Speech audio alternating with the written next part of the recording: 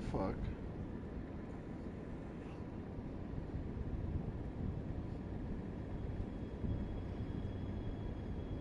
That was weird.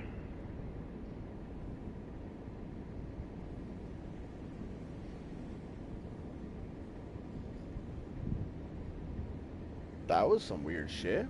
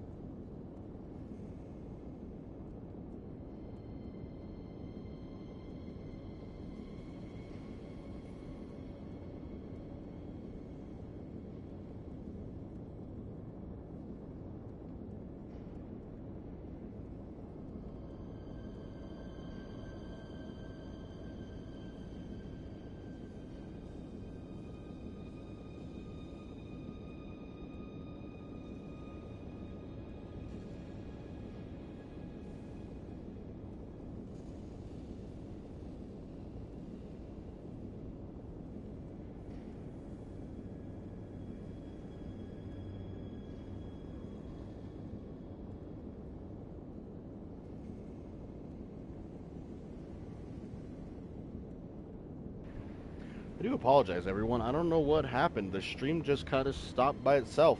It was kind of weird. I don't know why. I don't know what happened.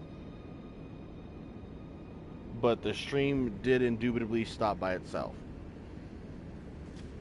I got the notification and everything that it just stopped. So I couldn't tell you what happened. I did kind of see where it stopped. What happened is I turned around to come back to this ladder and come up it to see what was up here.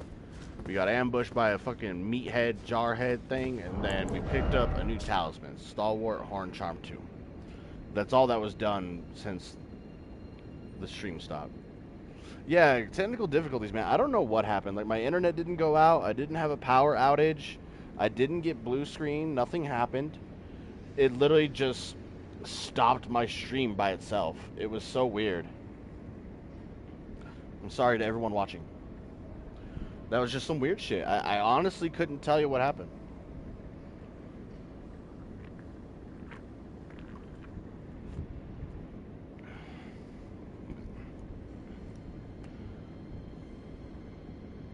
Strange phenomena, I'll tell you that.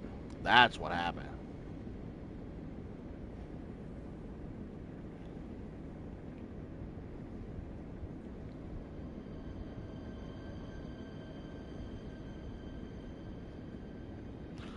But we are back. I'll probably stream for like another 2-3 hours. But yeah, all we did was turn around to come the other way, come up the ladder, and we grabbed that talisman. Vastly raises robustness, which governs resistance to blood loss and frost.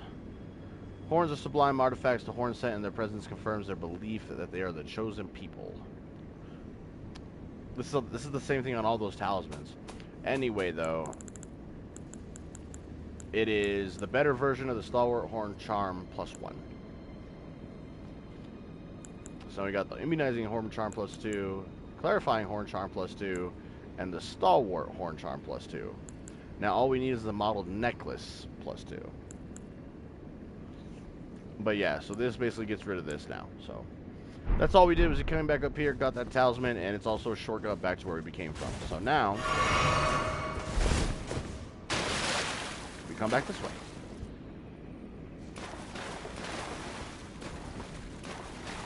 I don't know what happened, man. It was just so weird. Shit shit happened out of nowhere.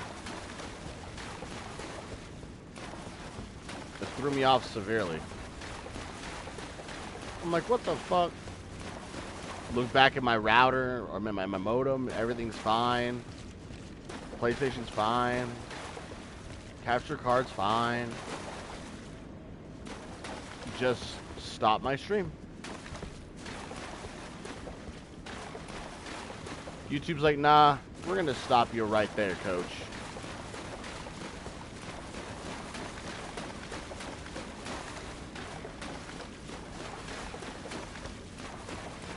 Dude's just chilling.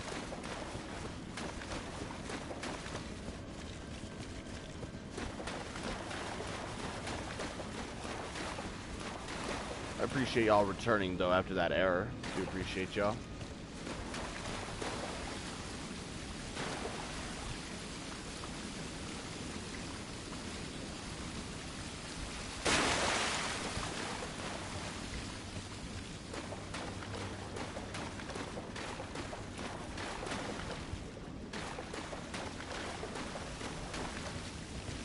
Okay, it's just Jar Bros. I can handle that. What I can't handle is fucking goddamn scorpions.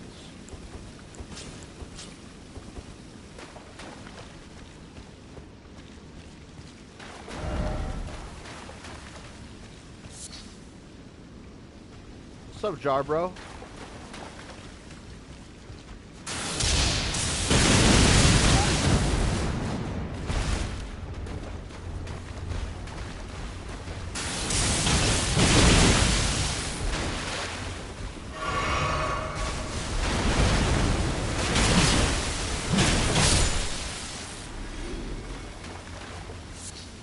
Big Jar Bro. With a bunch of tiny Jar Bros.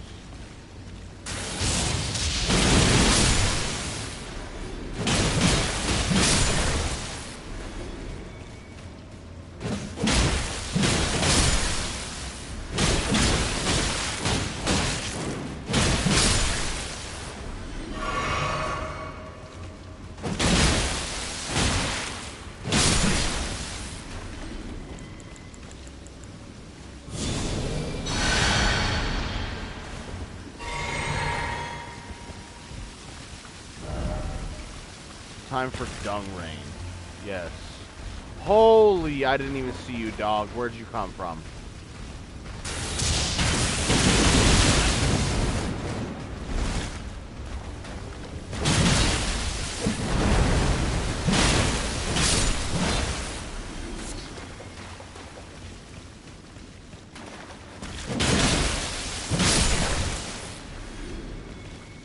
My mans came out of nowhere.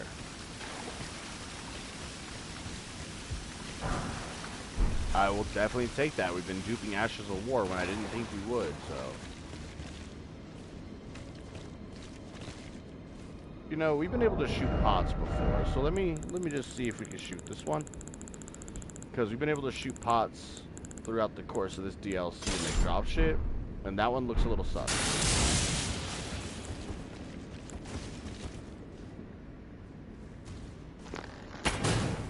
Nope. Just had to verify that.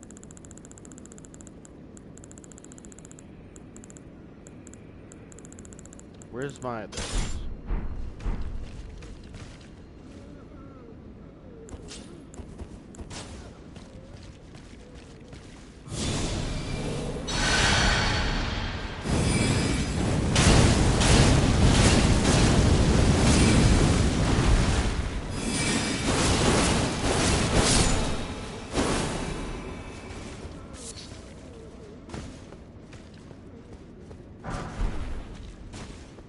Broken rune. All that for a rune? Thanks, bruh.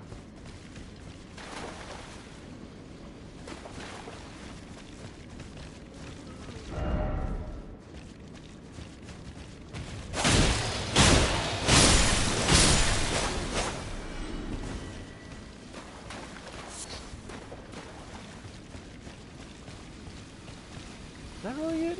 Ah, but we can't get up there yet.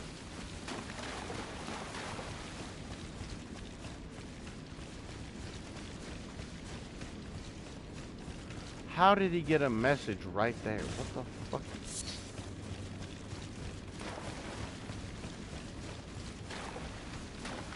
My mans could fly.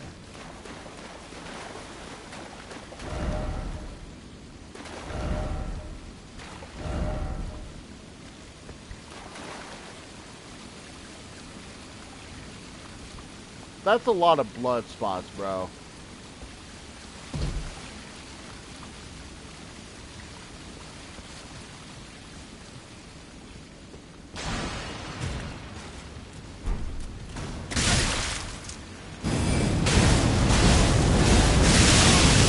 Holy!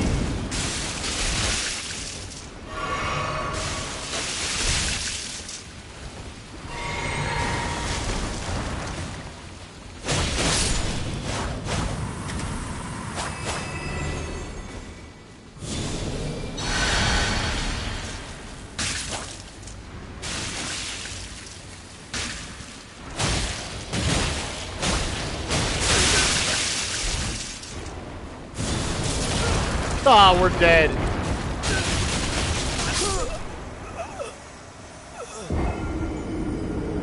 He fucking ate me. I've become one with the jar innards. What the fuck?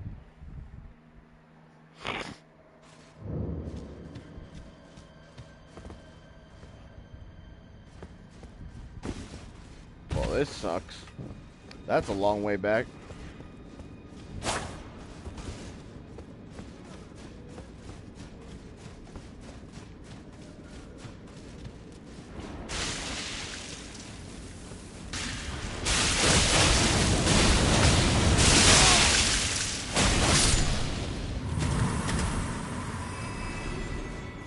Quit spitting your meat at me, bruh.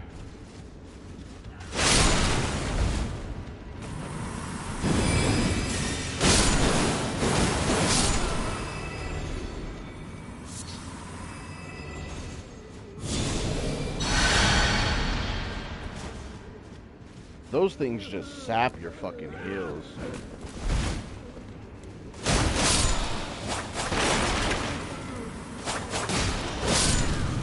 I'll leave him be. He's friendly.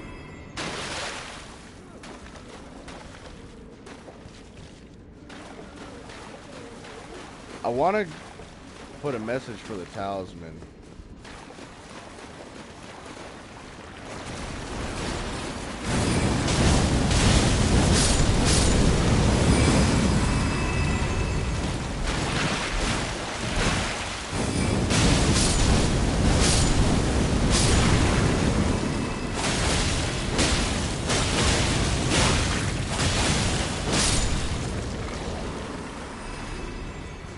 I'll come back for you.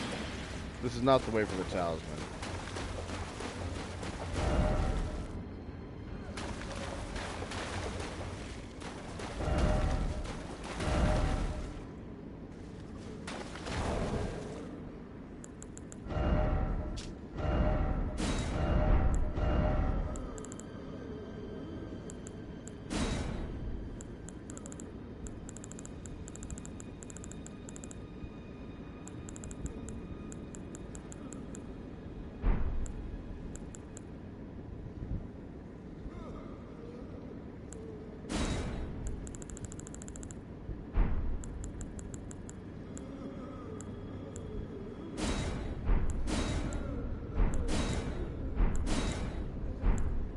There's gotta be one for talisman.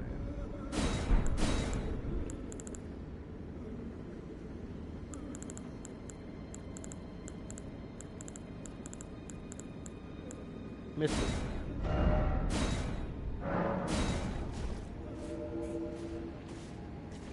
So I don't need to go that way.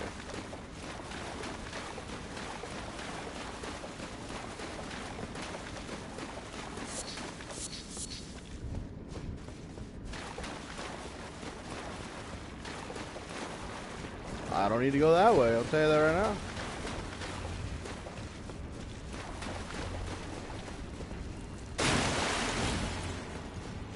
I ain't fucking with y'all. I may have to fuck with the jar bros. They may follow.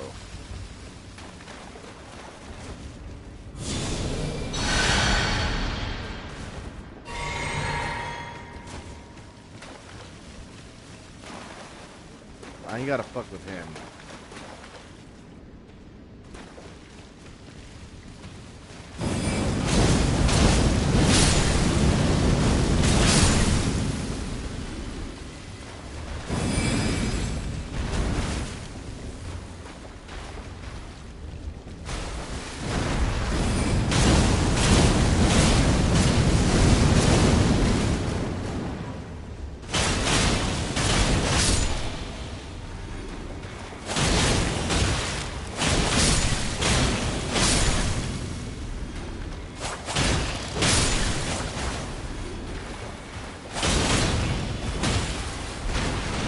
Oh, god damn!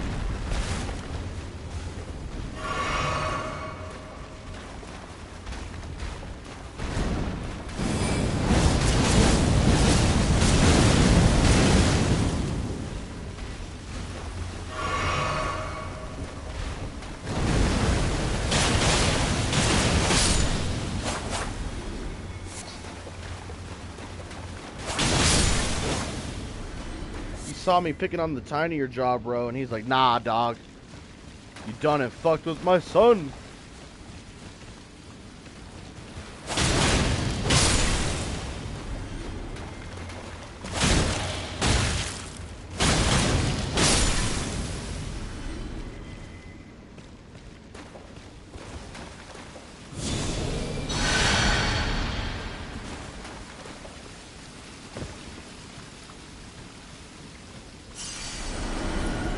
Is this an ambush? Is it supposed to be? Because he just came running out of there. So he came running out of there just to be an ass.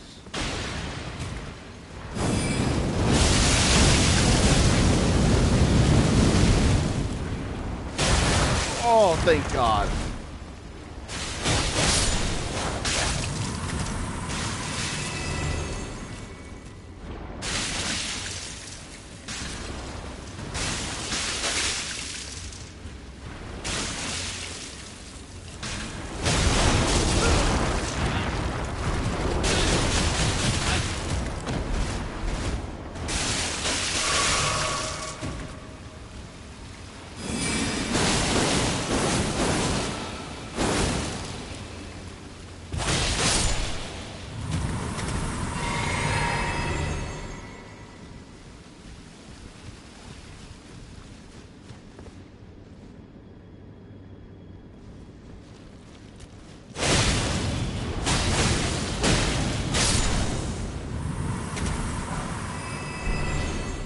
Raw meat dumpling. I wouldn't expect anything else. And some raw innard meat.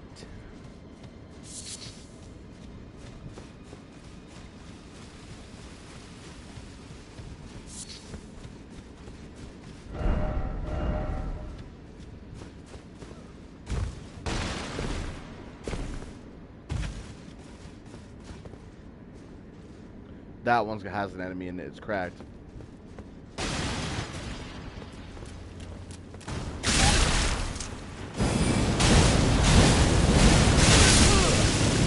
Oh my God! Bro, fuck this place. Fuck this place.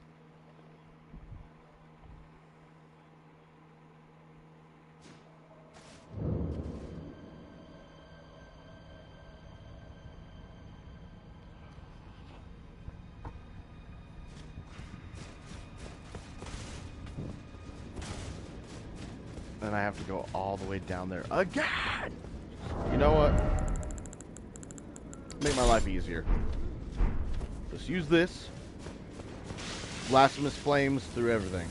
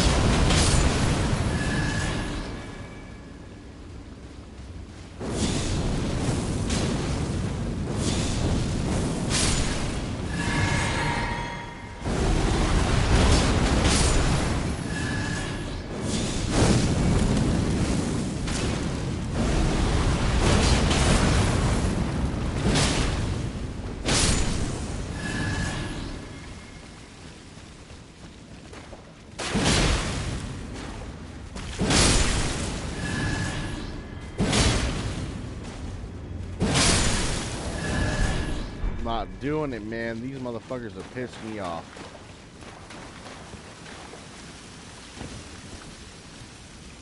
Come on out, bitch.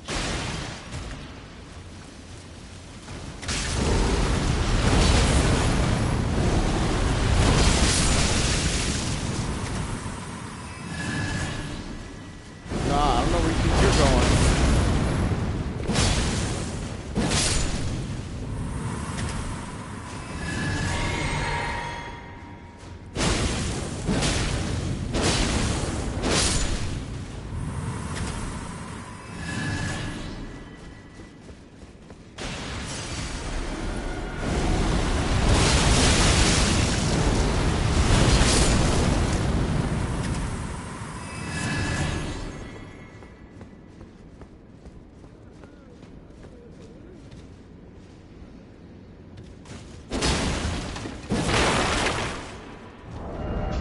Okay. Fuck those things, bro.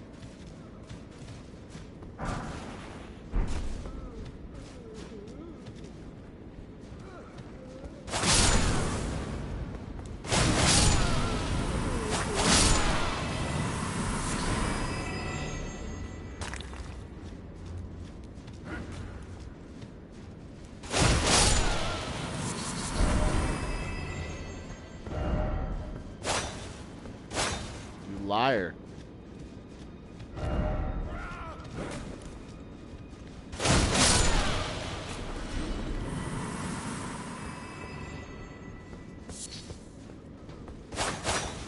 Liar.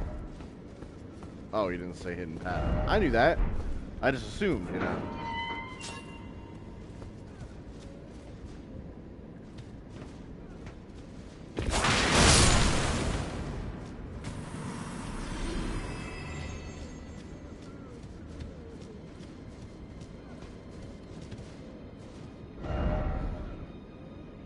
All the more seek up.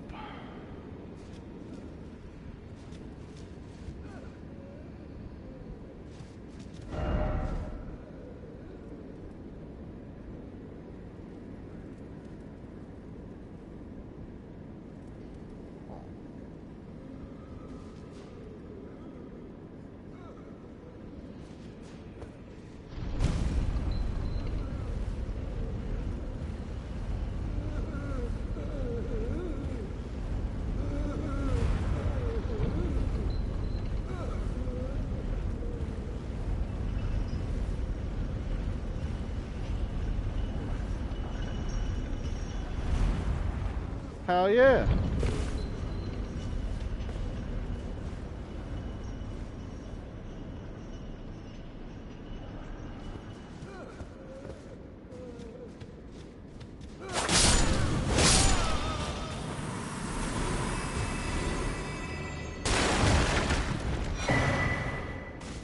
Helm of Night, Armor of Night, Gauntlets, and Greaves of Night. So we got the whole Night armor set. I gotta see what this looks like. That's pretty fucking cool. I like the helmet. The helmet was sick.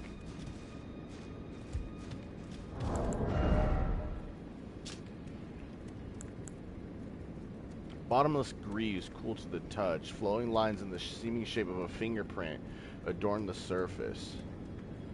Imprisons the wearer in utterly lightless dark. Bestowed upon those born deep underground, obtaining them as sword hands of night. Ordaining them as sword hands of night. Bottomless black gauntlets, cool to the touch. Black chest armor, cool to the touch. Black helm, cool to the touch. This looks like some Sauron armor, bruh. It's light armor.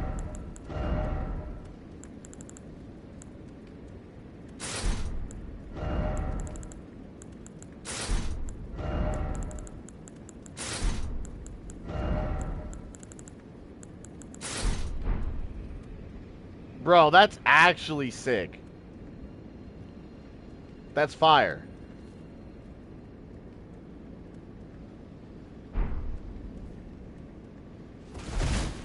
That's straight fire armor.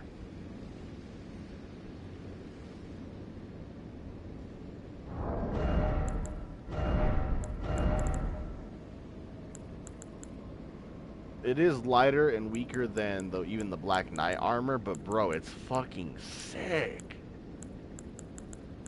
It's the lightest piece right here too. In this category, it's the worst piece, like, defense-wise. But it's fucking beautiful.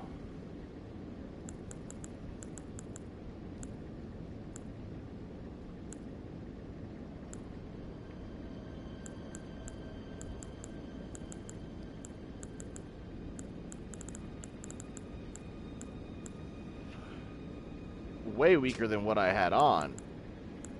But man, I might just wear it to wear it. It's fucking badass.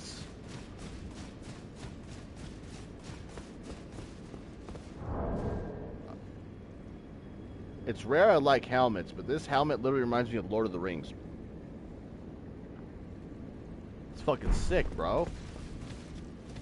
Holy, hi there. How are you doing?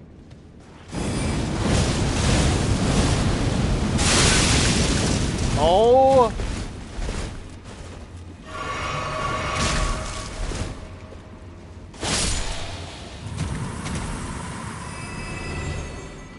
Yeah, you can tell it's weaker. you can tell it's weaker. But it's cool as fuck though. The Shield of Night. Is this the matching shield for it? It's a small shield though. Ah! It's still cool though. A shield award to sword hands of night cast in a bottomless black from which no light can escape. The outer surface is only semi-corporeal, however you want to pronounce that, providing reliable defense against attacks that are not physical in nature. It has a unique skill, Revenge of the Night. Unleash the Dark of Night imbued with magic power. If used immediately after blocking an incoming attack, its power is absorbed, bolstering the strength of the skill. So if you block, then use this Ash of War. It's good? It's better?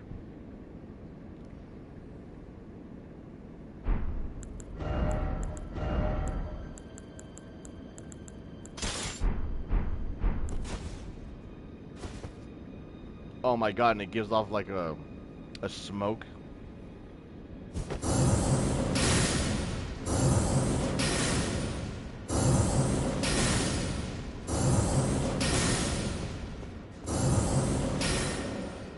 The sound it makes almost reminds me of a glintstone magic. So if you block an attack first, then do that, it's supposed to be super. You know, we'll try it. I have no faith in it, but we'll try it.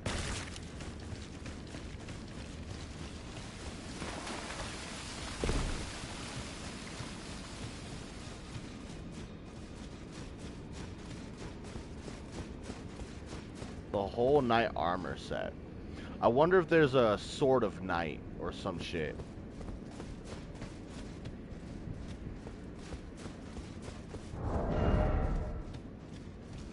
This armor almost brings me down to a light load. Bro, I could actually be a light load with this.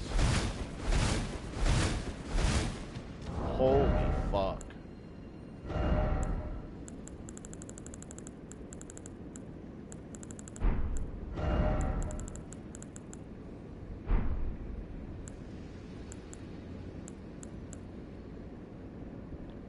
With all this on, I'm a light load, but as soon as I put on the blasphemous sword, it's a medium load. But without the shield,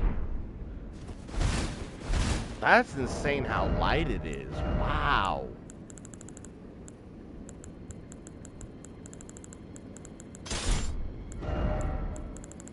I'm impressed with how light it is.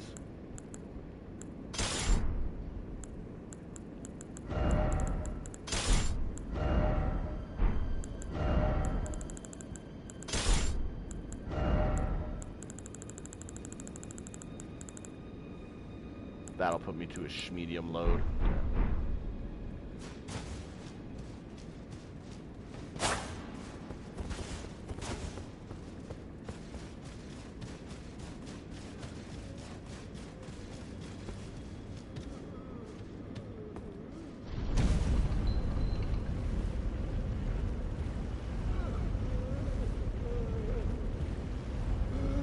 Or actually, you know what I want to do first? I need to leave that dude an appraisal on that message, because if not, I'll feel like an asshole.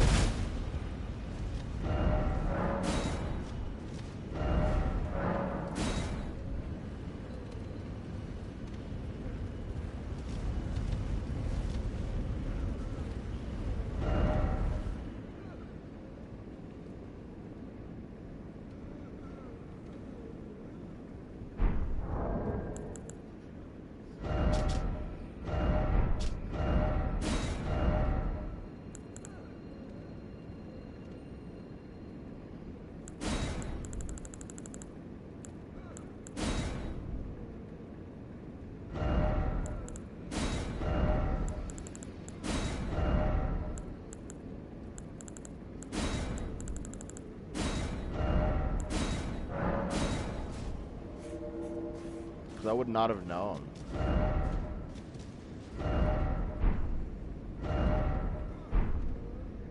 Back down.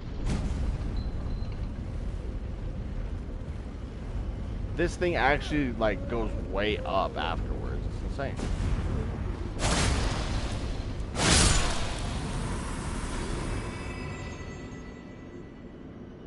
And then I'm assuming the button's just to bring it back.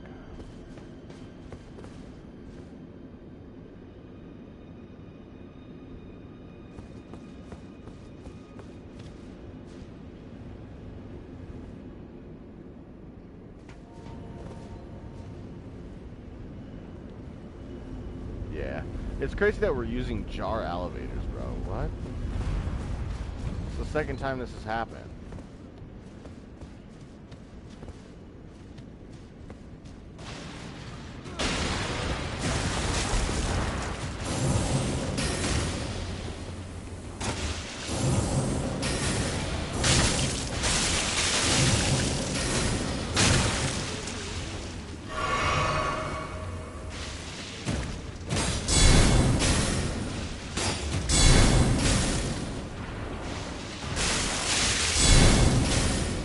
Not that good.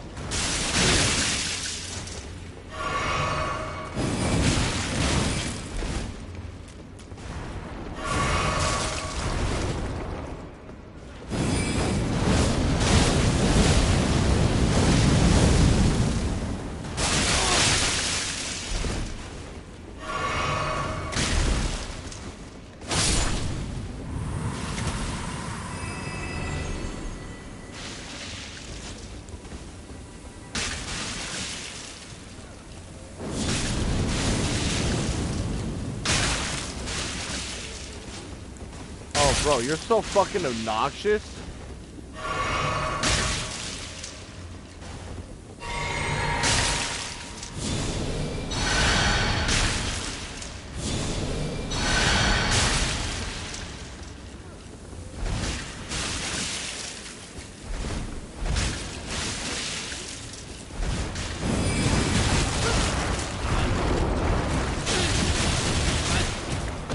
You're fucking annoying.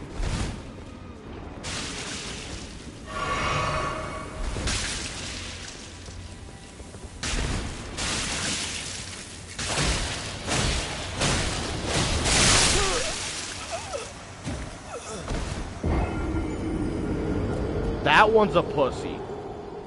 That one in particular is the biggest bitch in this fucking dungeon. The man zoned me to death like he was guiled. Then when I got close, he fucking flash kicked. Bro, fuck off.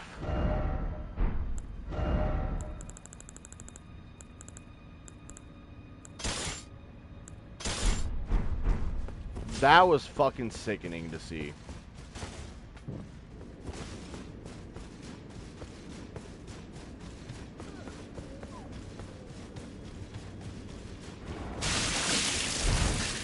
I don't care. The fact that I gotta be this far back again is what pisses me off now.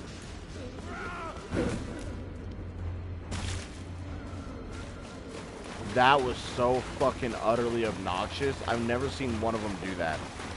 They almost always go for you.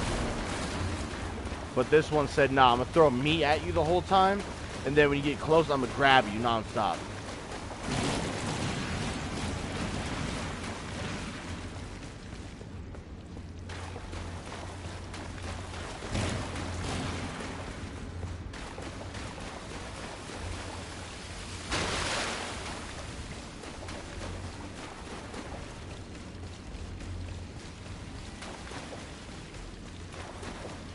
I don't care about none of y'all, to be fair. I'm over it. I'm just over it.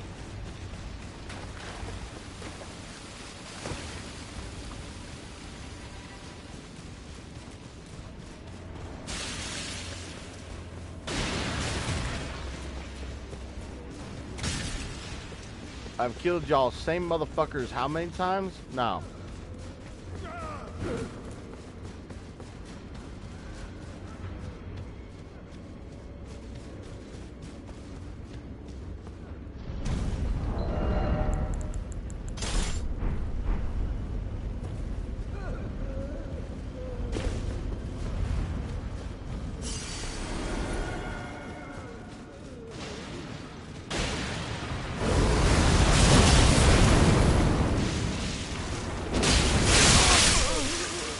Oh my god. Yeah, no, I'm not wearing this armor, bro.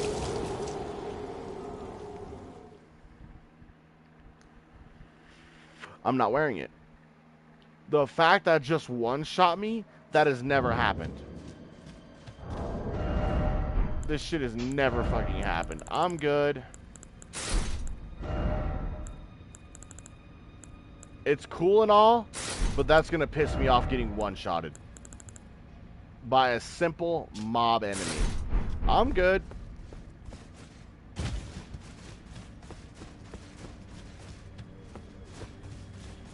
I'll probably wear it when I'm not in this hellhole.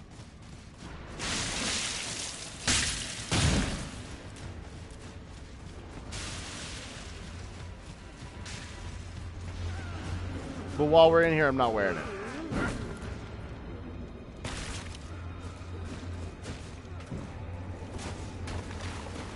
That was obnoxious, dude.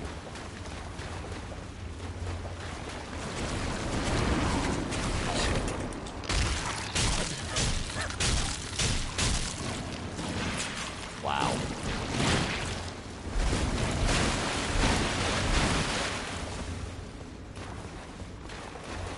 And I went the wrong fucking way.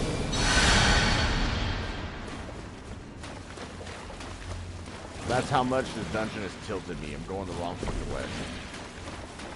That dude has a sunflower weapon? What is that?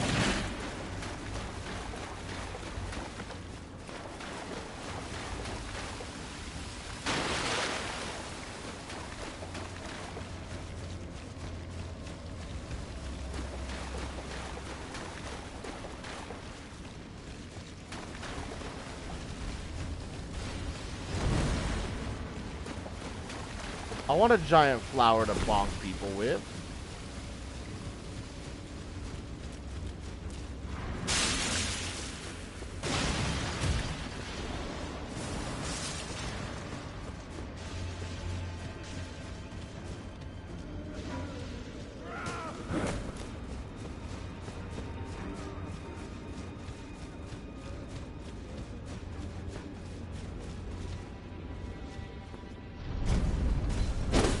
Oh my god, I wanted the two-hand.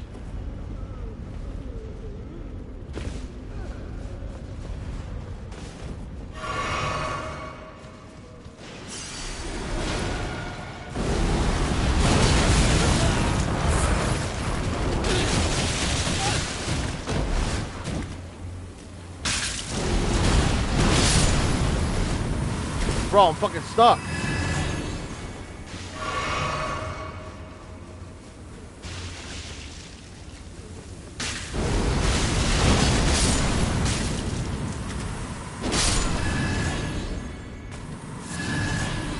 Get wrecked, pussy.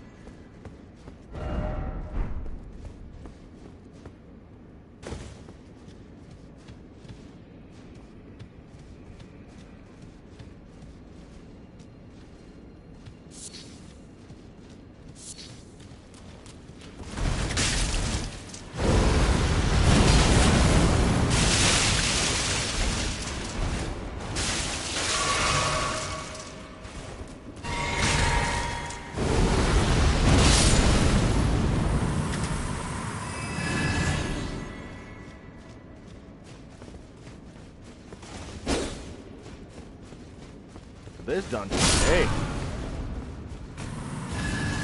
They can suck my balls.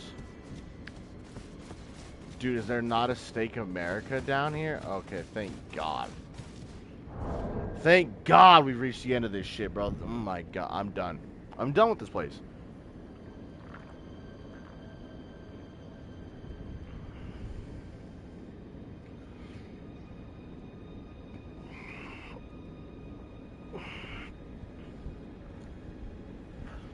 I was trying to have fun.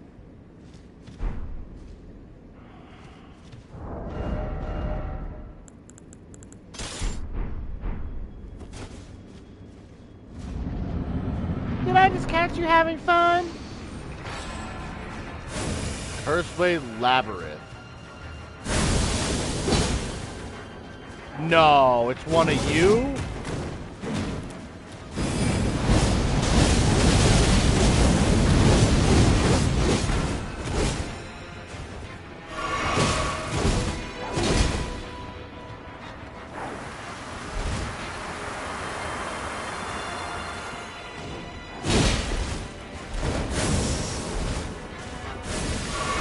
Whoa, Jesus fucking Christ.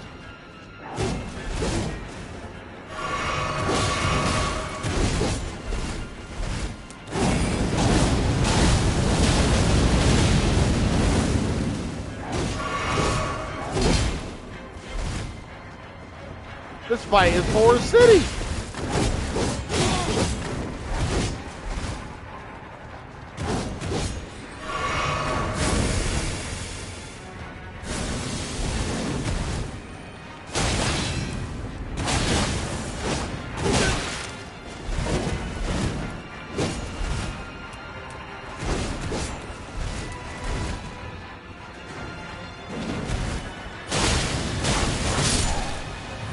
Let's go, first try.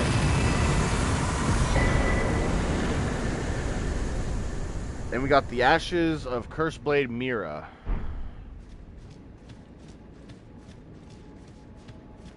That motherfucker jump scared the shit out of me.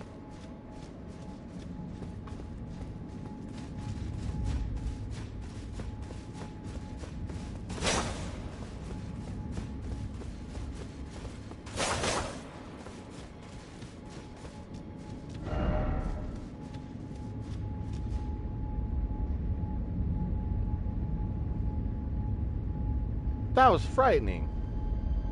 And I had just run out of heals too. Thank God it's over. Thank God it's over.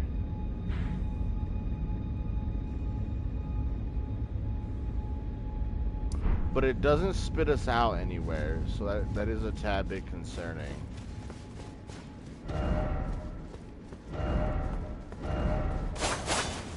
Liar. We got a new talisman, a new armor set, and a new summon from that.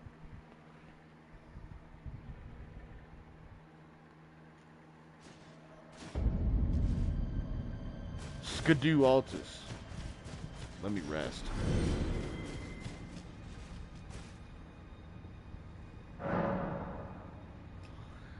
God damn that dungeon, bro. Everything was harder than the fucking boss.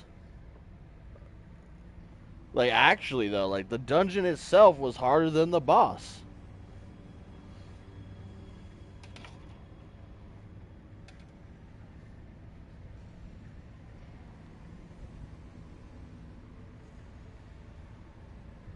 My controller charge? Yes, it is. Perfect.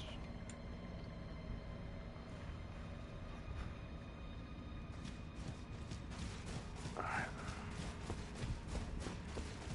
Check one more time out here for a path. But I ain't fighting those scorpions again.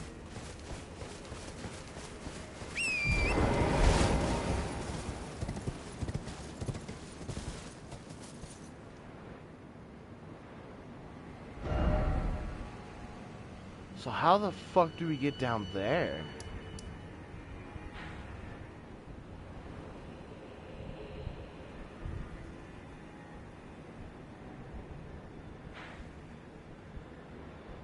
Still have not found a way down there quite yet. And where I found this shack, there's no way there.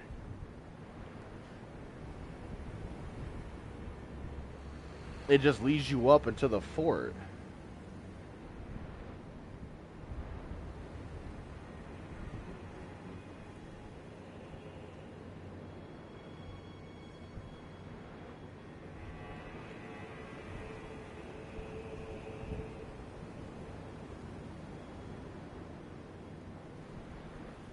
Unless I did miss something. But I don't think I did.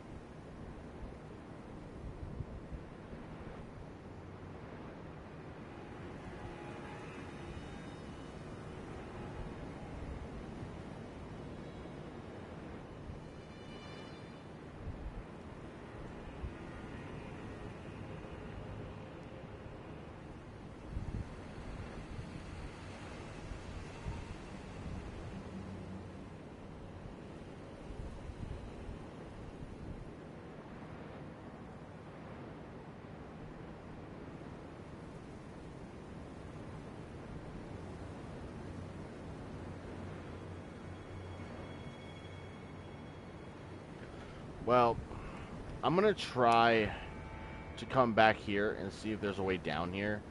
But first, I need to quickly use the bathroom, so give me like 2 minutes.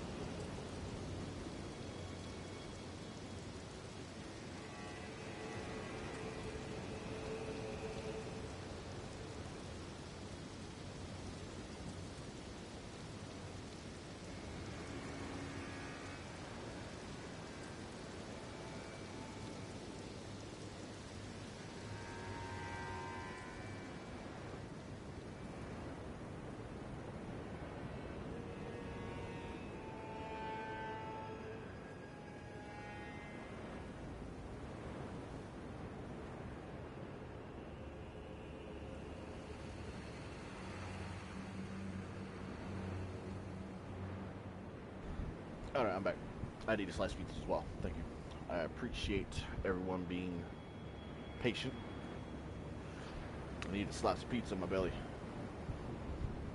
I don't know if there's a way down here yet.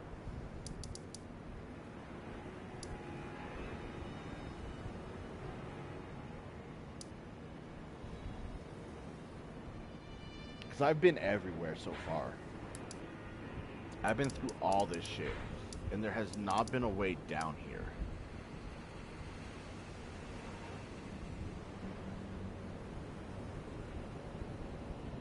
So maybe it's story related? I'm not going to waste my time teleporting here or here. Or sorry, somewhere around here and then going down here and there's nothing there. Because there's not. I remember looking. It could be story related. Progress somewhere in the story and it'll take you there type shit.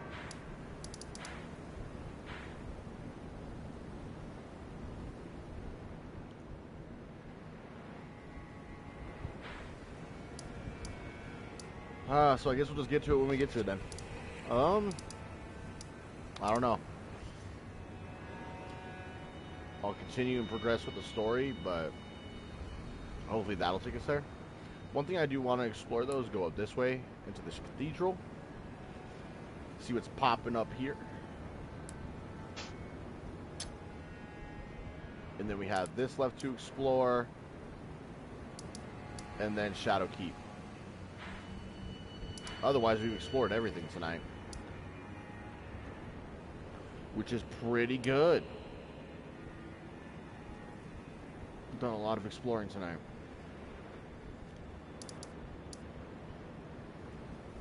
I want to check on the NPCs and see how they're feeling after that room broke, though, too. So let's do that real quick. Oh! That's what I wanted to do as well. I want to farm this Curse Blade guy at the beginning of the DLC. There's 2 that you can farm.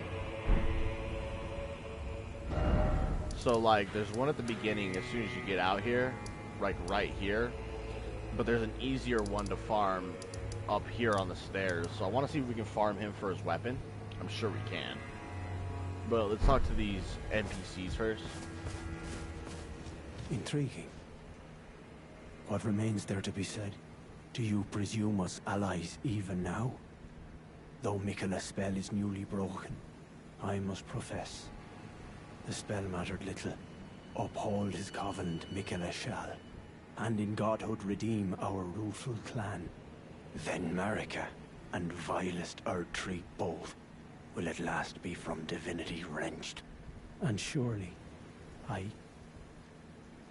contented I will be.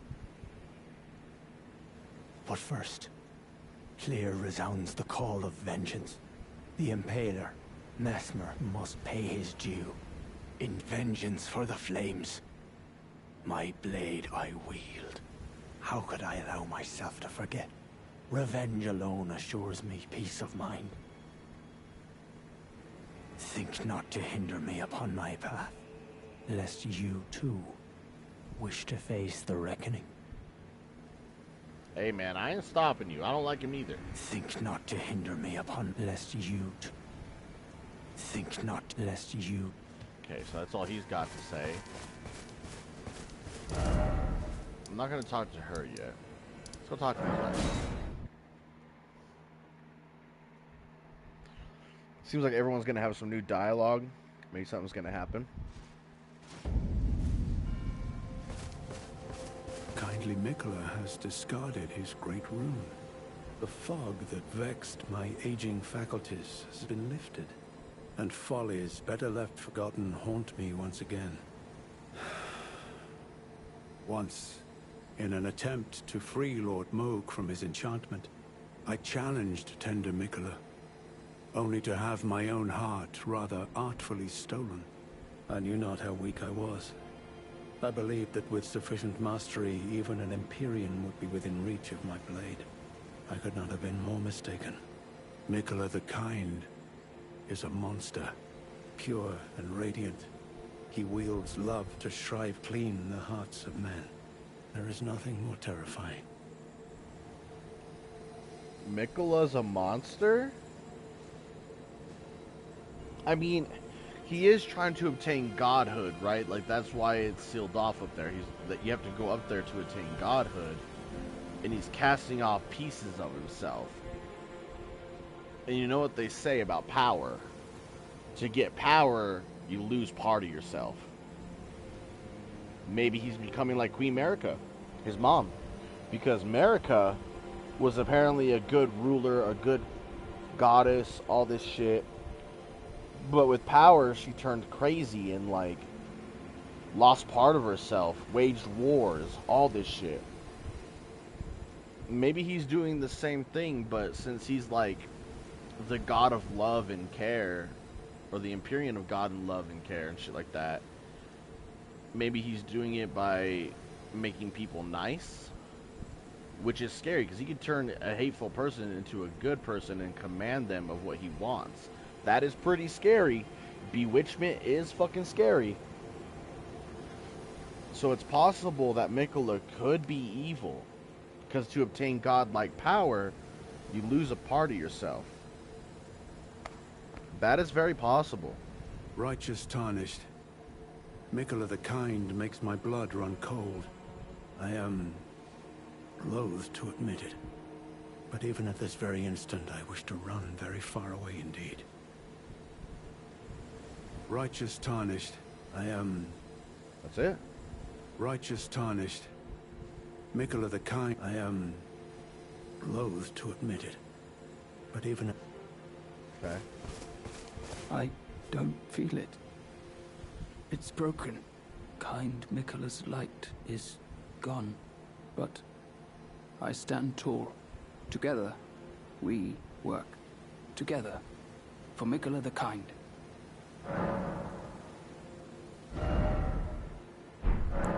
I don't know what to do. Our mother abandoned her brood.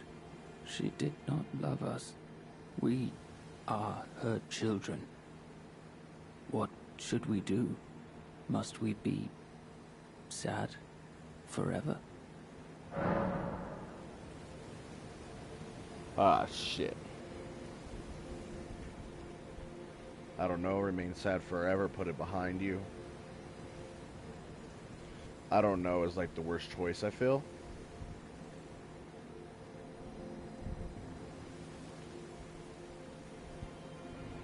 Remain sad forever could also be a very bad choice. Put it behind you is like the persevere type way.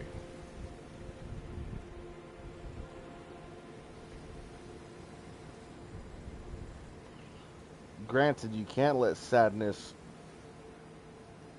take you forever.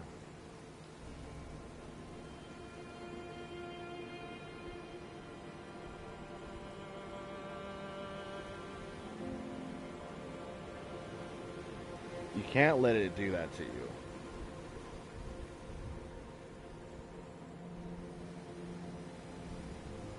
Someone that's had depression throughout their whole life, I would know. You can't let that shit, you can't let it stir within you and hold on to that sadness, because it's just going to kill you. Holding on to hatred is something different, because you can actually, like, put it to good work. But if you hold on to sadness and wallow in it, you're going to die eventually. You're going to die of heartache, you're going to die by your own hand, you'll never be what you were.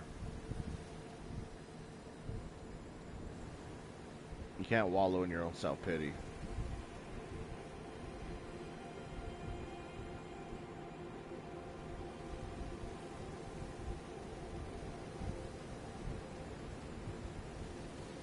Go with persevere, that's what I'm thinking. I feel like this is part of his quest line, so I don't want to fuck it up, but I might. But I feel like if you tell him to put it behind him, I don't know, I feel like it'd be the right way for his quest. Whereas if you tell him to remain sad forever, that could fuck up the quest. I feel like saying I don't know could also fuck up the quest.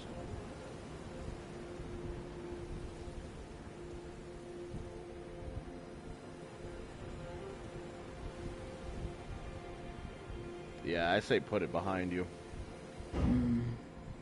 Maybe that's kindly Miquella's love.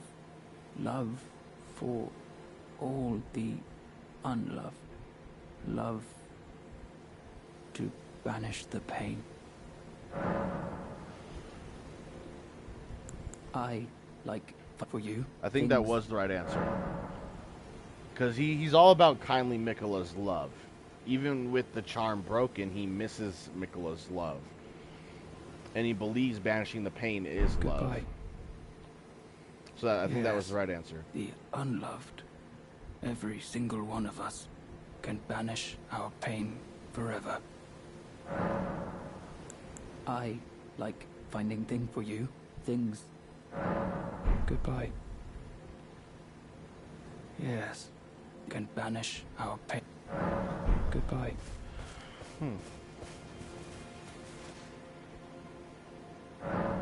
Interesting. Yeah. The unloved can banish. Goodbye. Okay. He sounds sad though. Righteous tarnished. I am... Okay. Let's go talk to Freya and then talk to Tillier.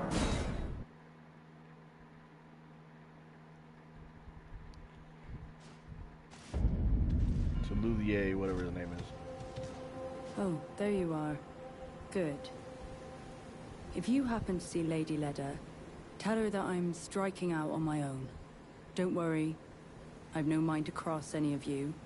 The guidance of kind Miquella remains etched into my very flesh. It's only... there's something that I must know.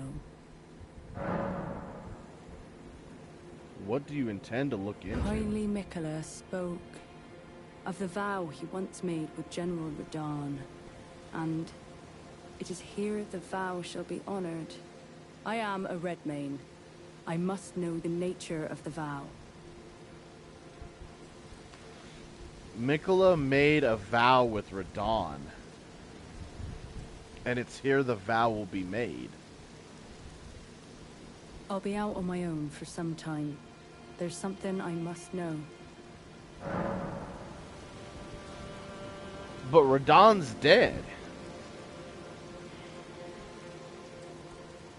There is no need for concern. I will be true to my word. Though I do feel a hint of regret. Lady Leda, Honorable Ansbach, and warriors like you are all of a special breed. How glorious it would have been had we met in battle as sworn enemies. I'll be out on my own. There's something I... Okay. Miquella and Radahn made a vow, and it's here that that vow will be made. But we killed Radahn. He's dead as fuck, boy. She's gone. She's straight gone. She dipped. Holy shit. Wait, are they gone too?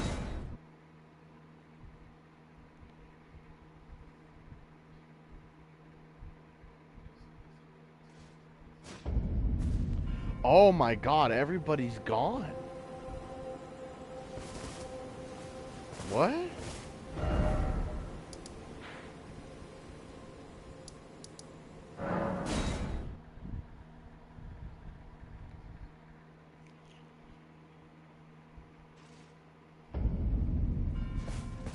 What about you, Tillier? What you got to say, bro? Oh, are you not affected? Even with the spell broken, I'm feeling rather lost. Haunted by memories of St. Trina. Her visage, her scent, the lure of velvety sleep. Would kindly Miquella chasten me for falling for St. Trina, while knowing that she was the discarded half? The problem is, I simply cannot help it. I would sacrifice everything just to gaze upon her one last time. St. Trina is Miquella's discarded half. So all the lore in the base game referencing Miquella as St. Trina is actually true. But it's his other half that he's discarded. I'm feeling rather lost. of St. Trina.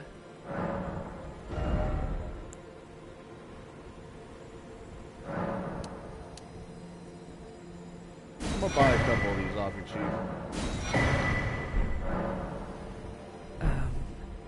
Just give me the word if you need any more poison. I'm feeling rather lost of St. Trina. He's feeling lost.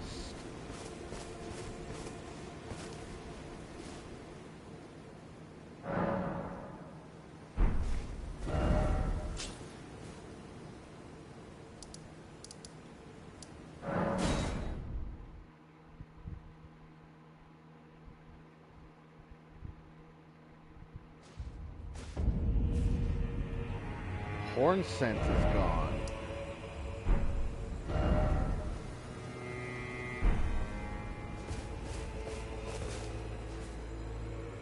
Oh, hello. Did you feel it? Mikula the Kind's enchantment appears to have broken. But while my devotion to kindly Mikula remains unchanged, by my troth I am not so sure about the others. No, wait.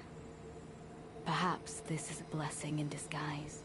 I can wield my sword to cull the undeserving, those unfit to bask in tender Mikula's presence. I should have thought of this earlier.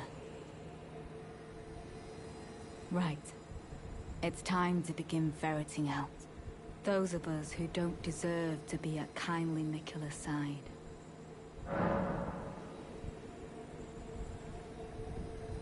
Wait, whoa, what? Suggest Teolier, suggest the horn scent, make no suggestion. She wants me to make a decision on who I think is gonna betray us. And who we should call out of the group. Who we should technically kill.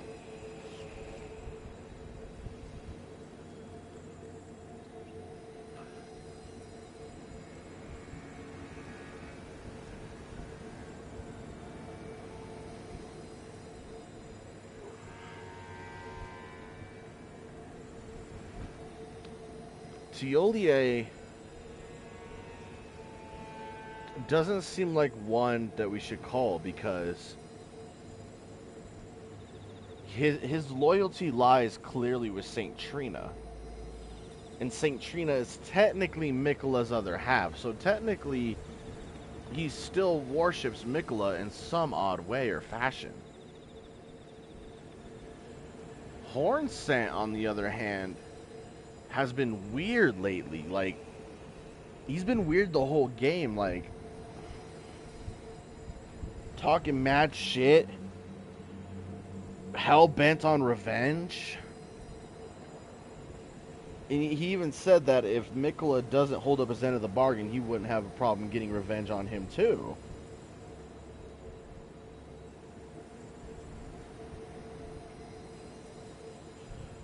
I feel like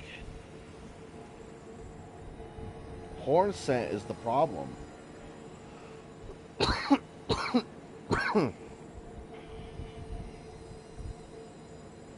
Excuse me. I feel like horn scent's the one we should call.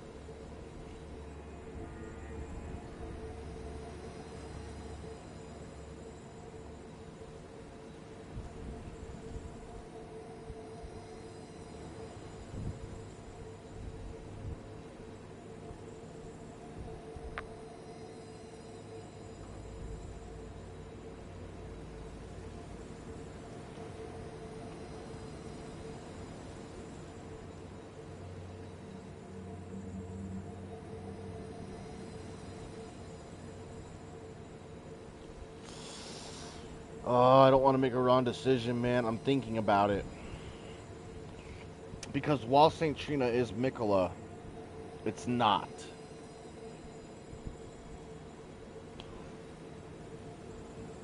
And Mikla discarded St. Trina for a reason.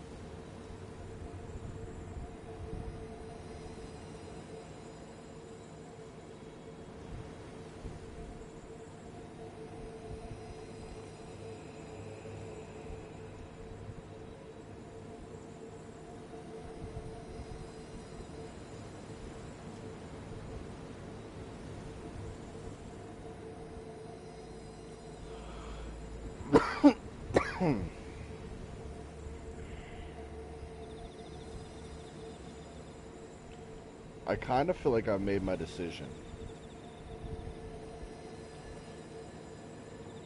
Yo, welcome back, Voidless Mugen. How's it going?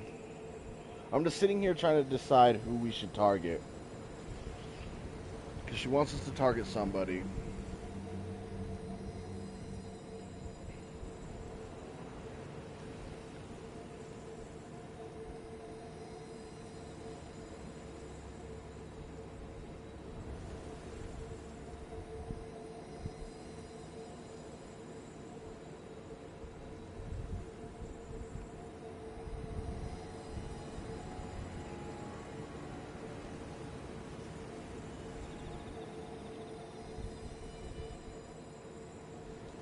And we have to pick somebody. We don't have a choice.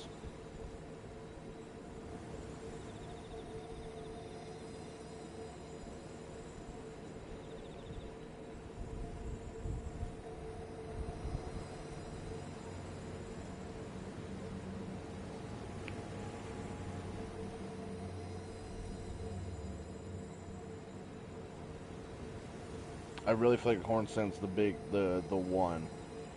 Because he doesn't like our kind. He doesn't like the Erdtree. He's hell-bent on revenge, even if Mikla doesn't give him what he wants. He wants revenge against Mesmir, but what if Mesmir dies, but he's still not satiated? What if he still wants more revenge?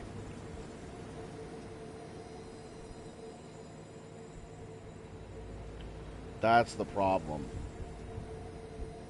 Someone hell-bent on revenge is not going to be happy with one sip.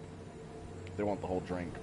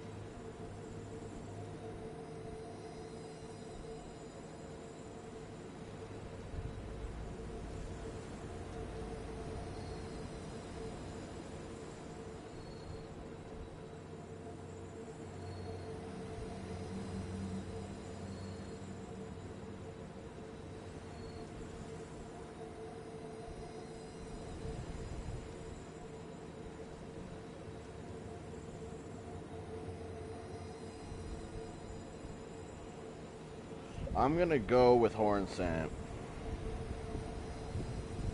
It's essentially a hit and run, yeah, it really is. Cause like the Great Rune broke, so now everyone's kind of like no longer under the charm of Mikola or Bewitched. So at this point, people are starting to act like themselves before Mikola's charm, because Mikola's charm made everyone friendly towards each other, made everyone nice. But now that the rune is broke, like the only one that's still faithful to Mikola is Lita. Ansbach is scared of Mikola, and I'm assuming he would want him dead. Moore is sad about it because he loves Mikola and wants the love back. Tiolier doesn't know what to do because he's more servant to Saint Trina, which is Mikola's other half, but I don't think he's a threat because Saint Trina is still Mikola. Freya went her own way to find out what the vow was that Mikola made to Radon. And Hornsent is just kind of bent on revenge. He's just hell-bent on it. And he even said at the beginning of the game, if Mikola didn't owe up to his people, he would seek revenge on Mikola. He wants revenge on Messmer, but if Mikola doesn't give him what he wants, he's going to want revenge on Mikola too. So it's like, he's never going to be happy. No matter what revenge he gets, he's never going to be happy. And he doesn't even like our kind. He don't like the Tarnished either. He don't like anything about the Erdtree. He don't like anyone dealing with the Erdtree. He don't like anybody born of America. He don't like Tarnished, nobody. So I feel he has to be the hit and run. I really feel like he's it. The fuck? That was a visual glitch. Very true. Revenge is ever not fulfilling in the end when you get it. Exactly. And people that lust for revenge, they never get enough of it, man. So I'm gonna go with the hit and run on Hornsent. On one hand, he trusts Mikola the Kind to bring salvation to his people. With the enchantment lifted, his vengeful passions may once again ignite. But surely he'd be mindful of kindly Mikola's promise. On the other hand, the Hornsent does present his own dangers. Perhaps your concerns are well-founded after all. Allow me some time to mull it over. Allow you some time. Allow me some time to mull it over. Okay, well, let me sit at the grace then. That should give you enough time.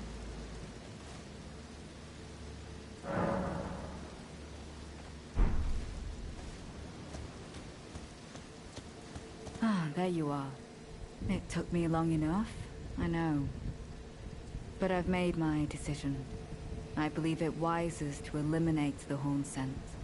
If he were to point his blade at Sir Mesmer or Queen Marika, perhaps it would not matter. But vengeance changes a man. And one day, his blade may turn towards Miquella the Kind. Kindly Miquella is, after all, the true golden child. Even if he discards every last drop of his being, his lineage will always remain. That's true. See, that's exactly what I was fucking thinking is if he was willing to point his sword at Marika, don't get me wrong, she's a bitch, and Mesmer, who's to say he wouldn't point it at Miquella because of his lineage? He is the son of Marika. I feel like he would point the sword. I believe the Horn Scent suspects what I have in mind. He never placed his full trust in me, even under the effect of kindly Miquella's spell. He must have recognized something. The scent of the killer that slept within me. The stench of crusted blood. I will follow the Horn Scent. To have his revenge on Sir Mesmer, there is only one place he will go. The Black Keep. The Black Shadow Keep. Okay. I will Anything follow else? the Horn Scent. To have his revenge on Sir Mesmer, there is only one place he will go. The Black Keep.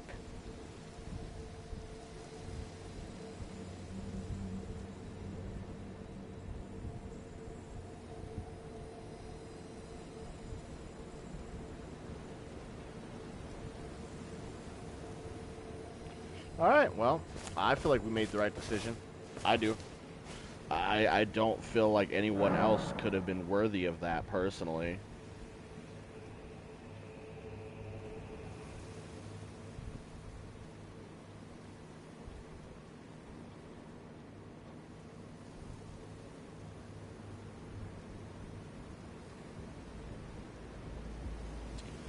Alrighty then. Now, what I want to do is I want to go to this cathedral up here. Why not? Let's check it out.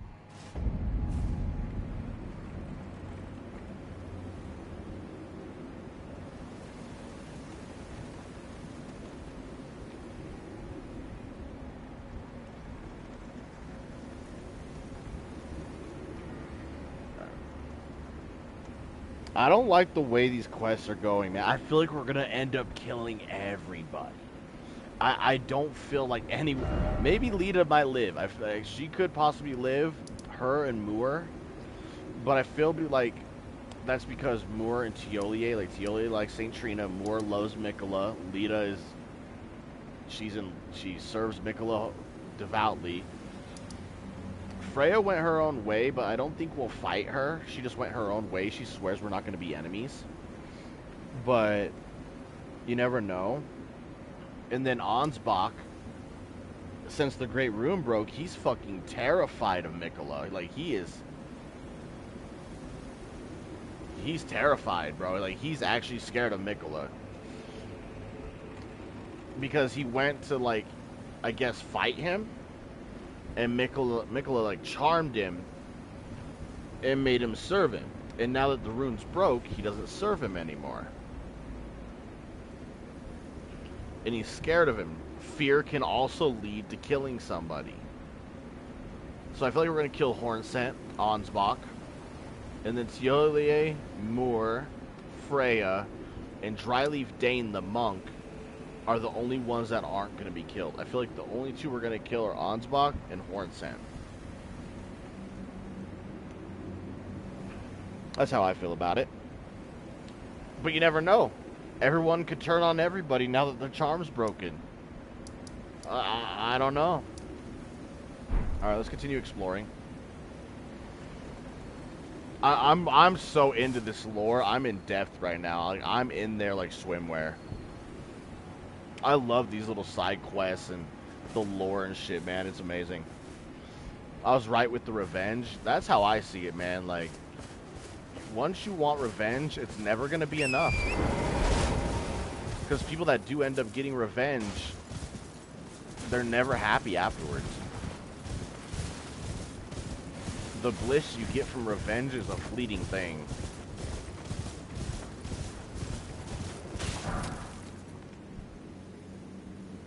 I got another example for this DLC. It's like when you enter a dark alleyway, and in that alleyway is the bosses of this DLC. Seems like I made a wrong turn, Tarnished. Yeah? That's a good one. Literally the boss fights in this game.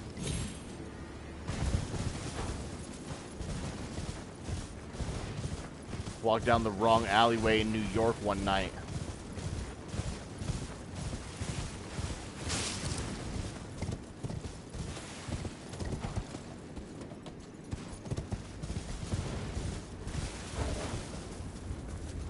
What is target? Oh, cool. I'm like, bro, what is targeting me?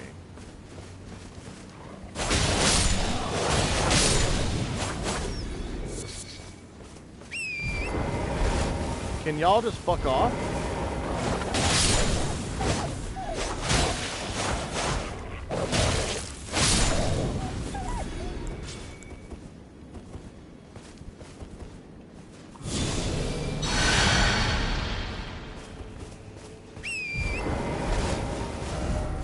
Kindly, please, fuck off.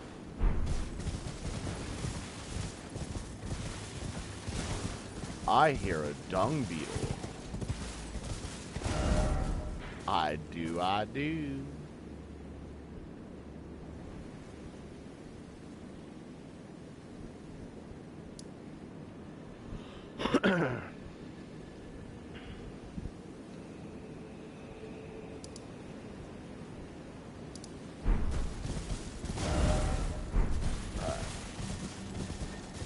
I hear it, I just don't see it.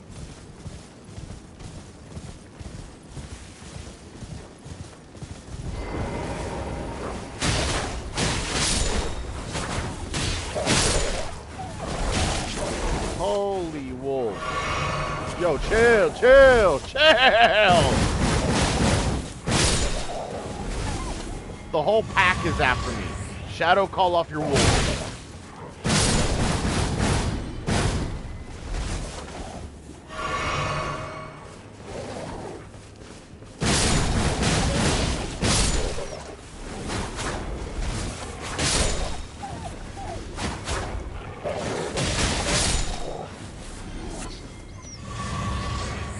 Oh my god, that one whimpered. That made me feel bad.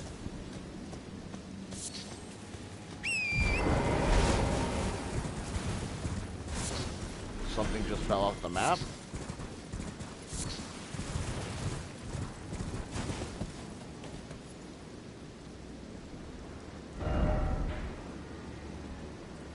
I'm good on that one, Chief. I feel like there's a safer way there. Hello there.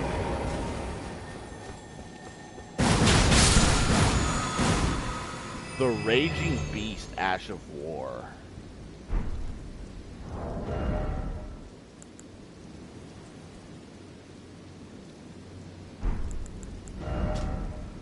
Only usable on Beast Claws, which is what we're using right now. But what do we have on this?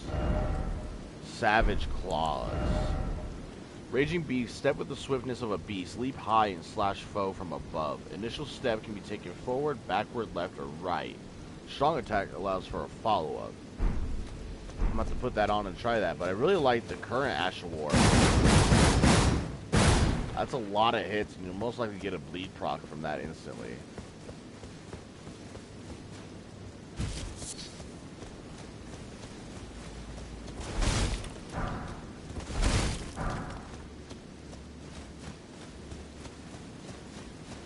Bro, why is there so many wolves?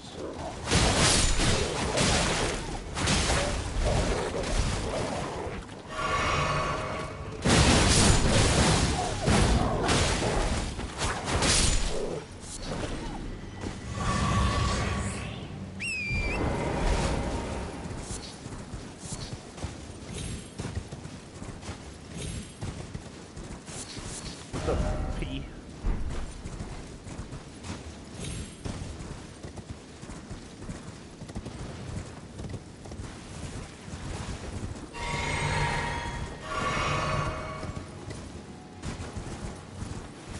That hog's like oink oink, motherfucker. Oh. Oh.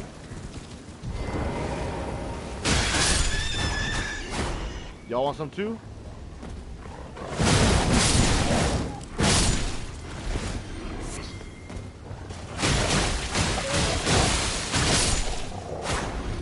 God, that bleed proc happens so fast.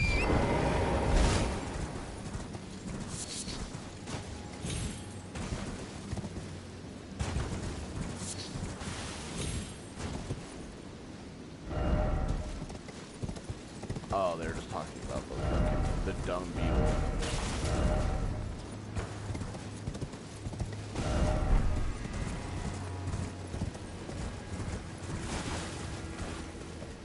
Is that an owl?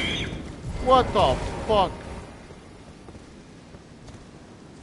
That owl screamed at me.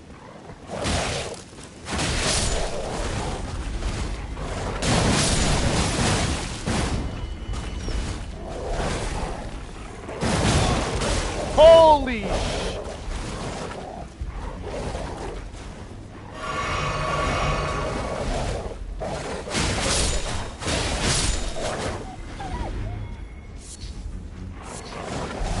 Bad doggy. Bad doggy.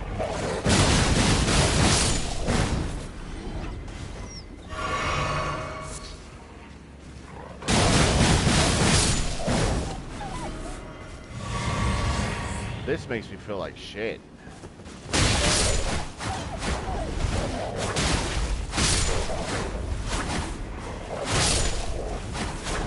The Trail of Poochies, man. This game wants me to feel like an asshole.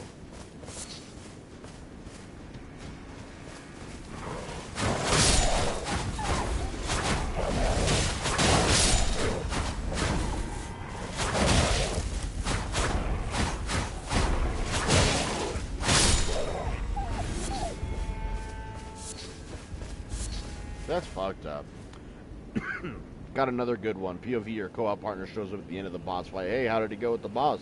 Me on the floor covered in blood, sweat, and tears, only with a little HP left. Why do I feel like that's actually so true? Why do I feel like that's actually so true?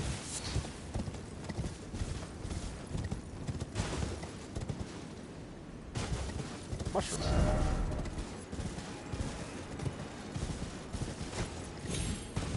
No, my luck, my co-op partner would show up and I'm actually dead on the floor. That would be my luck, you know.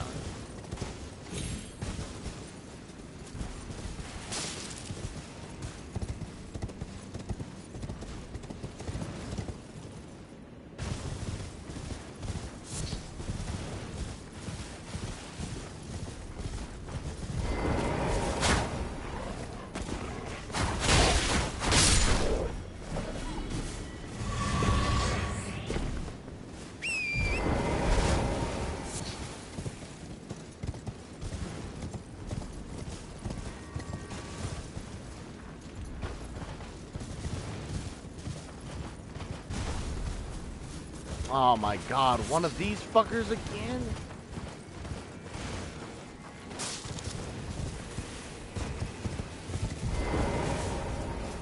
What's up, y'all?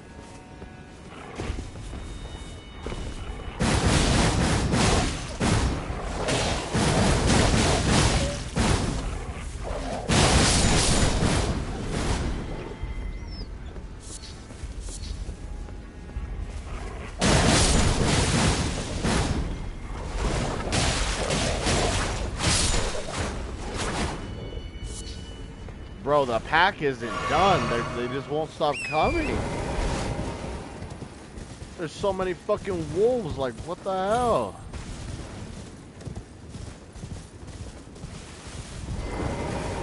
I don't even think I've seen this many wolves in the base game. The whole game.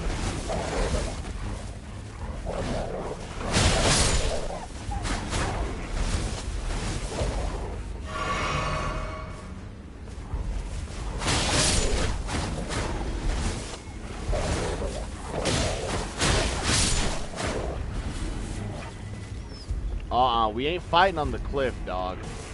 You can come over here.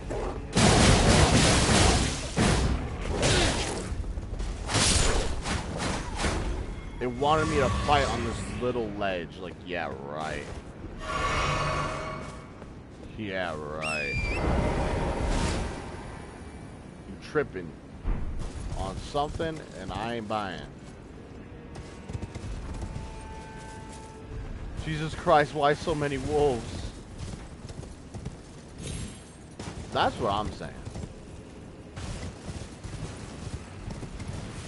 This was the wolf forest.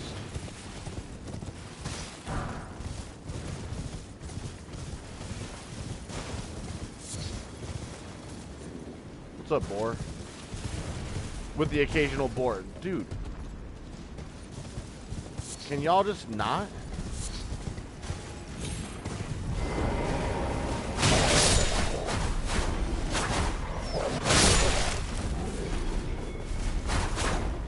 Come back here, man. What the hell is that? Holy!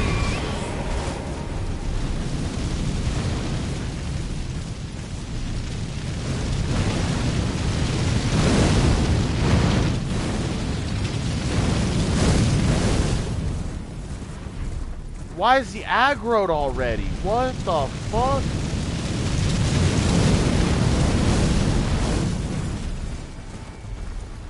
Murdered half the wolf population. That's facts. Why are you so mad already, bruh?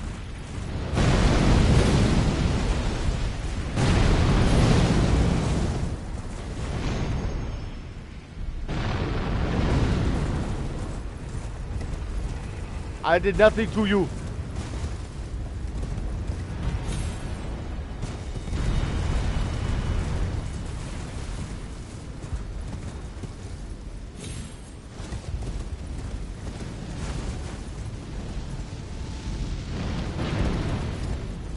Oh my god.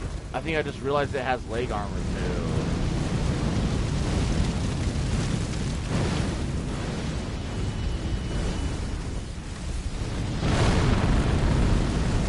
This one has leg armor. No. I have to throw spells at it.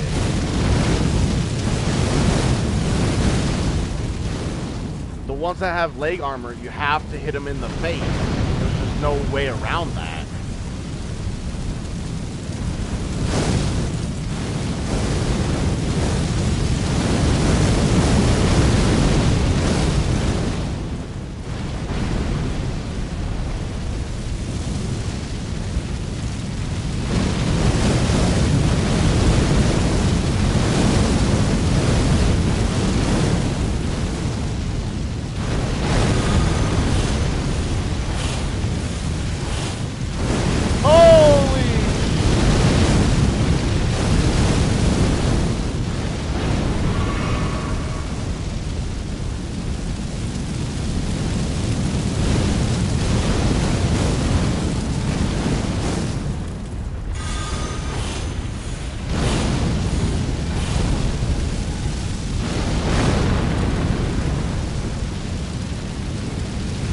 Bro, stop.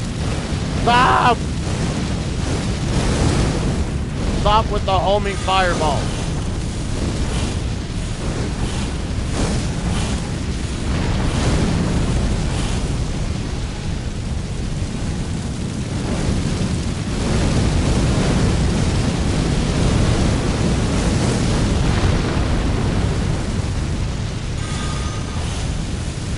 Oh, I'm dead. I'm fucking dead.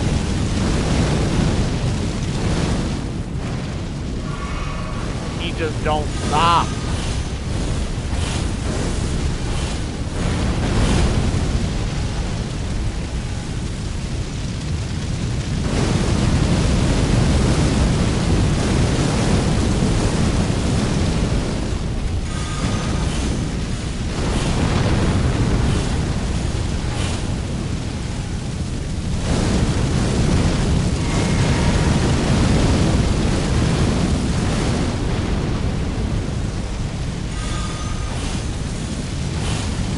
Oh fuck, oh fuck, oh fuck.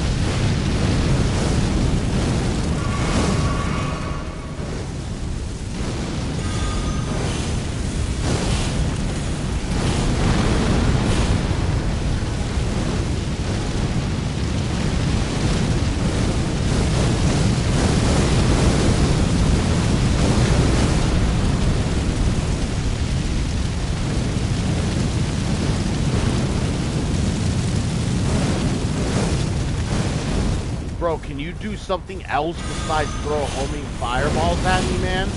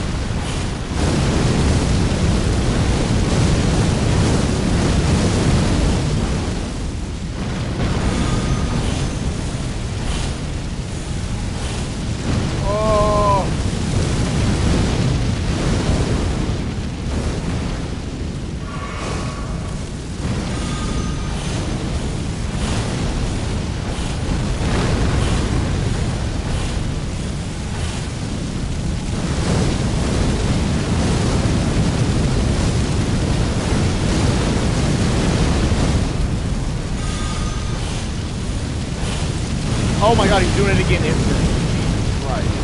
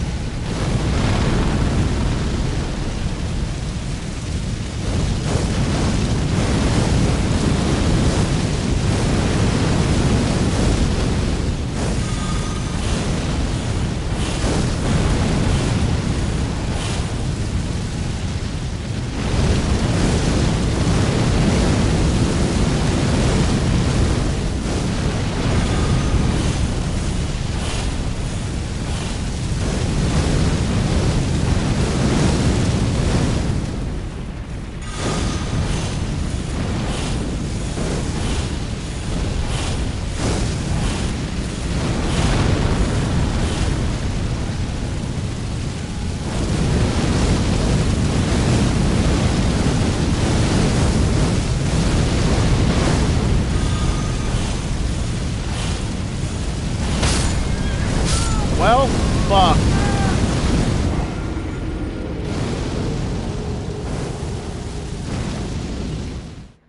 Motherfucker, man. God, I hate this thing.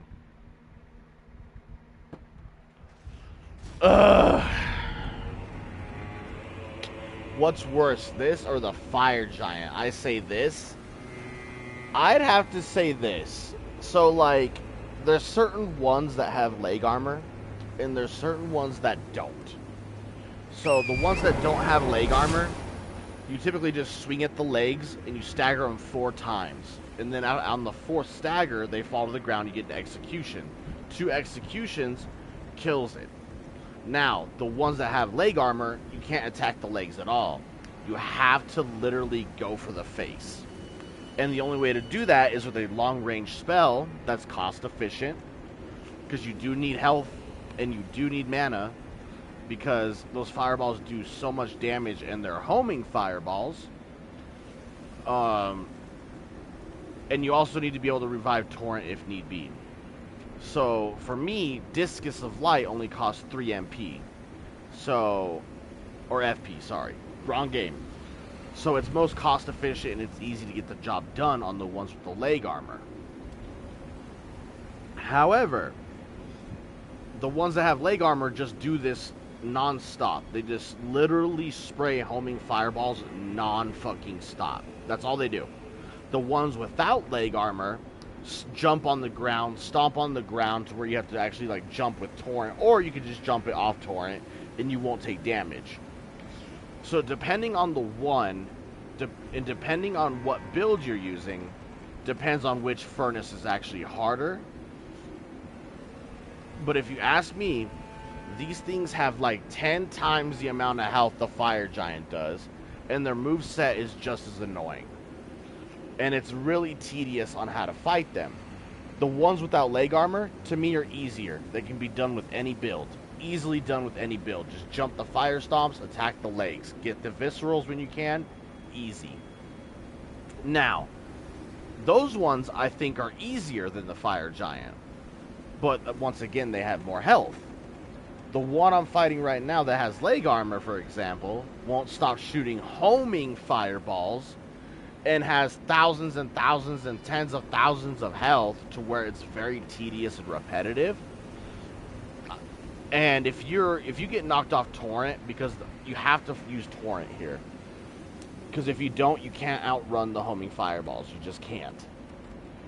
So if you get knocked off Torrent, the rest of the fireballs will kill you, just like how you saw happen. It wouldn't have mattered if I had full health or not. They would have killed me. So I'd have to say the ones with leg armor, to me, are harder than the fire giant. The ones without leg armor are easier than the fire giant because they're very readable, they're very dodgeable, very straightforward. Whereas the fire giant is pretty unpredictable sometimes. And he can do this rolling around shit and crush you like a damn baby throwing a tantrum and shit. So, to sum it up, the ones with leg armor, harder than the fire giant. The ones without leg armor, easier than the fire giant.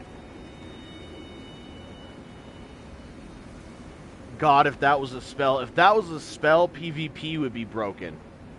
PvP would be fucked. I don't even want to think about it. Why is this actually working? What's funny is it would have worked if I would have kept paying attention. But I was just getting so, like, I don't know, bored. And just staring at the screen doing the same shit over and over. I think I forgot to dash with Torrent and it costed. So yeah, blame that on me. But it actually is very efficient on doing it that way. You could do it with a bow, but keep in mind you need a shit ton of fucking arrows or great arrows. And it is much harder than what I'm doing. Sorceries and incantations make it a lot easier.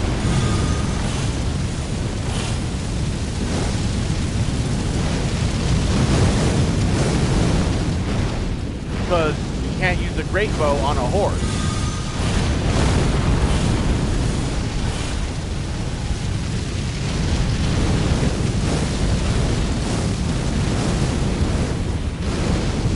You can use a regular bow or a crossbow on a horse, but you can't use a great bow or a ballista. Which, if you're going to do it the bow way, the easiest way to use a bow would probably be to come up here. But the problem with coming up here is the fucking homing fireballs can reach you up here.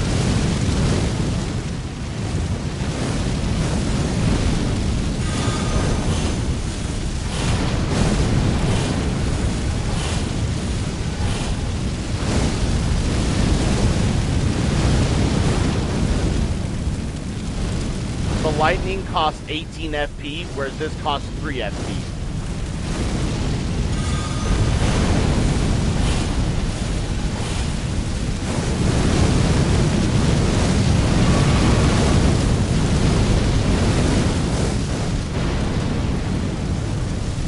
So you're likely to run out of mana before you can kill it.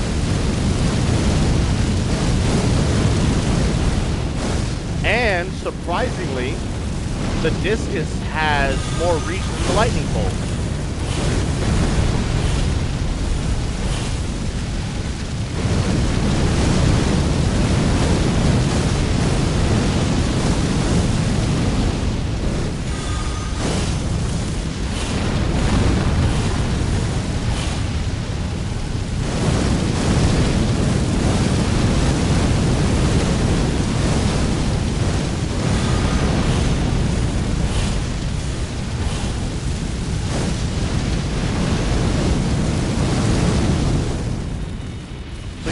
Has more range than the lightning bolt, and the lightning bolt costs more.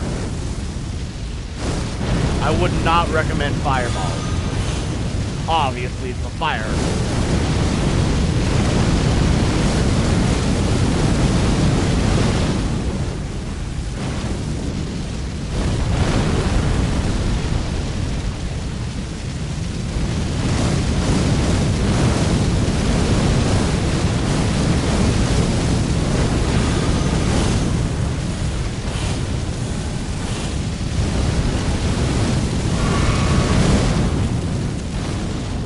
Grab my runes while we're here.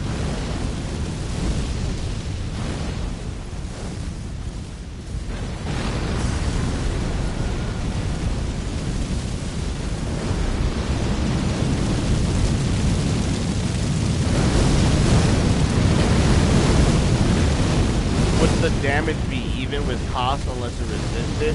So I did test this out on the last one. The lightning bolt does around the same damage as the discus as it goes back and forth. If you get the discus go back and forth and hit the mass, it does the same damage as one lightning bolt. So, it's technically more cost efficient to do it this way. Same damage, less cost.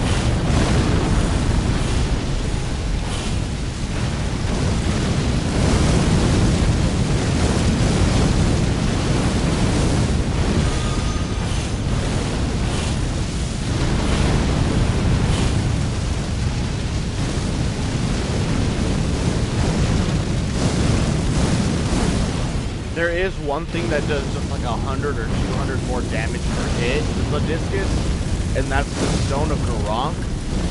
But it costs the same amount of FP as the lightning bolt, and you got to get the trajectory right.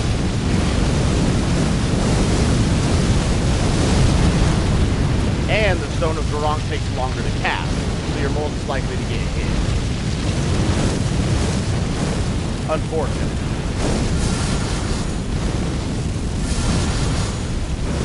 That doesn't even teach. Jesus.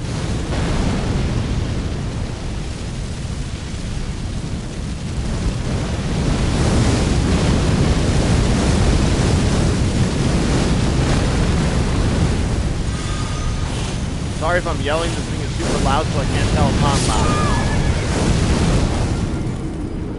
loud. I hate this thing. Fuck off. But yeah, so discus, as it goes back and forth, does roughly 1100 damage.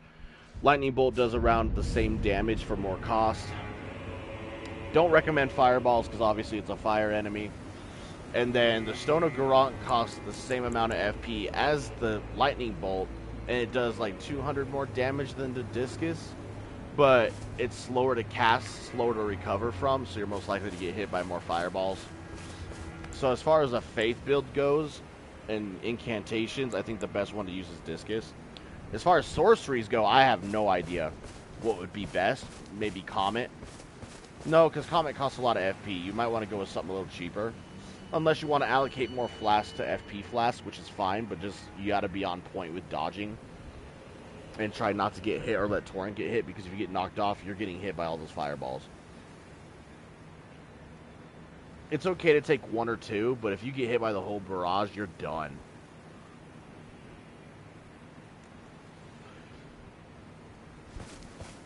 But I'm sure there's a sorcery that would work well against it that is cost efficient.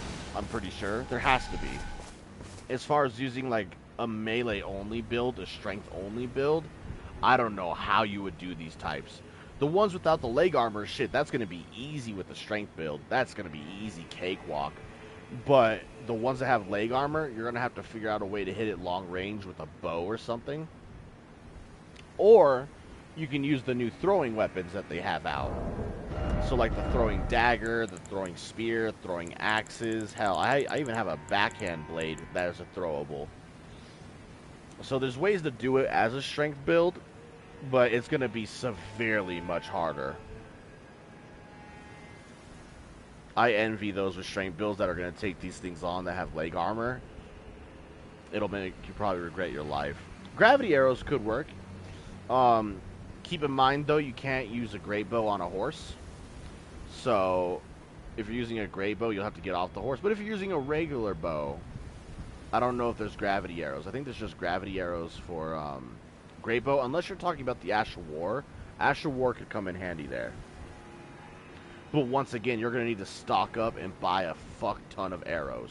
Which, that's easy. Wave of light, go farm some runes, go buy a bunch of arrows, boom. But the problem is you can only hold so many arrows on your person at once.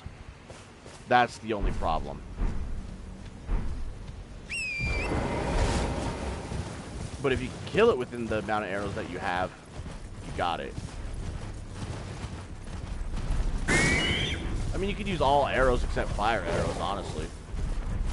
Or poison. Poison probably won't do shit to this thing.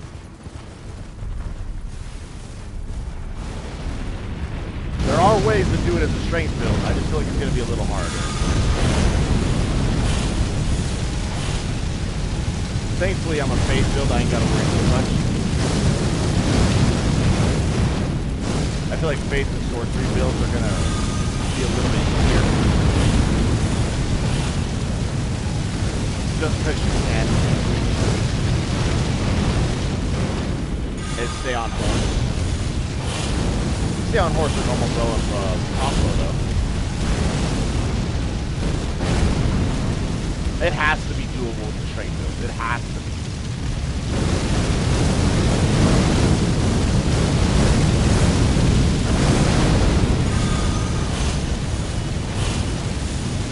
I'm getting hit. Oh!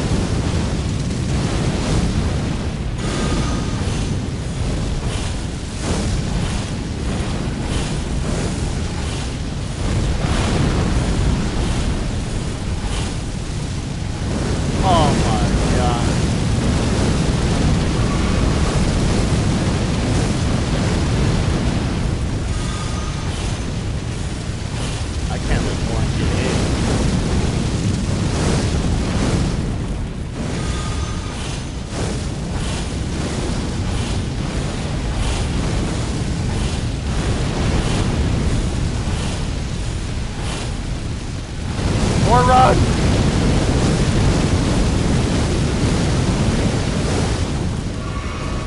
Please!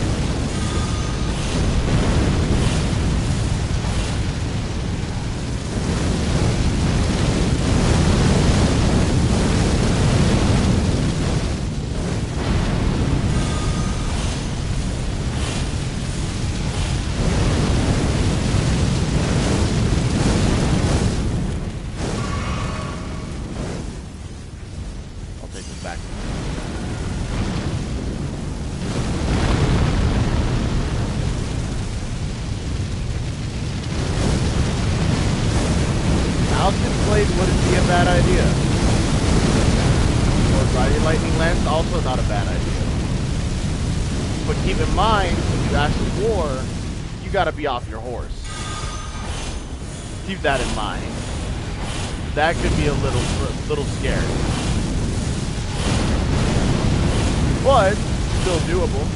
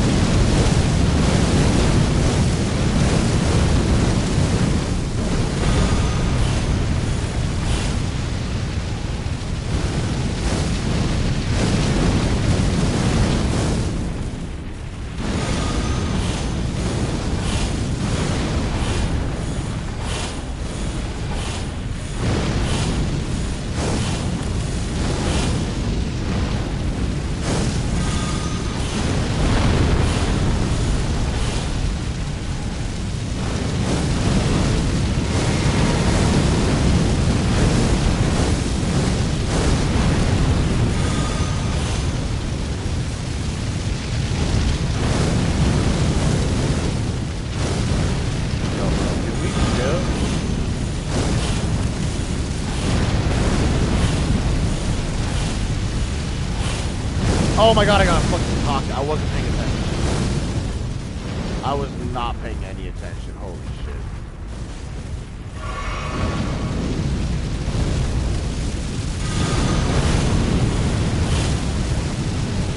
I would like to not die to it again. It's doable, but you need Torrent maybe if you're fast enough to call him out. I feel like that would be... You could probably do it. You would just not have to... not get greedy. You know how many you can hit when you can get off Torrent and then get back on in time to save yourself.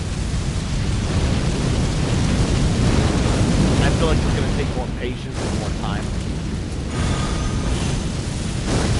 But, still doable.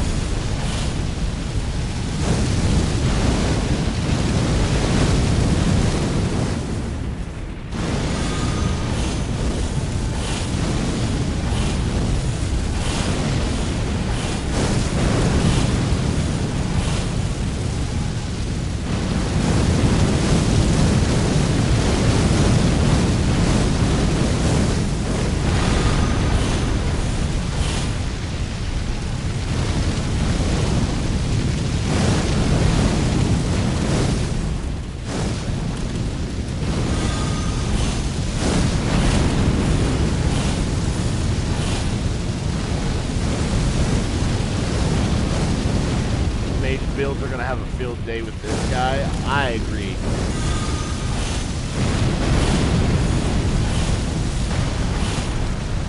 Hell, even as an incantation build, an incantation strength build, I'm still having a field day with it.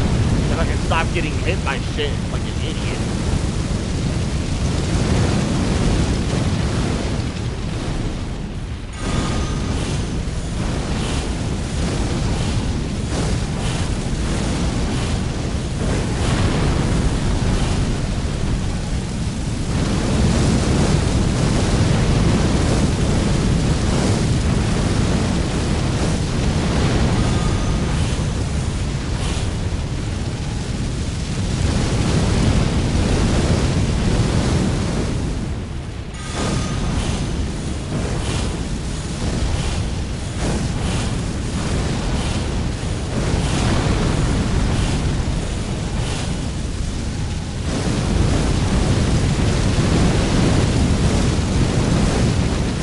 I barely made it out alive.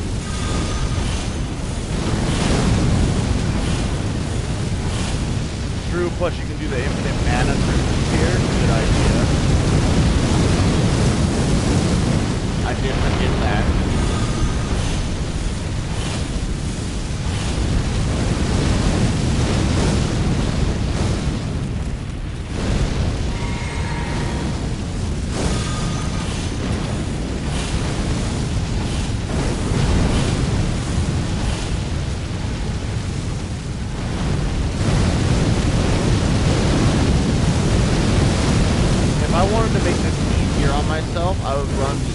mana crystals here for a little bit, and then I would put on a the holy crack.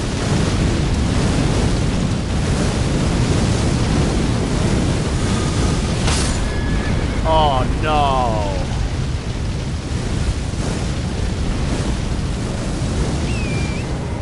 Woo-hoo-hoo!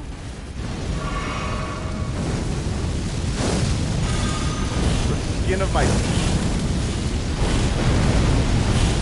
I'm glad he didn't do the large amount of fireballs, because that's the only reason I have it. He did the baby amount, and he's dead, thank you God.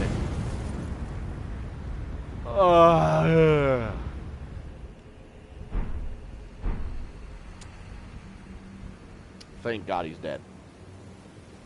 Scared you, it scared me too. I was about to be pissed. So, like, if I wanted to make these ones easier on myself, the ones that have leg armor, I would put on the Cerulean Hidden tier for the infinite mana, and then the Holy Cracked Crystal tier for the extra holy damage, because obviously Discus is holy damage. But what I have in the flask, I have the Fire Cracked Shrouding tier, and I have the Opaline Hard tier for less damage. And the reason why I have the Fire Cracked tier is because I get most of my damage off fire, whether it's Black Flame, the Taker's Flame from the swords, or any swords that have fire on them. That's how I get a lot of damage. I get a lot of damage from that shit. So I mainly just keep that in the flask. But I should have switched to the Holy Shrouded Crack tier. That way I was doing more damage to do this faster. And obviously the Cerulean Hidden tier to have more flasks. But as you can see, I only used 2 blue flasks, but I used 7 red. So I needed health more than anything, and that's only because of the cost efficiency of Discus. If I wasn't using Discus, I would have needed that infinite MP without a doubt. And these things are kind of mandatory to fight and take out, because they give you the new tiers, the new crystal tiers for your flask. So they're really mandatory. Grants your attacks FP restoring effects. Ooh. Mana steal instead of life steal? That could be good. That could actually be really good. One of the best tiers that we've gotten so far from these things, I would have to say, where is it? This one. Viridian Hidden tier. This gives you infinite stamina for a set time.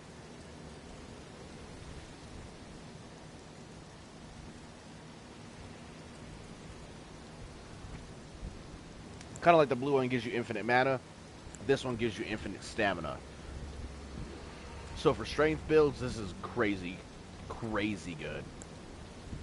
Another one that I think is OP is this one. Enhances the attacks of your spirits, so your summons. Pair this with Mimic. Mimic is even more busted than it was before. It's kind of crazy. The new tiers are kind of busted.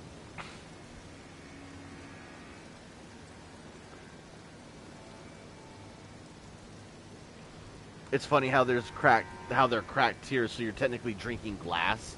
You got a point there. You got a very good point. You're technically drinking glass.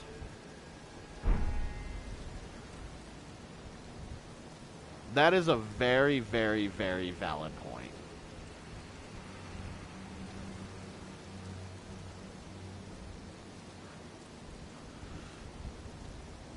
I never thought of that before, but you got a fucking point. A very valid one at that.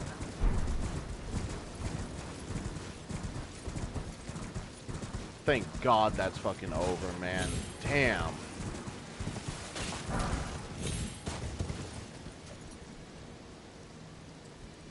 Plus the Elden Ring family tree is fucked too. Actual facts.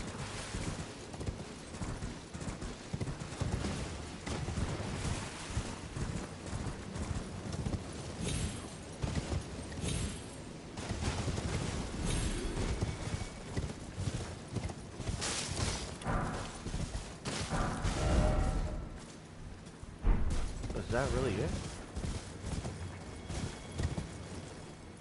But yeah, some of these crystal tiers you get from these furnaces are 100% worth it. So it's worth the struggle to fight them, or even the tediousy of fighting them. Because you get some really good shit from them.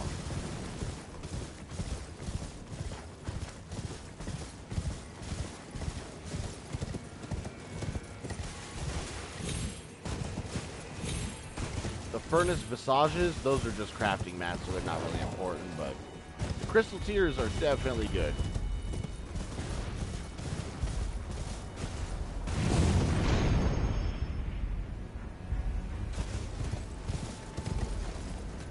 I don't think there's a way to get up there. To that tippity-toppity part.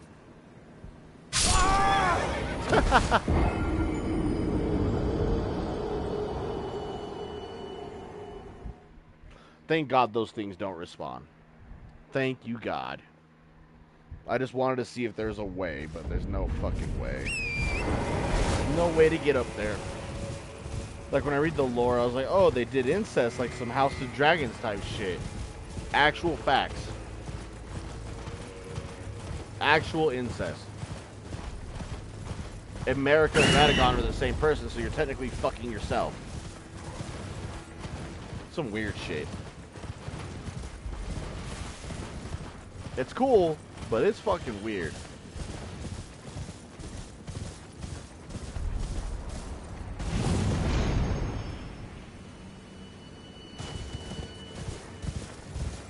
Can I grab those?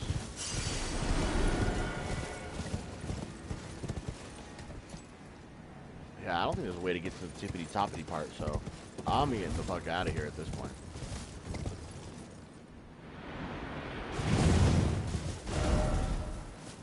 Thank God.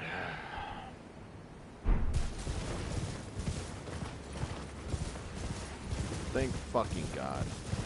Sorry if I was yelling at any point in that to all of y'all, but that shit sounded so loud, I can imagine it might have been hard to hear me, so that's kind of why I was kind of talking loud. Wasn't trying to yell, though, so I do apologize if I was.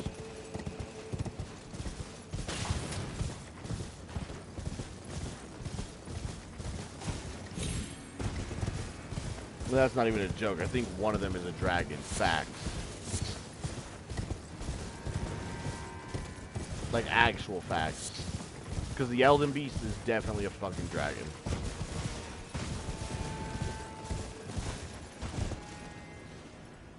Bro, why is there so many wolves, though?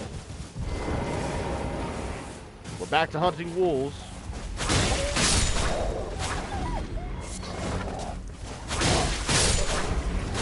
I didn't know I was playing Red Dead Redemption, but yeah.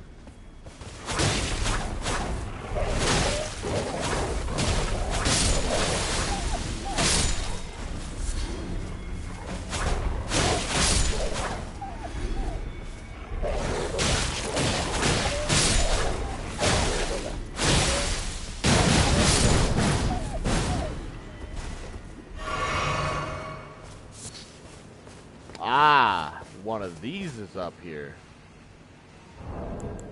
I don't really want to pull out my bow for this. Can I just hit it with a throwing dagger?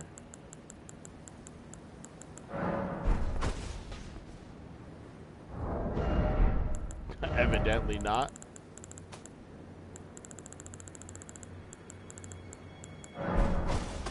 There we go. I gotta go grab that now.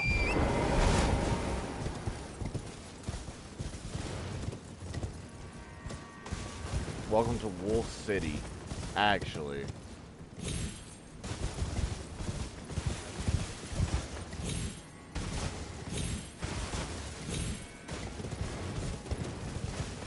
This is the forest of 1,000 wolves. Greasemonger's bell bearing. Ooh, I can buy all the resins. Nice, root resin and not resin. Let's go. Makes it easier to craft grease. Especially now that we can buy the mushrooms.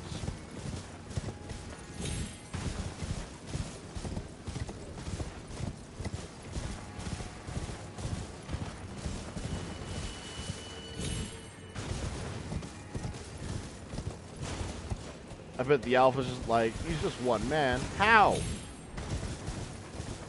They're like, oh, it's just one man. We got this. We're 10 wolves. We got this. And then they all just die. That's kind of fucked up.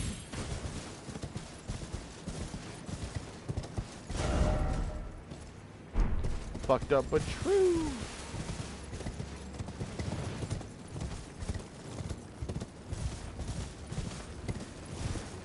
Look, there is too many of y'all.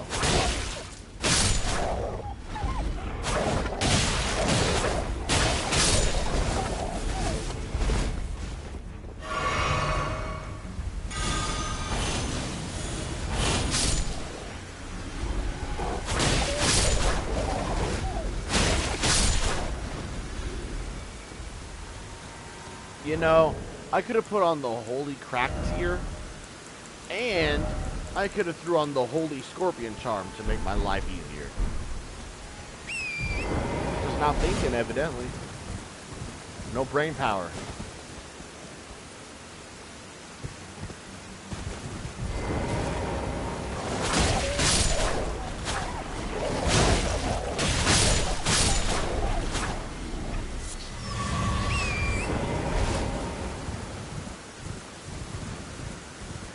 I'll remember that for the next one, 'cause I'm sure there's more.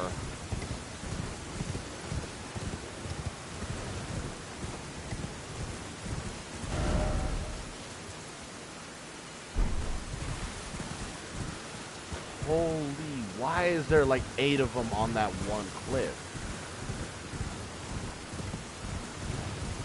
I'll go explore this way.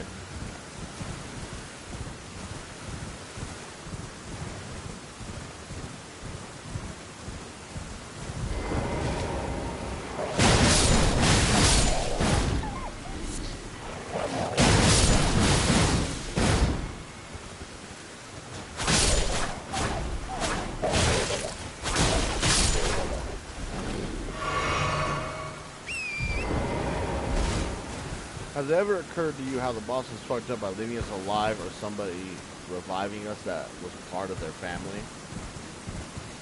That's also a valid point. Because every time we die, we get reborn because of whoever keeps bringing us back so we can be Elden Lord. Because Tarnish just keep coming back. Just to kill their family. This plan was not very thought out by America or whoever. Not very thought out very well.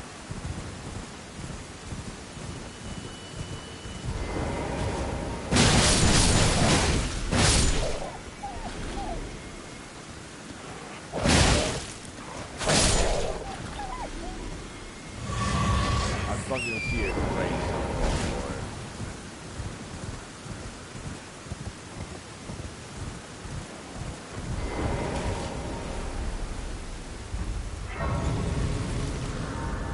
Oh, I see you.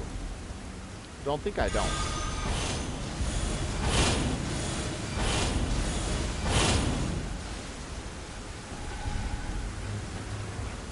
Oh my god, you just ran back up. Thank you. Like, bro.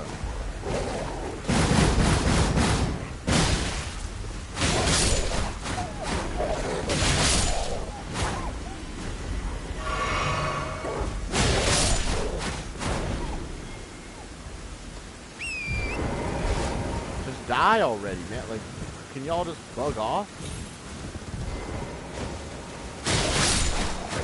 I'm tired of all these damn wolves in this damn forest.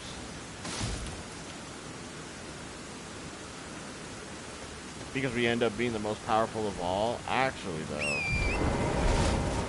I don't hear a lie on that.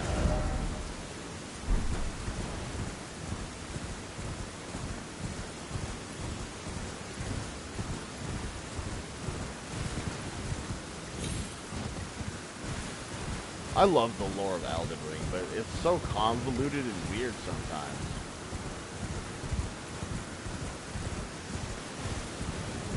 Some of it don't make sense.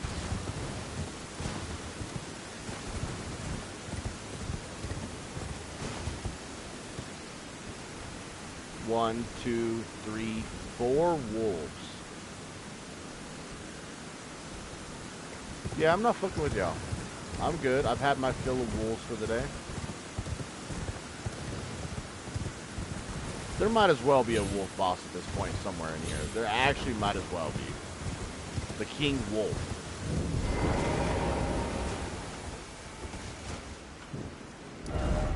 Rabbit's Rise.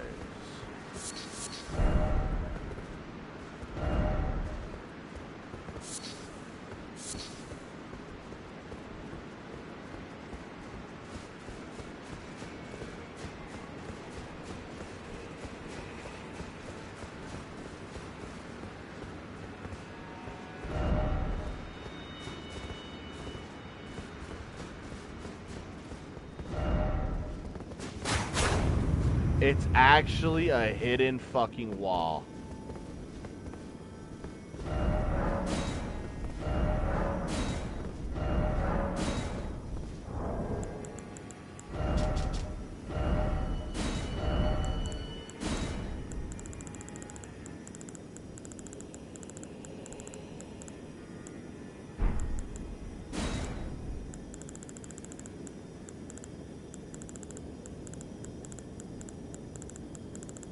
I'll be damned.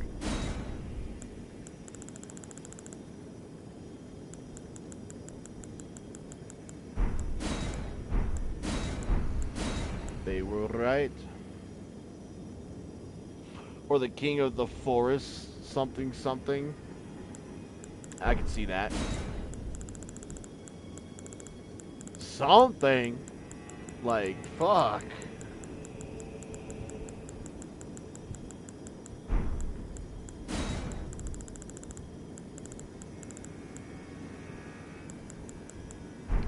Isn't there one for Hidden Path ahead?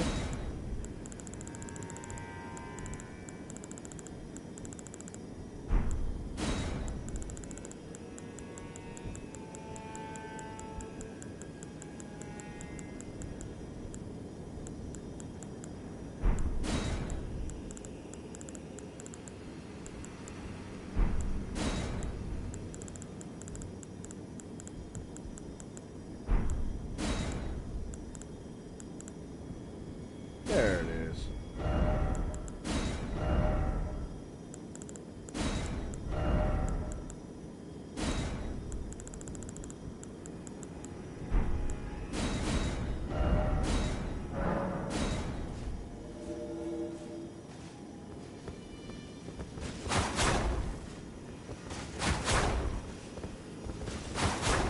Bro, I can't hit it with this. Holy shit. Now the Spirit Spring is open.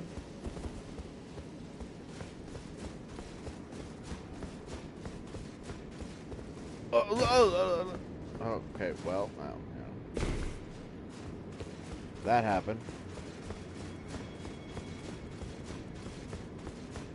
I fell for the old hole in the floor trick.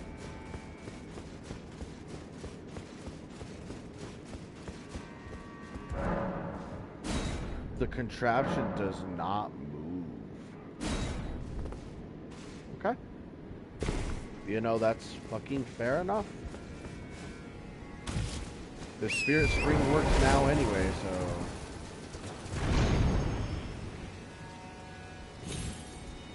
Fuck. Oh, fuck.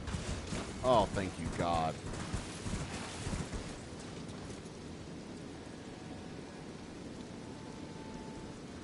Have you got the Ronnie ending by chance? I have. I've actually platinumed this game. I have platinumed Elden Ring, so I've gotten every single ending. I even got all the versions of the Elden Lord ending, which they're all relatively the same, just different outcomes, I guess you could say, like death or plague or normal Elden Lord ending.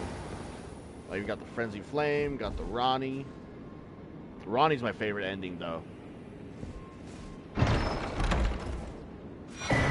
Shimami for real.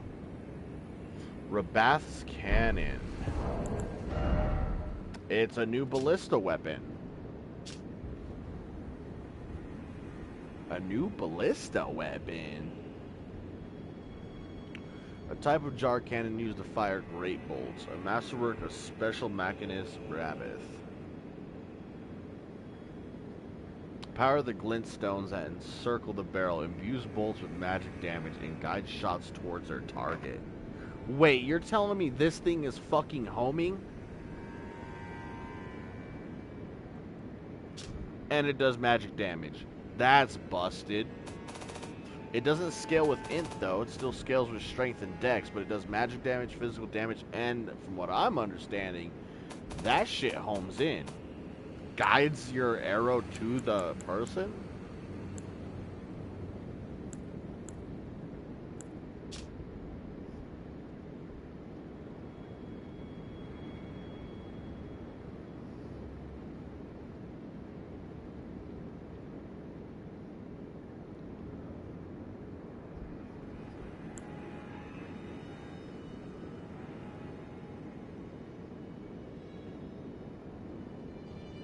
I wonder if it's still slow to reload.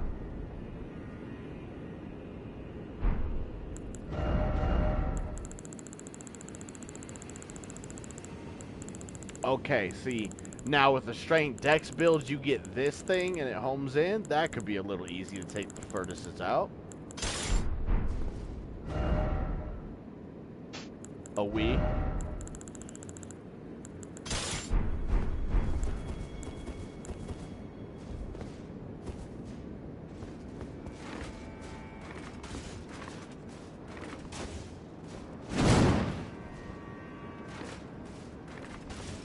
Oh, I don't have regular bolts. Shit.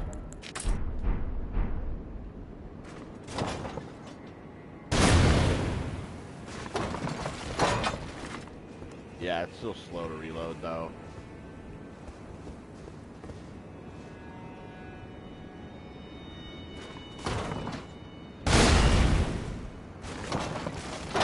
Oh, well, that isn't very good. I need to test this on the ground.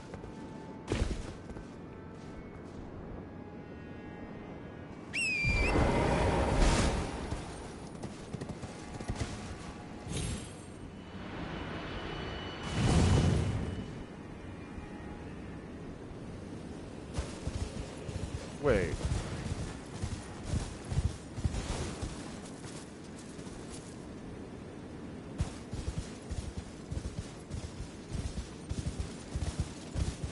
Wait, what?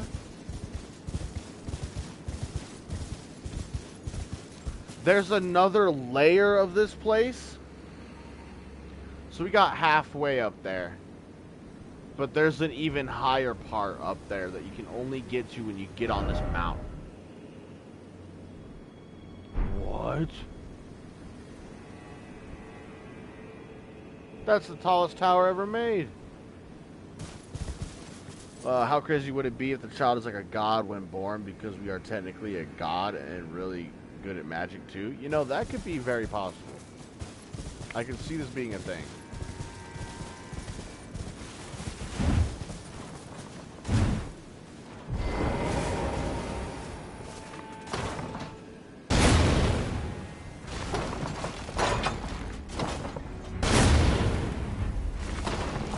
Yeah, that shit's homing if I'm not mistaken. That shit's just going right to them with no drop.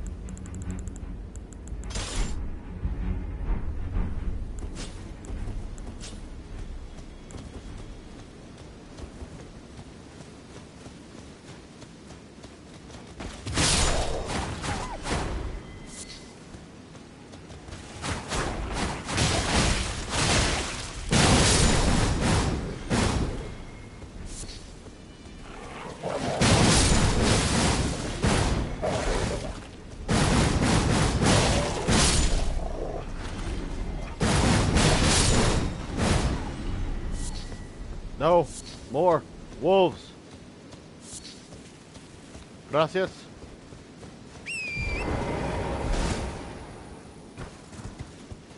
Yeah, tarnish must be special or something. They have to be. In some odd, like, specific way, they have to be. Holy wolves, bruh.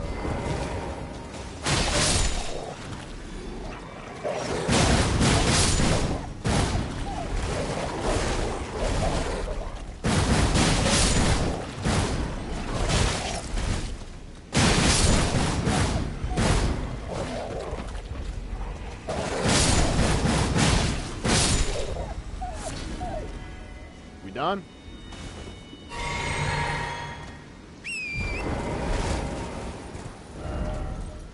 Alright, so this way leads to the cathedral.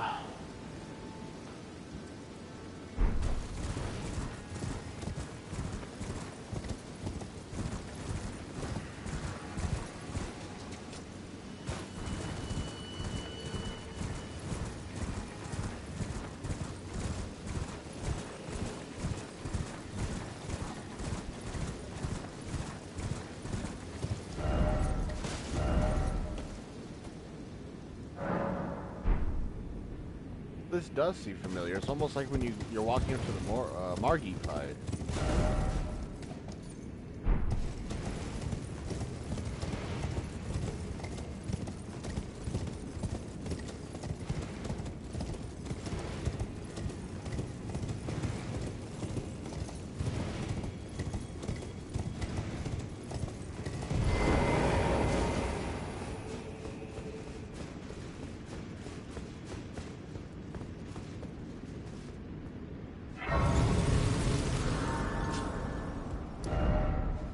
Church District entrance into Shadow Keep. So that's another entrance into Shadow Keep. Dude, this Legacy dungeon's gonna be huge when I tackle it tomorrow. Jesus.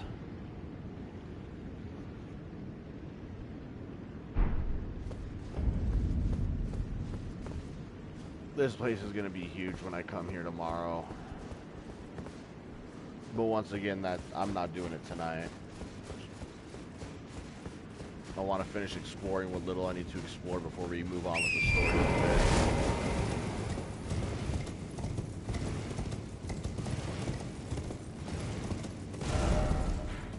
Because I feel like the Shadow Keep's going to take us out here into this area. This looks like an explorable area too. Out here. It's going to take us over here. We still have to explore all this down underneath part. There's a lot to this shit. I'm sure Shadow Keep's gonna probably take us down here. Like, holy shit. The only thing I haven't found an entrance to is down here. And I've been thoroughly exploring this shit. If there's not a wolf boss, I'm gonna be disappointed. Actual facts. I'm with you on that one. There's too many damn wolves for there not to be.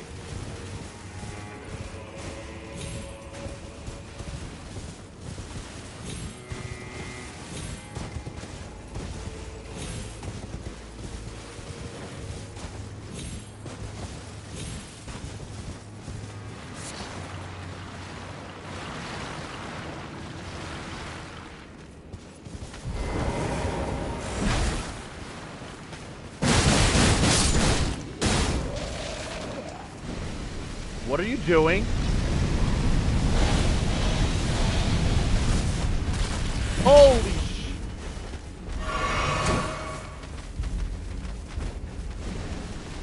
Alright, look. I don't like the fact y'all are fucking running around spraying breath everywhere.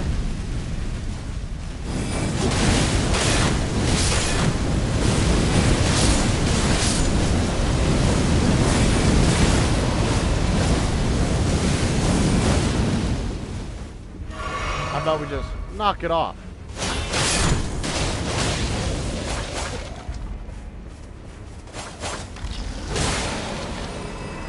Damn. I'm Arctic Void, the Elden Wolf Lord. Oh, Jesus Christ. Jesus Christ.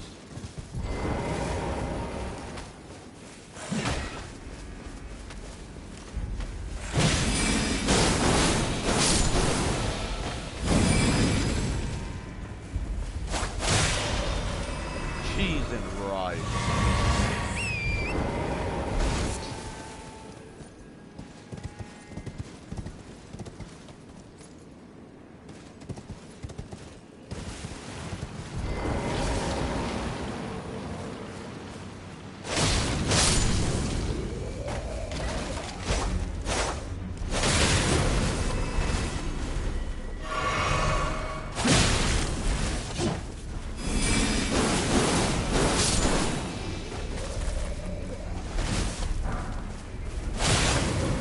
At this point, might as well.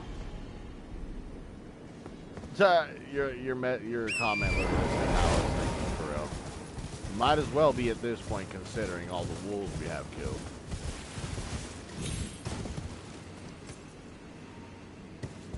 Alright, there's a lot of you up here. Can I help you?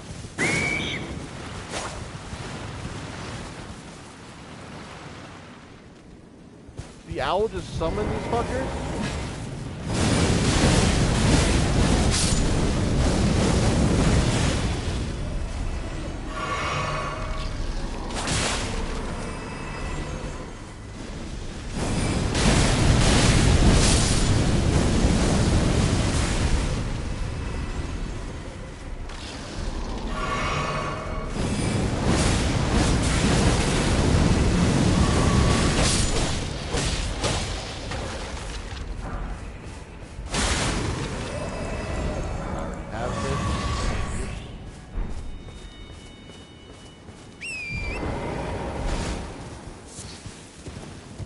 Oh, what is that? I almost walked right by it.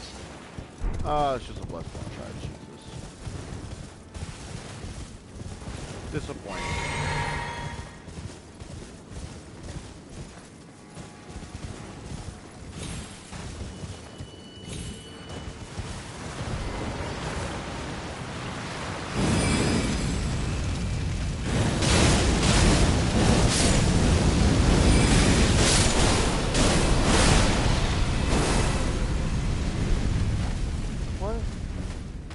Oh, hi there.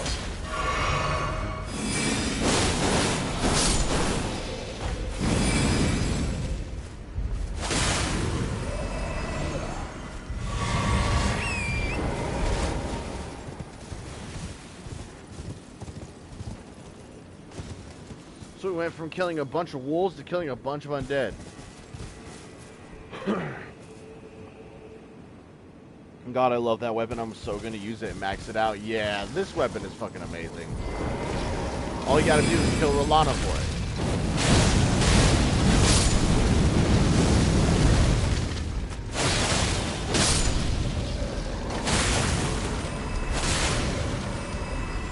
And it's one of the new weapon types. It's a light greatsword.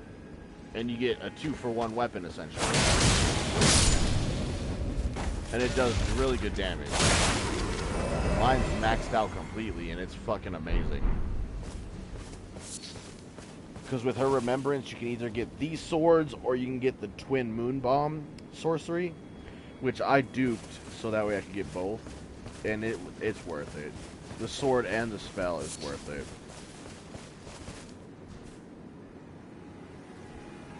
Pull up to Godfrey with moon and fire stance. He ain't gonna know what to do. Where the hell did you get that?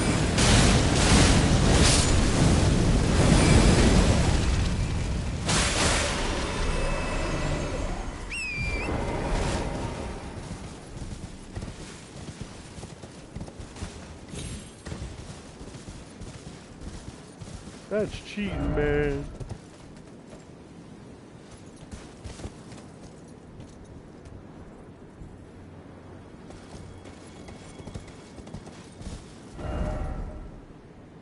Oh, there's a forager in here.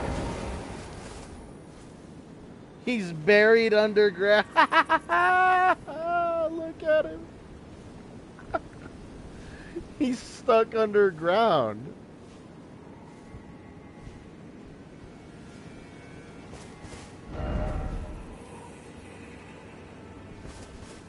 So like the last one, I kind of knew what to do, which was to warm him up, but I accidentally killed him. I was going to use a warming stone on him because it seemed pretty obvious he was shivering like he was cold. I don't know what to do with this one. He's buried underground. Oh, he just gives it to you anyway. You don't have to unbury him or nothing. He just gives it to you. Okay, okay. Alright, hi friend, bye friend. Bro, why are you underground?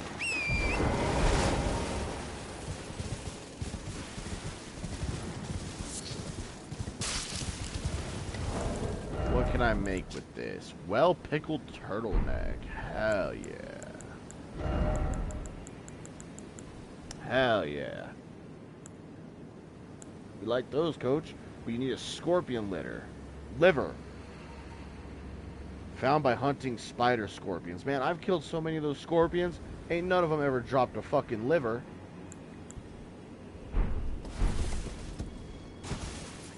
Fought a lady in Shadow World for 5 days. Kind of thick, too.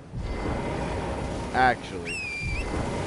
I'm never going to get over how thick she is.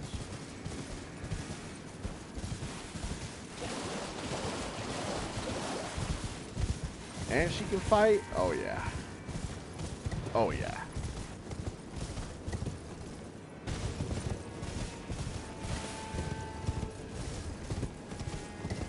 One cheek's moon, one cheek is fire. Like, bruh.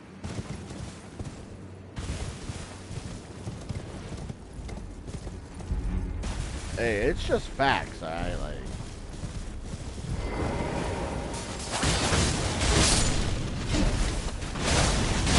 Oh, you motherfuckers. He's going haywire, coach.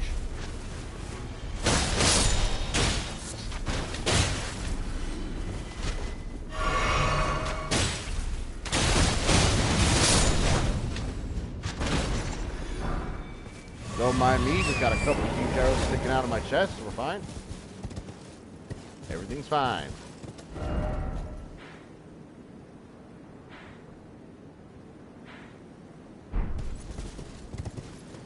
Bro, I'm not dealing with all these wolves, man.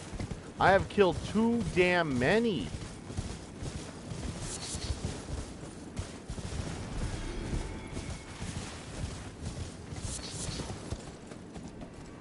Fucking cinema, like Jesus.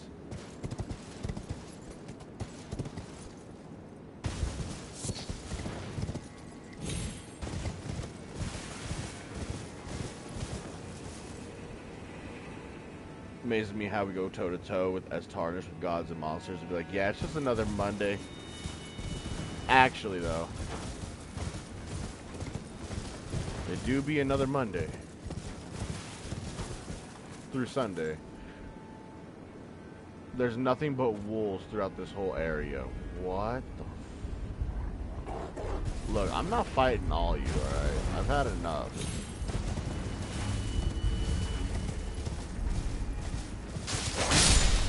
Kill this lemur, though.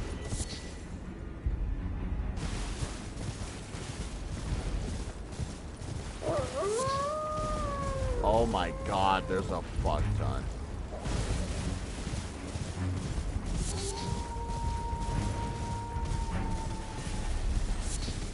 Haul off the wool, Shadow.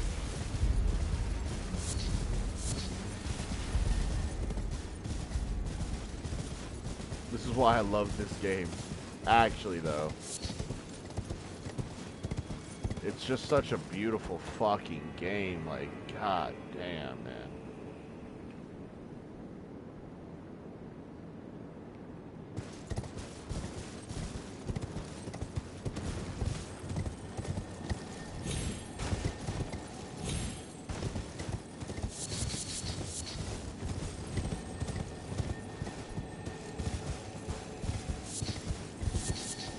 Oh.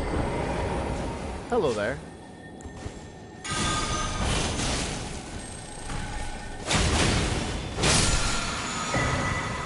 Carrion Sovereignty, Ash of War.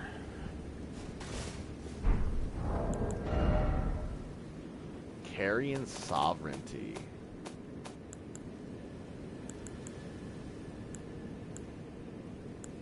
It's the biggest magic sword I've ever seen. I think that's what Rolana used when she used the giant-ass sword.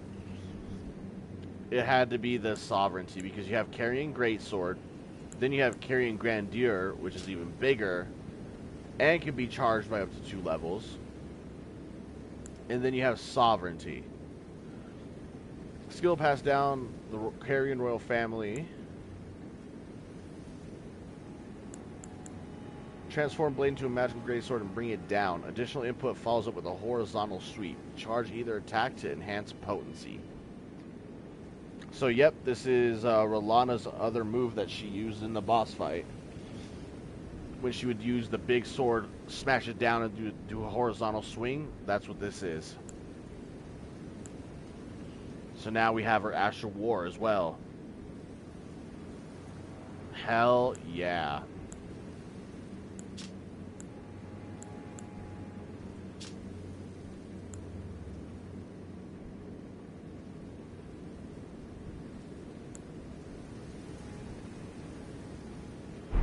I'll have to put it on something. I definitely want to try it out. Let me just put it on something for shits and giggles real quick. I also want to dupe it because it's better than Grandeur. There's just no reason to use Grandeur unless you don't have like enough FP. Which, if you're running an int build, I don't know why you wouldn't, but...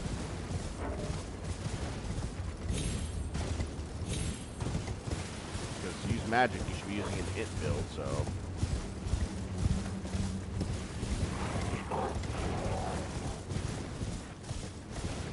Get away from all these damn wolves so I can get to the graze.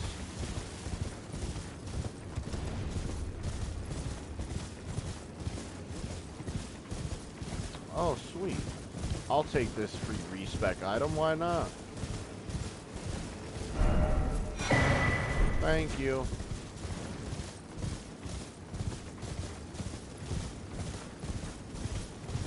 Wolf's just looking at me like I'm a damn snack.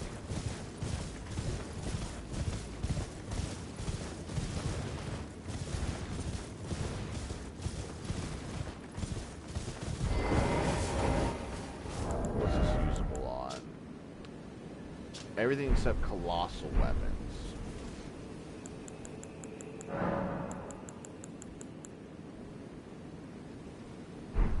And actually, because I really want to dupe it, I'm going to go back to the fucking round table. I'll dupe it, I'll put it on something, and we can test it out in the little spar room.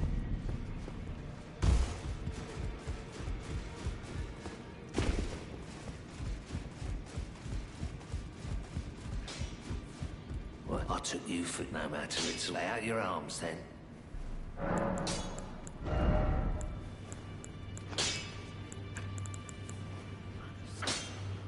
Do I have that dupe? Anyway.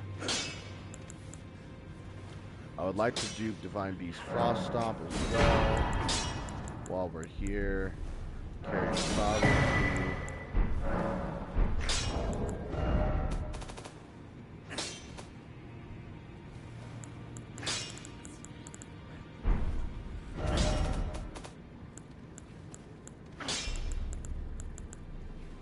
I do have 2 rain arrows, right? Okay. Back already.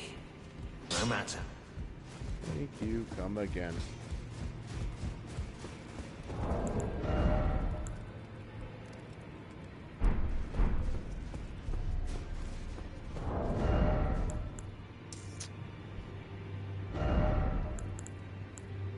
Anything but colossal weapons. Does that mean I can't put it on this giant ass sword? Because that would be a shame.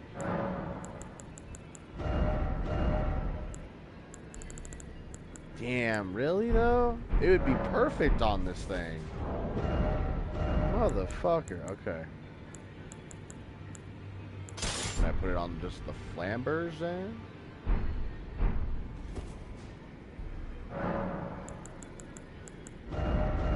Hell yeah.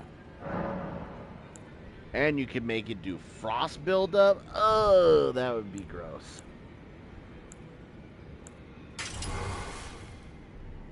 That would be fucking disgusting. I also need to try out the new claw, the Raging Beast.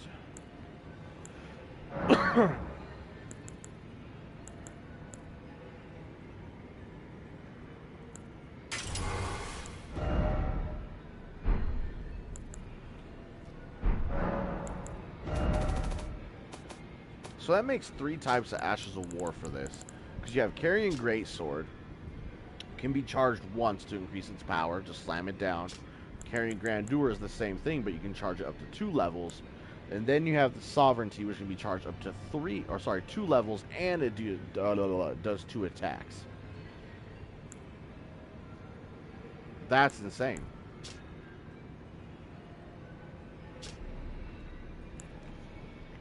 Is there even a reason to have this one anymore? Like,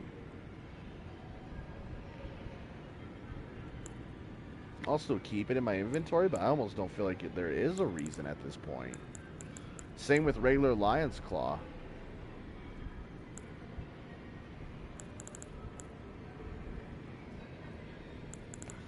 I'll keep them though, just in case. Fuck it. Alright, let's test this out. Elden Ring, the only game where you can feel like a god. Like, actually, though. Get the god's powers, get the god's weapons.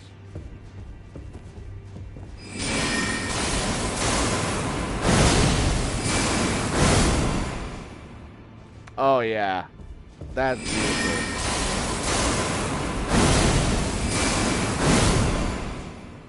That is so sick. Oh, my God.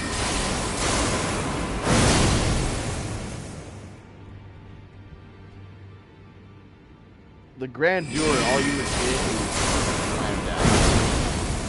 When you do Carrying Grandeur, it's just the slam down. But the fact that you could do a follow-up horizontally and charge it as well, oh my god.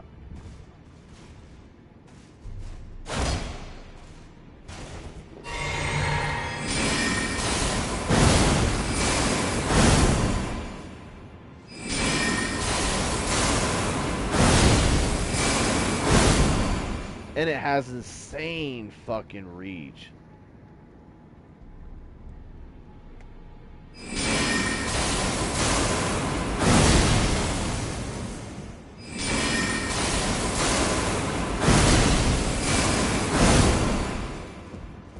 That's really good. I can't express how good that actually is. Oops, wrong area. That's insane.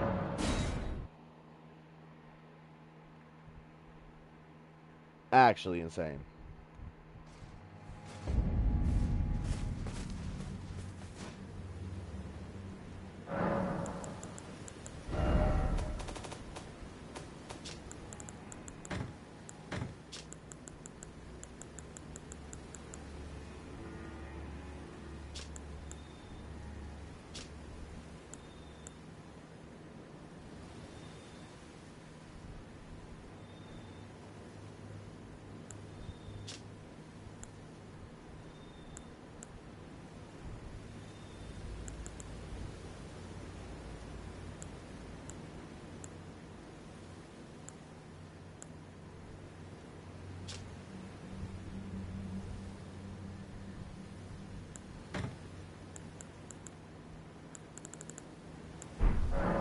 So I kind of just want to show off how better it is than the others.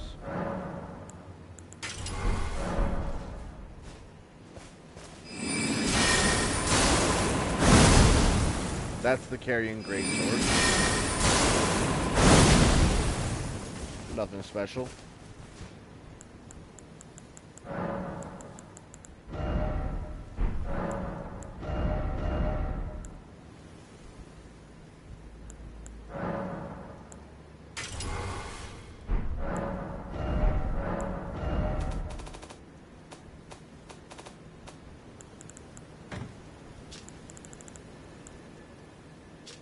I mean, it does use less FP, but you know. This is Grandeur.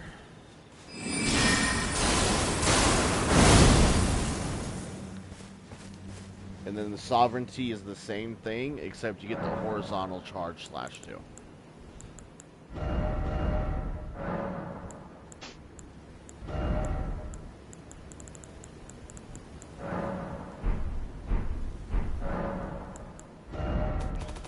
Not bad. Not bad.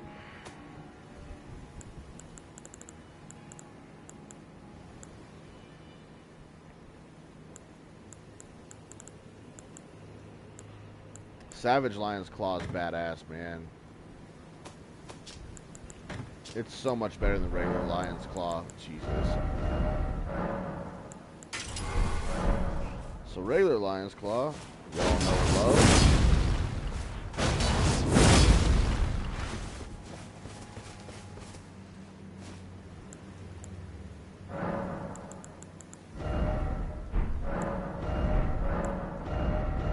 And then Savage Lion's Claw is amazing.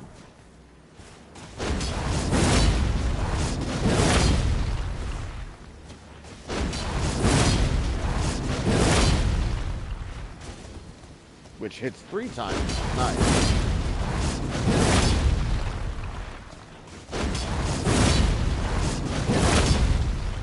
Fucking sick.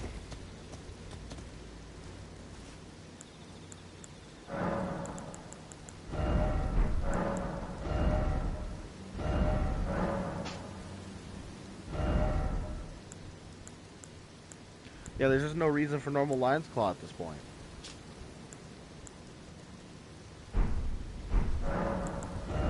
Gotta dump some shit in here that we don't need anymore. Star Wars Horn Charm 1.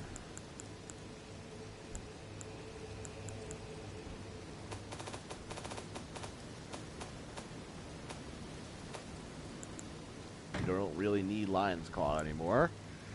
Or carrying Grandeur.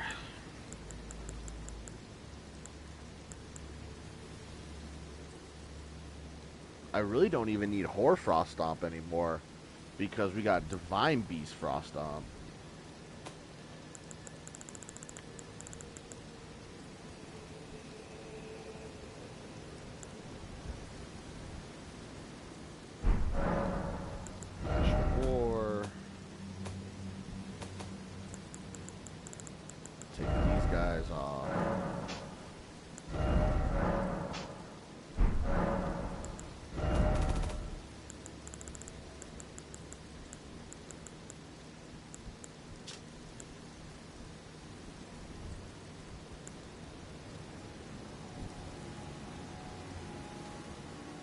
I'm gonna keep them though because I like to have frost stomping. Anyway, so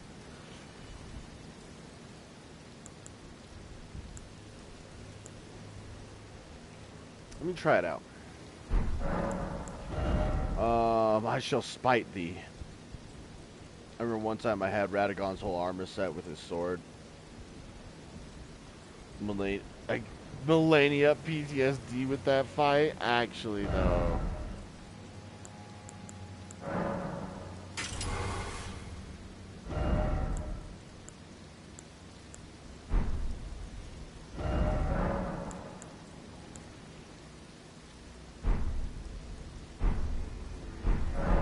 So let me see Divine Beast Frost Stomp.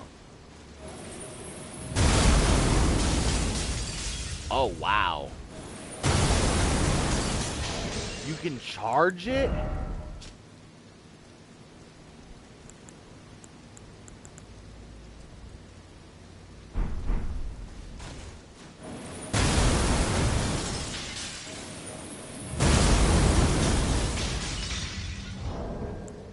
Wow.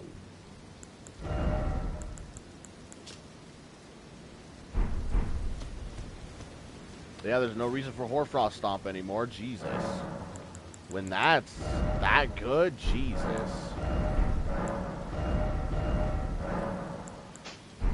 These upgraded versions of the fucking Ashes of War is insane.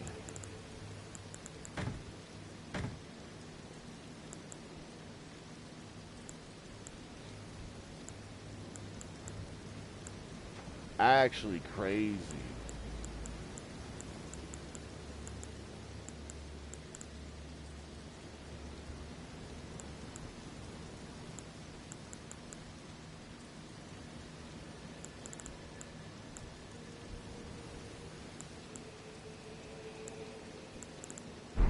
Alright. Done messing around with those. Shall carry on. Dope as fuck Ashes of War though. Can't even lie about it. I'm really digging the upgraded versions of the ones that are already existing.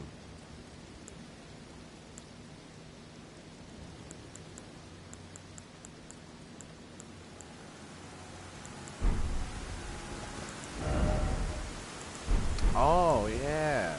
Raging Beast.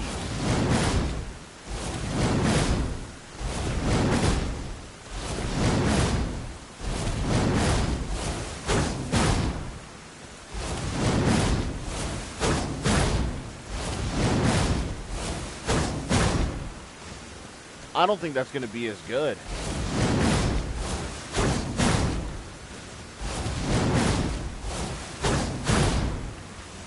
Like, I bet it's strong, don't get me wrong. But with how many attacks you get off the other one, you get that bleed proc. I feel like that's way better.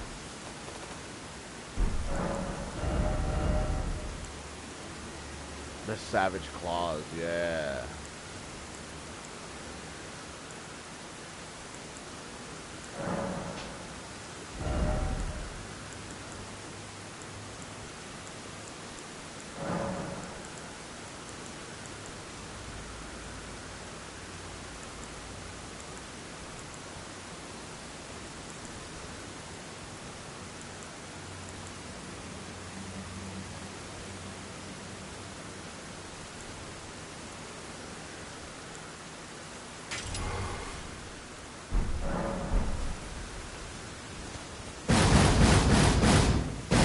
Yeah, that's insane.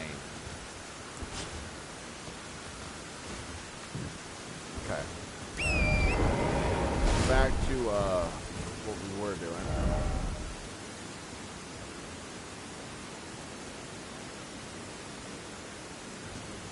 I'm only going to be streaming for like another hour, just because I do need to get up somewhat early, so make as much progress as we can in that hour. So,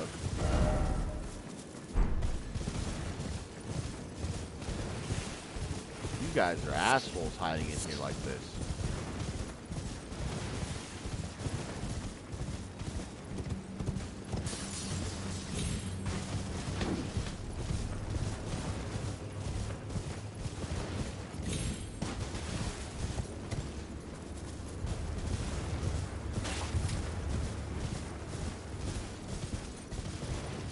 does kind of scream boss fight.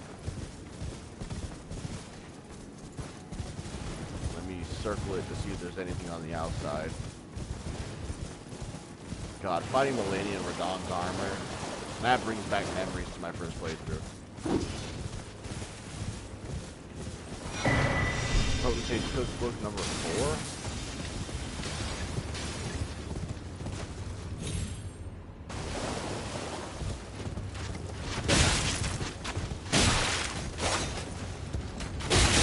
Oh my fucking god, you right. There's too many of you. Holy shit. I pressed heal and the heal didn't happen.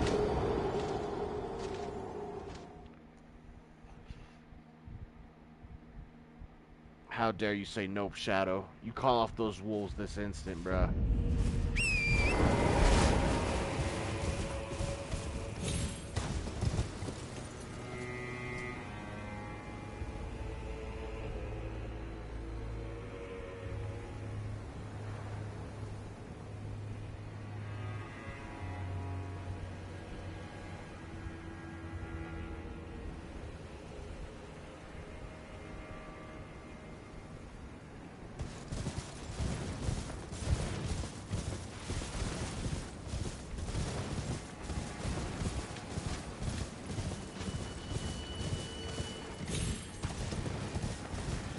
Sucks I didn't get that heal off. That was a little unfortunate. The cookbook number 4 allows me to make a hefty magic pot, by the way. For anybody wondering. Kaboom.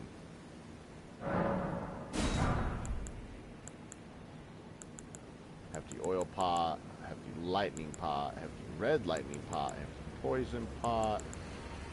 Hefty fly pot could be good. Rock pot. You have a hefty frost pot.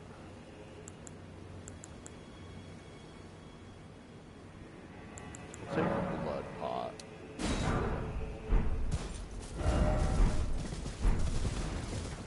I need to try them out one of these days.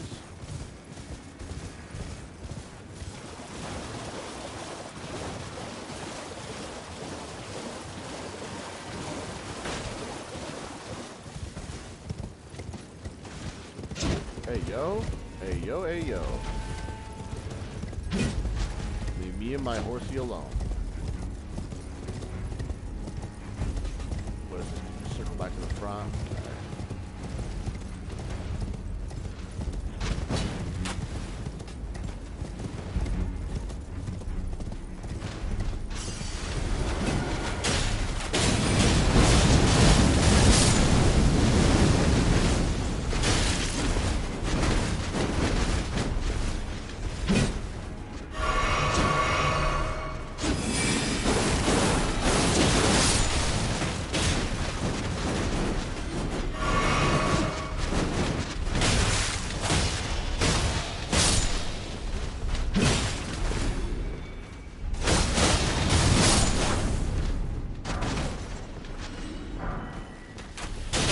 Damn, okay, okay.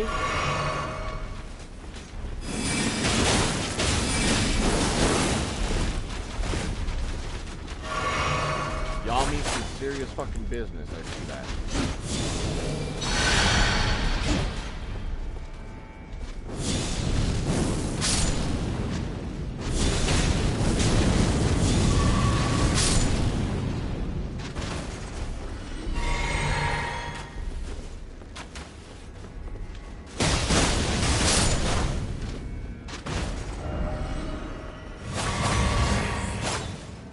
That's a lie, bruh. None of these are hidden walls.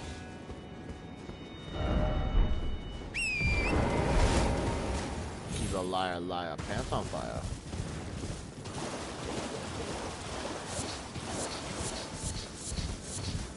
Hell yeah, I'll take all that.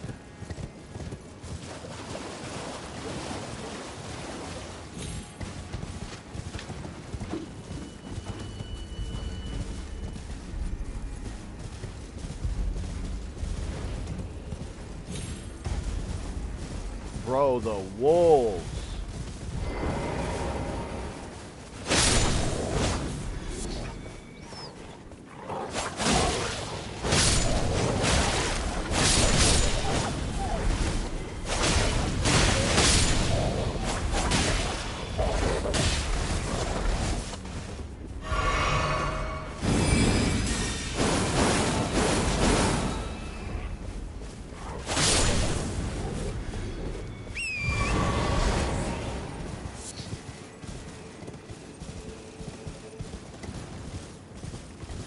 Starlight Shards. I knew it.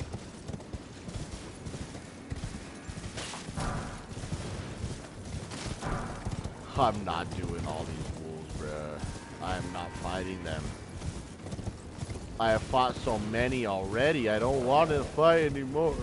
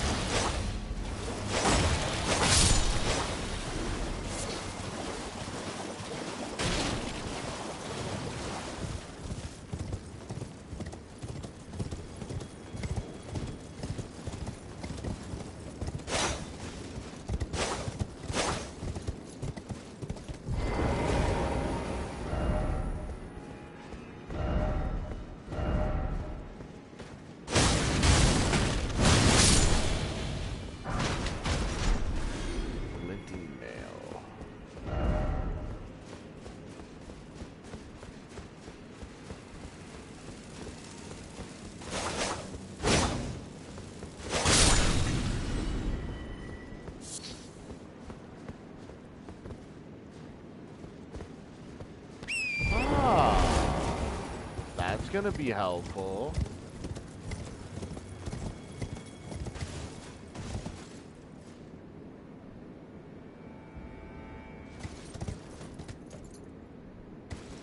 This can't be the actual way in, right?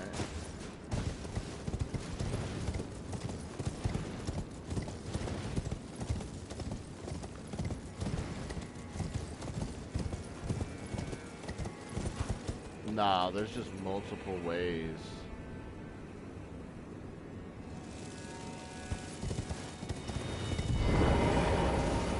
Manus meter.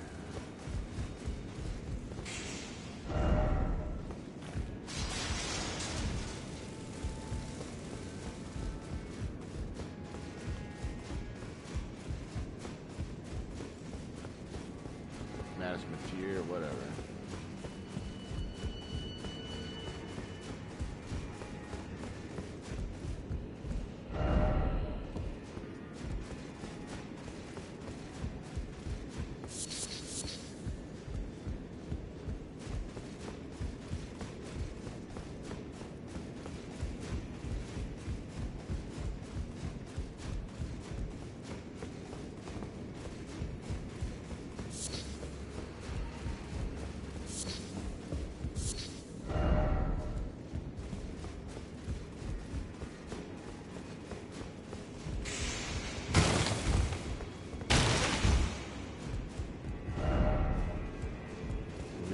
Cleric beast? What is this, Bloodborne?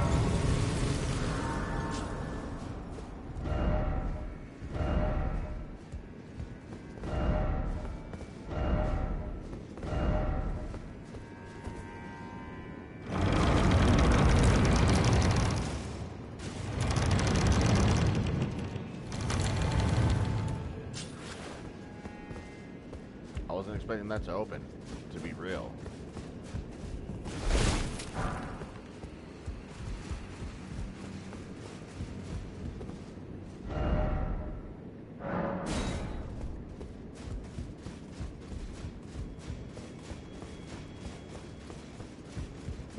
No swinging your weapon around in the house.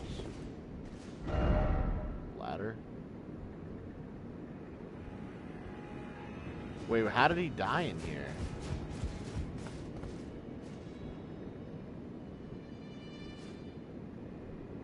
How did people die up in here? There's no one there. I mean, there's someone on the Vicar Amelia. Bruh. Your favorite? It kind of does look like that fighting area, huh? It kind of does. Kind of does.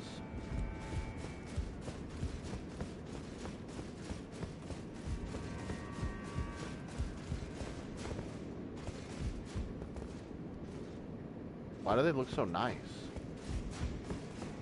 You look too nice, dude.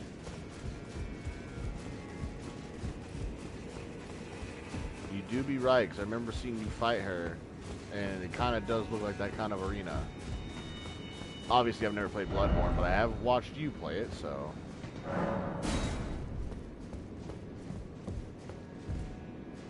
Bits and pieces, anyway. I remember that fight.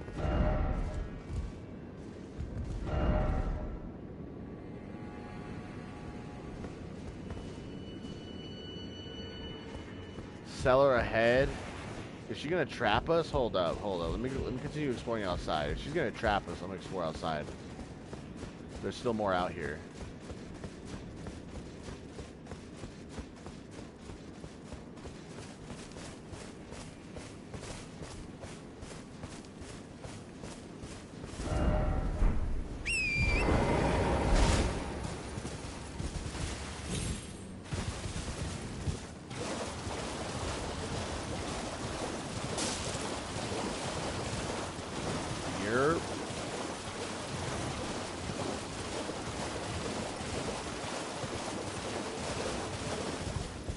I'm surprised you're still up, Mr. Shadow.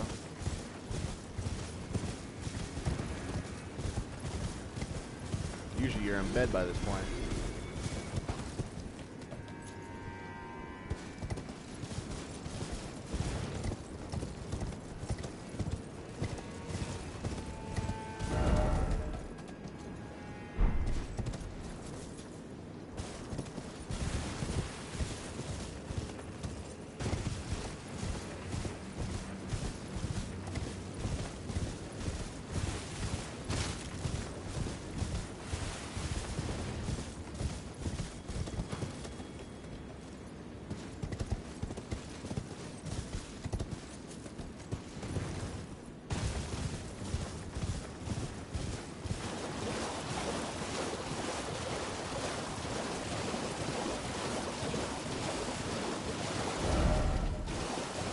Likely dog. Facts. What are you still doing up? I mean, I appreciate you hanging out, still being up, but like, what are you still doing up? Oh, yes, sir. It's another duper. It's another duper.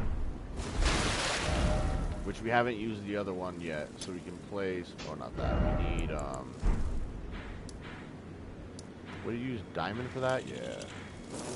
Ow, motherfucker!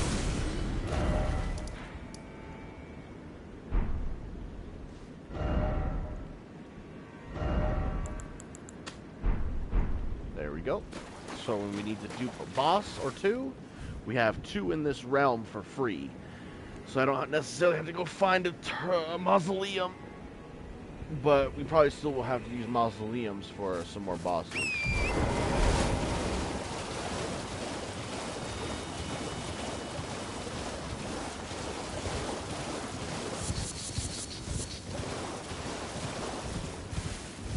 A lot of fucking blitz slab flies.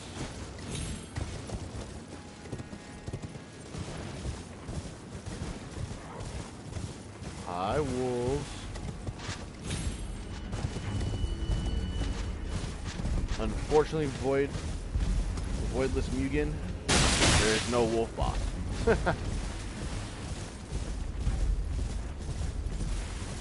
Just a bunch more wolves and marionettes. Damn shame.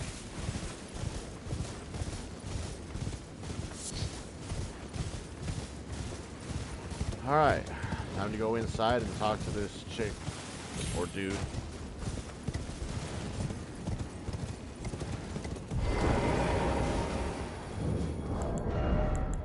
You'll need this if you have it.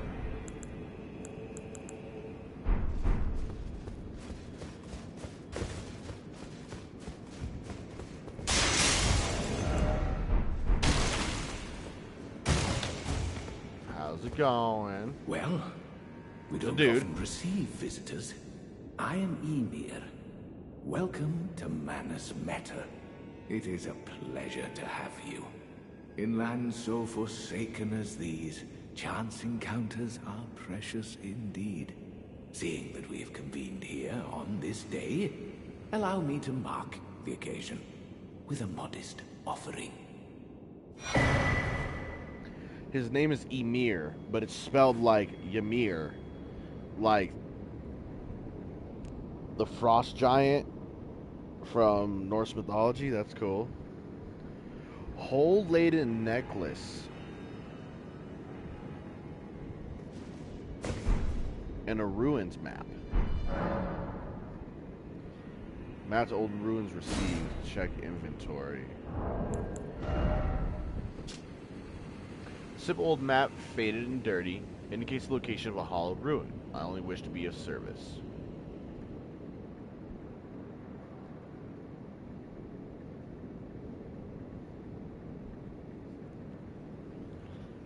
Wait. That looks like fingers.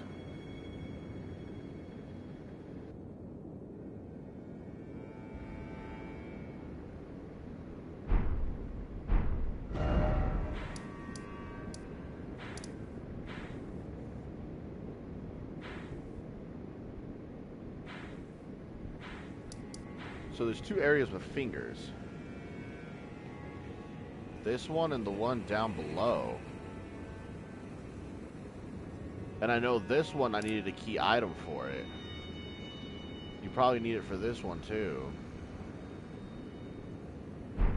I can't tell.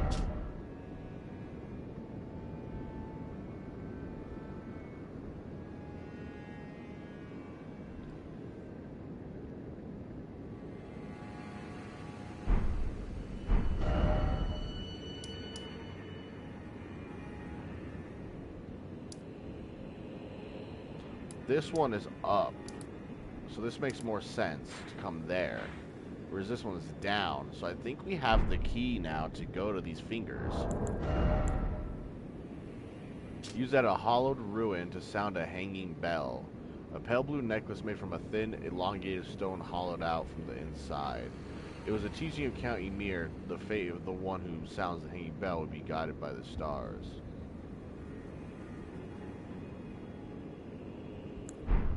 Yeah, we got it. The map I gave you charts the site of a hallowed ruin. It is said that after sounding the hanging bell there, one's fate will be guided by the stars. I only wish to be of service, to help those who fight for their purpose. I'm not mistaken, am I? I can see it in your eyes. You are a fighter, are you not? Is something the matter? I've given you a map to the hallowed ruin. Oh, I suppose you expect a lesson of me, do you? I know the feeling. Those with purpose are nothing if not ravenous. For power. For truth. Ah, study sorcery then. I, too, am a glintstone sorcerer. We study the stars and examine the life therein. Are you familiar with our findings?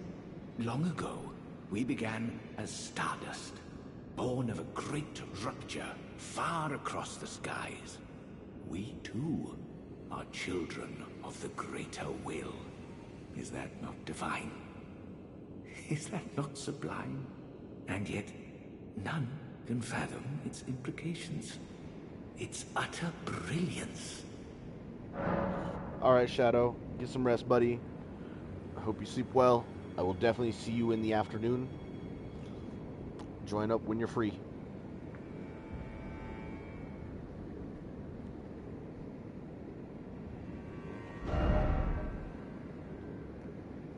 So we already have Pebble. We already have the Glintstone Shard. Great Glintstone Shard. Glintblade Phalanx, Carrion Phalanx, Carrion Retaliation. We have all of these already from the base game.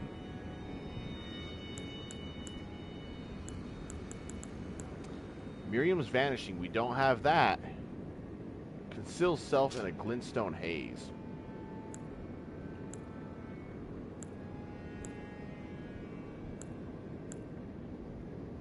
Sorcery of a preceptor who served the Carrion royal family. Used to conceal oneself in a glintstone haze, reappearing after a few seconds have passed. Directional inputs determine where one will reappear. The curator of the study hall was such a master of this sorcery that it now bears her name. Oh! Miriam. Oh, yes. Do mind your feet. You wouldn't want to hurt the little boy. Miriam. So, in the base game, when you come to the Carrion Study Hall, which also leads to the Divine Tower of Liurnia, you fight Preceptor Miriam here. You fight her twice, or him twice. So essentially you fight him, and then when you get the inverted statue, you bring it here, and you fight him again. And she, like, does this teleport thing. This is her spell, or his spell. I'll take that. Thank you.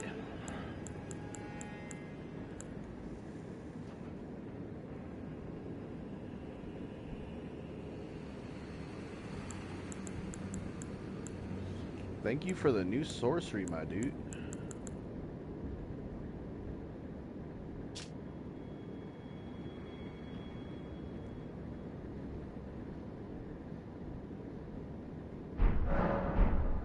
Is something the matter? I wouldn't want to hurt the little boy. Who in the fuck? Wait. Wait, you got that armor I found. The knight armor. I've no interest in small talk.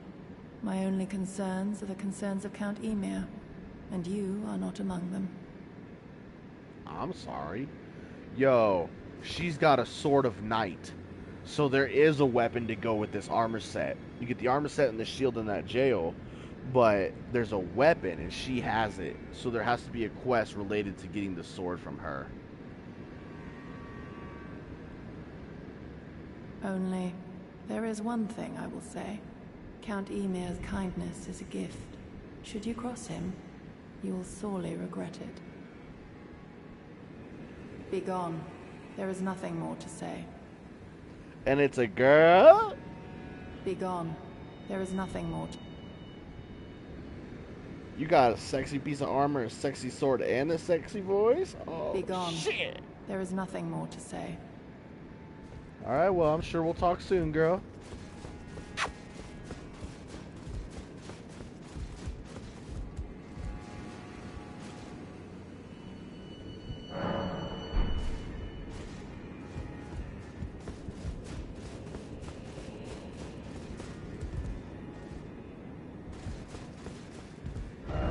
Alright, so we have explored this area to its fullest. All we have left to explore is this way. So obviously that. We'll want to explore down here. It looks like it moves on up here.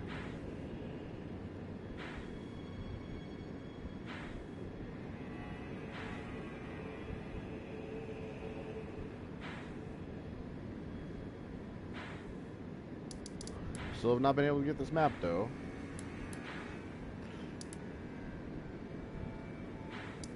That's really all we have left to explore before we go into Shadow Keep. So tomorrow we should be able to get this exploration done and head into Shadow Keep. But one thing I want to do before we do head off for the day, because I still got like 30 minutes before I call the stream, I want to go here and use that whistle now.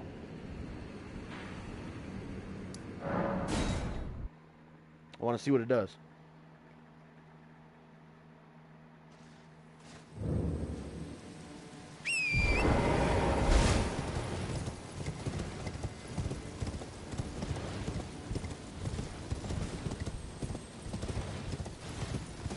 The sound effects from like the blue stars or whatever that's floating in the air is really good. Really good. Really well done.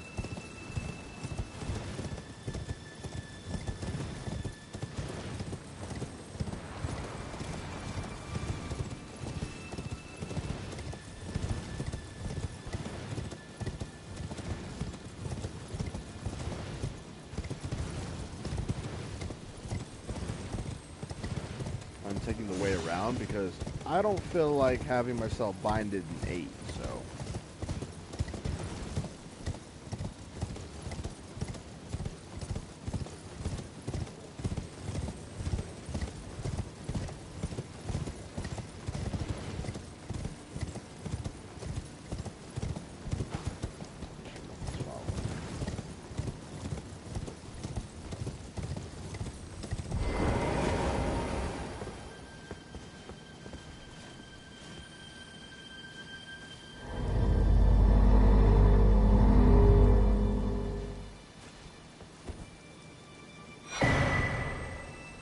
Crimson Seed Talisman +1.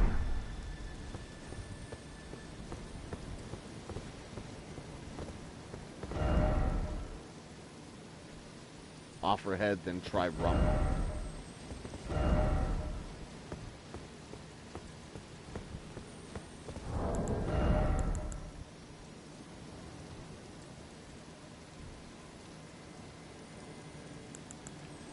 Greatly boosts HP restoration from Flask of Crimson Tears. Ooh. So it's a better one of this.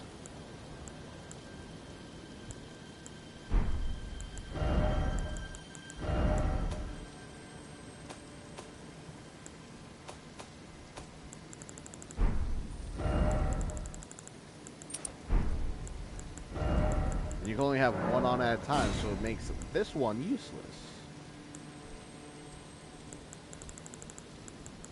Nice. A new talisman out of this? Easy peasy.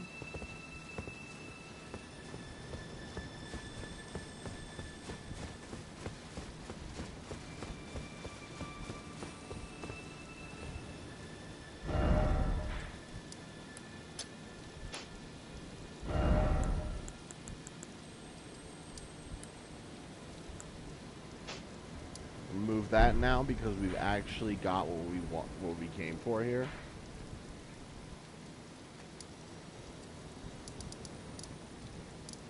Now let's go back and talk to him after we use that and see what happens.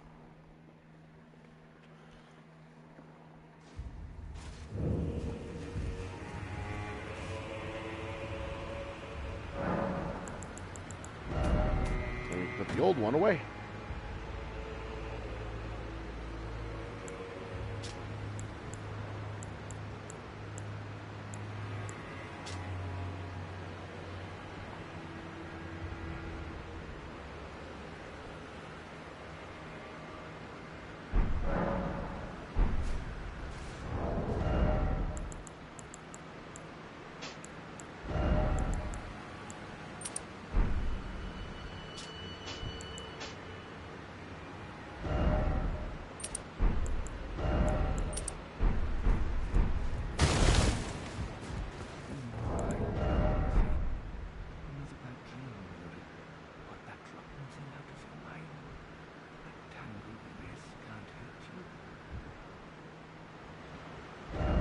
Yuri.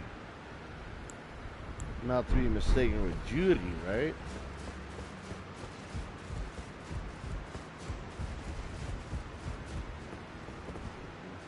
Oh, there you are. The exalted timbre of the bell has reached these ears of mine. Gracious, the starry sky is wondrous tonight indeed. Only your fate shines brighter. Now, these are for you. Ruins map number 2. And beloved Stardust. Think nothing of it. I have made my decision to be of help. May the gleaming stars guide you evermore. So the poor boy that he said that he didn't want me to step on, I thought it was a child. It's a hand, a baby hand, and he's cradling it like a fucking baby. Dude, are you okay? Are you actually okay? And he's got 2 new sorceries. Fires Shattering Magic Nail, fires multiple Shattering Magic Nails. These are the sorceries that those finger fish-looking monsters in those ruins use. These are busted OP.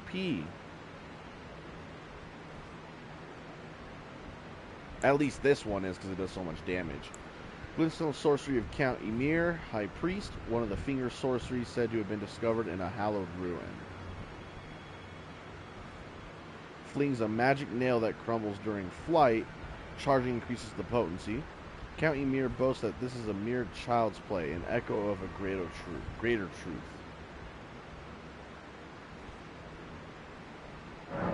Well, I'm buying it.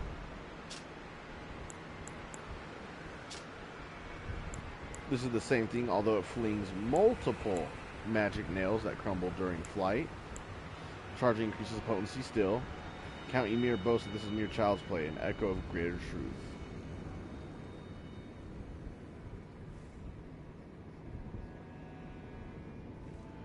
Finger sorceries.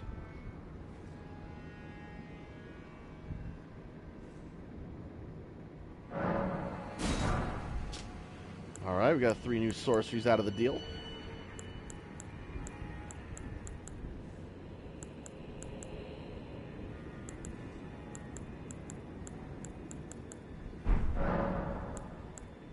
Let's ask about the nature of the world. I fear that you have borne witness to the whole of it. The conceits, the hypocrisy of the world built upon the Erdtree. The follies of men. Their bitter suffering. Is there no hope for redemption? The answer, sadly, is clear. There never was any hope. They were each of them defective. Unhinged from the start. Marika herself. And the fingers that guided her. And this is what troubles me. No matter our efforts, if the roots are rotten, then we have little recourse. Ever young Mikola saw things for what they were. He knew that his bloodline was tainted, his roots mired in madness. A tragedy if ever there was one. That he would feel compelled to renounce everything when the blame lay squarely with the mother.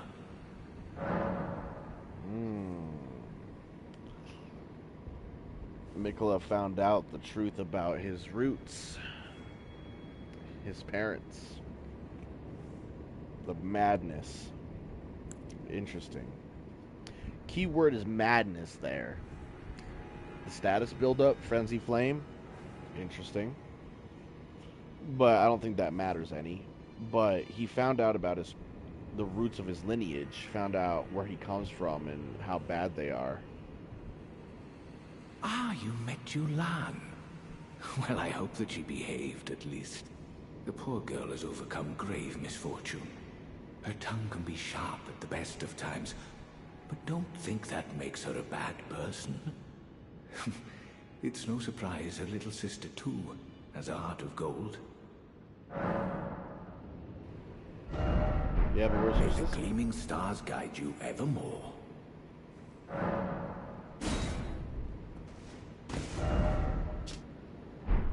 Oh, hello. Is something the matter? May the gleaming stars... That's it? Oh, hello. So I'm wondering if we go to the next ruins, we come back, he'll have more sorceries for us.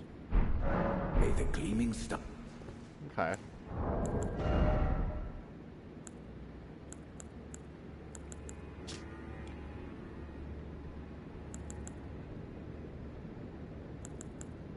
Indicates another hallowed ruin, apart from the one shown on the first map.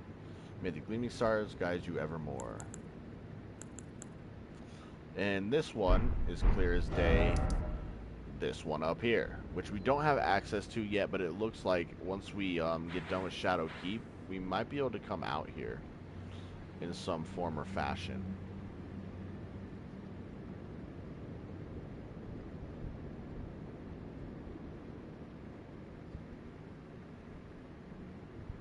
Because that's how you get up here more. Like to the tippy top. And that's how you get out here, I'm sure. And like out here. Out here's below, though. I don't know how we're going to get down there.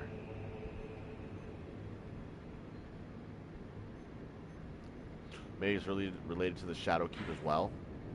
I feel like the Shadow Keep kind of connects everything. So, like, we'll be able to go down here through the Shadow Keep. We'll be able to go up here, here, and here through the Shadow Keep. Go over here through the Shadow Keep. This also leads out here through the Shadow Keep. Which also makes me wonder, since we can get down here in this area, if there's a way to get down here through the Shadow Keep.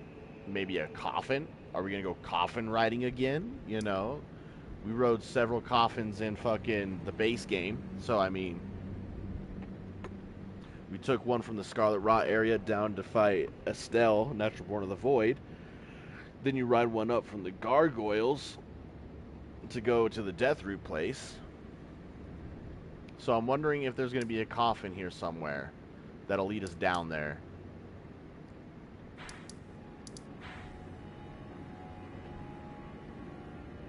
Alright. Mystery solved at this place, though.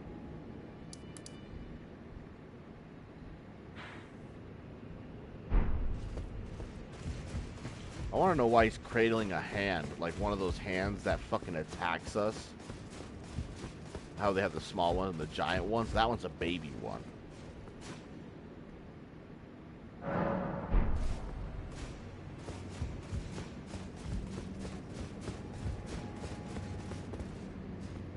Where's Count Ymir? How did Count Ymir reward you with that? Then I see you have gained his trust, and therefore mine. I am Yolan. The night is yours now to wield. Don't get the wrong idea. We are neither friends nor confidants. I am merely honoring Count Ymir's wishes. Enough of you. Enough of you. My bad, yeah. Another thing that we got that I didn't look at was the beloved Stardust. A talisman depicting a wizened hand gently gripping a glintstone.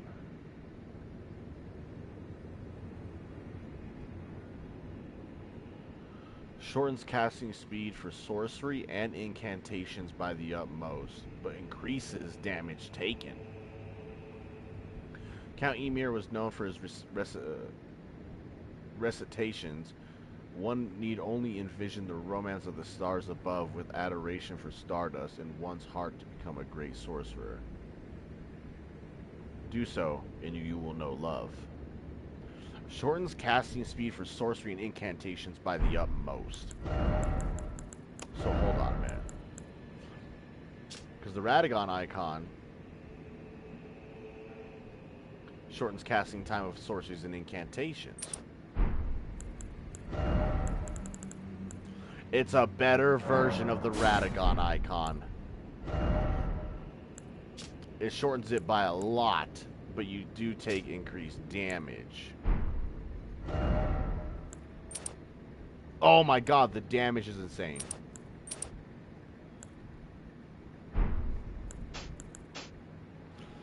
Wow. Having this on is like having 2 Source Seals on. You're joking. Having that on is like having 2 Source Seals.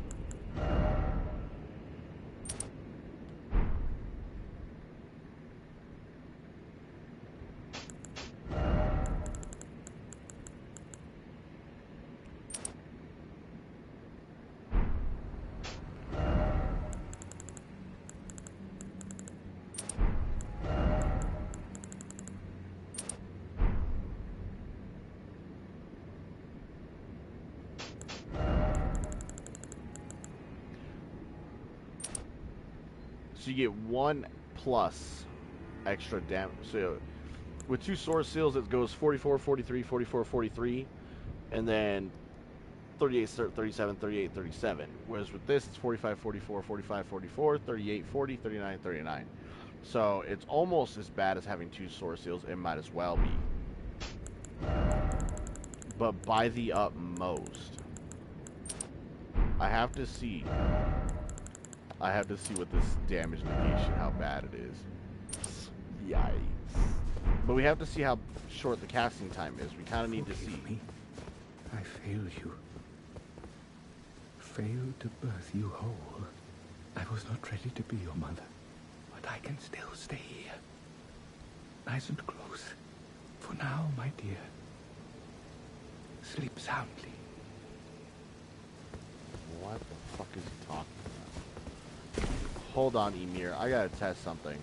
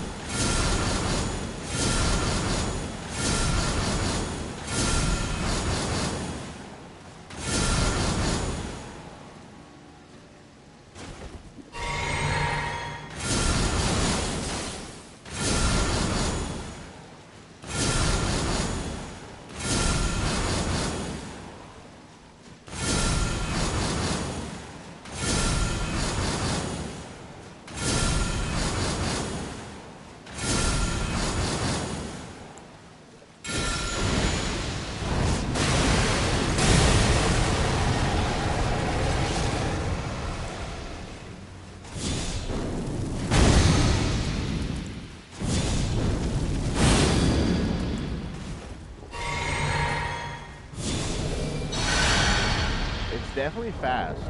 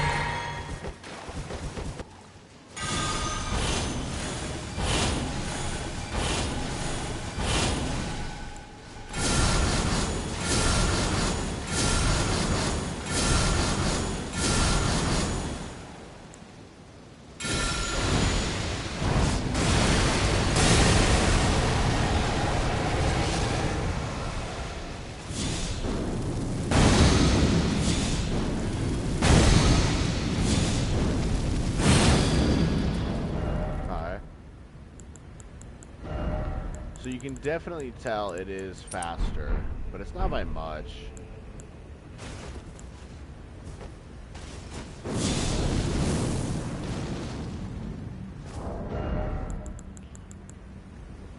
It says by the utmost. So it's faster than the Radagon icon. I just can't tell by how much. But I don't think it's going to be worth it. Because like, if I can't tell by how much, it means it's not much faster. Which means it's not worth the extra damage taken. So I'm going to hold on to both. I would normally put the least better one away for the better upgraded one. But I need to do further testing on this just to see how fast the casting time is. And if it's worth the damage taken. So, we'll keep that in our pocket for now. Along with the Radagon icon, just in case.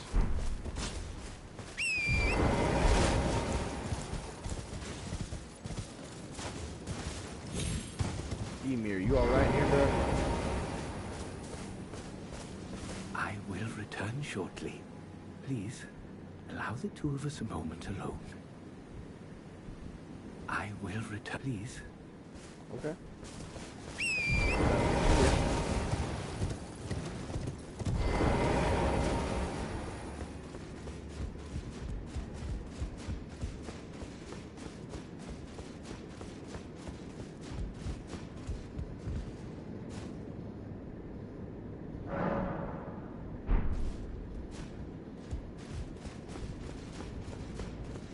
is back in his spot. Enough of you. Alright, my bad, girl. Oh, hello. May the gleaming... Oh, hello. May the gleaming stars... That takes care of this little... I'm assuming this is a side quest with him and her. But that's all I can do for now until I get to the second part of the ruins. Or the second ruins.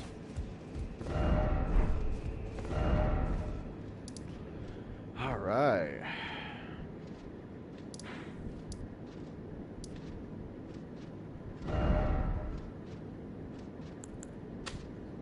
I'll put that there for like NPC quest shit.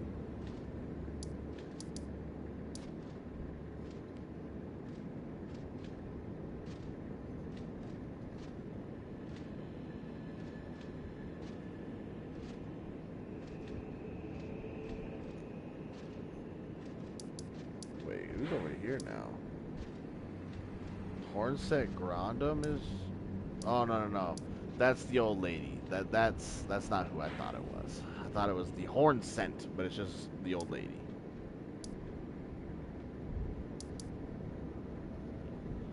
Alright, we got a lot done today, man. That was a hell of an adventure today. It sucks that I'm still a little upset we killed that forager over here.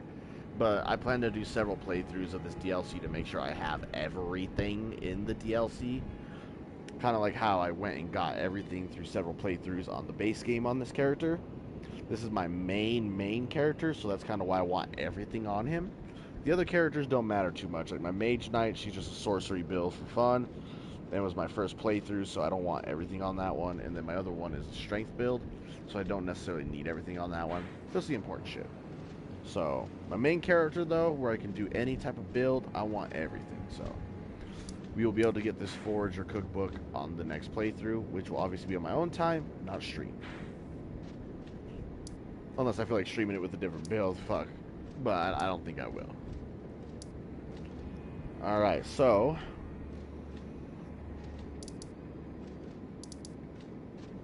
a couple things I want to do. I want to go talk to Lita again, see if she's got anything new. Talk to Tiolier, see if she's got anything new. And then I had an idea. You know how we broke the Great Rune, everyone acted different? Or started acting different? They're not charmed by Mikola anymore. What if that broke the seal down here in the fissure?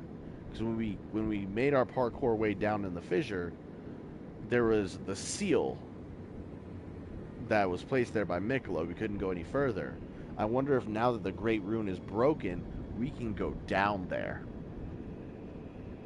So we're going to talk to these two NPCs, and we're going to go down there. Just to see.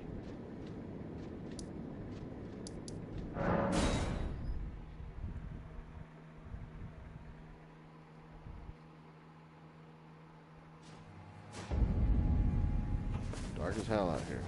I will follow the Hornset. To have his revenge on Sir Messmer, there is only one place he will go. The Black Keep. I will follow the Hornset. To have his revenge on the Black Keep. Okay. She ain't got nothing else for us.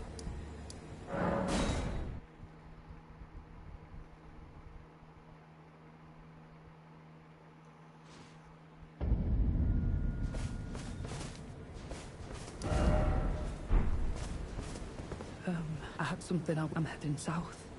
I've recalled something that Sir Moore said. He discovered deep purple water lilies blooming on the southern shore. That must be where St. Trina was left to wither away. New quest progression with Tiolier?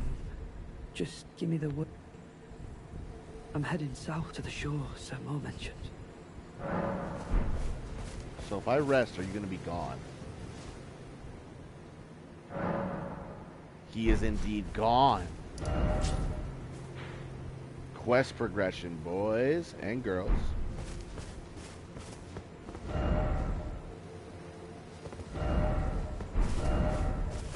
Alright, so when we broke the Great Rune, I think it broke the seal since he's headed south there. that's where he thinks St. Trina was discarded. St. Trina's got to be in this fissure. And I even thought it was weird because when we found those deep purple lilies, I was thinking St. Trina myself when we were down here exploring the Cerulean coast.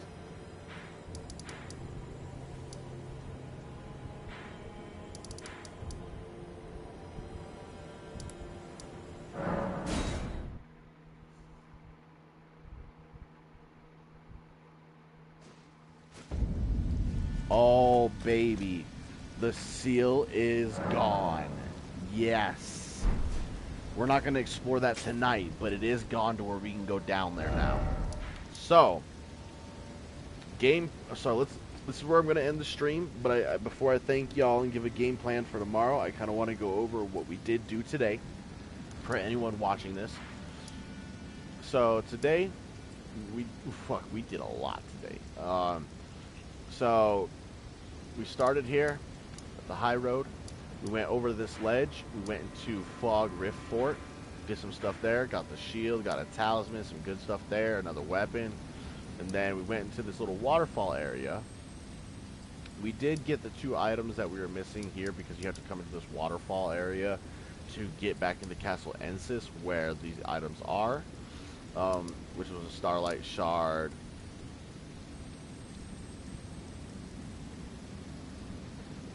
And a weapon. It was a new weapon. Then we went up here to this belfry, which ended up taking us all the way over here where we fought like a falcon man, a bird man. I don't know how to put it, but he had wings like a bird and he could grab you with talons and shoot feathers. So we ended up getting a talisman underneath of the waterfall, which was pretty dope. Then when we came back, we decided to go this way to the Church of Crusade, fought Invader Queeling again, Fire Knight Queeling again. Upon doing that, we met a forager here, which this sucks, but I was trying to figure out what was wrong with him. We couldn't talk to him, but he was shivering, and I was going to take a drink of my soda. I put my controller down, and it accidentally pressed R2 because I have a desk, and it killed him.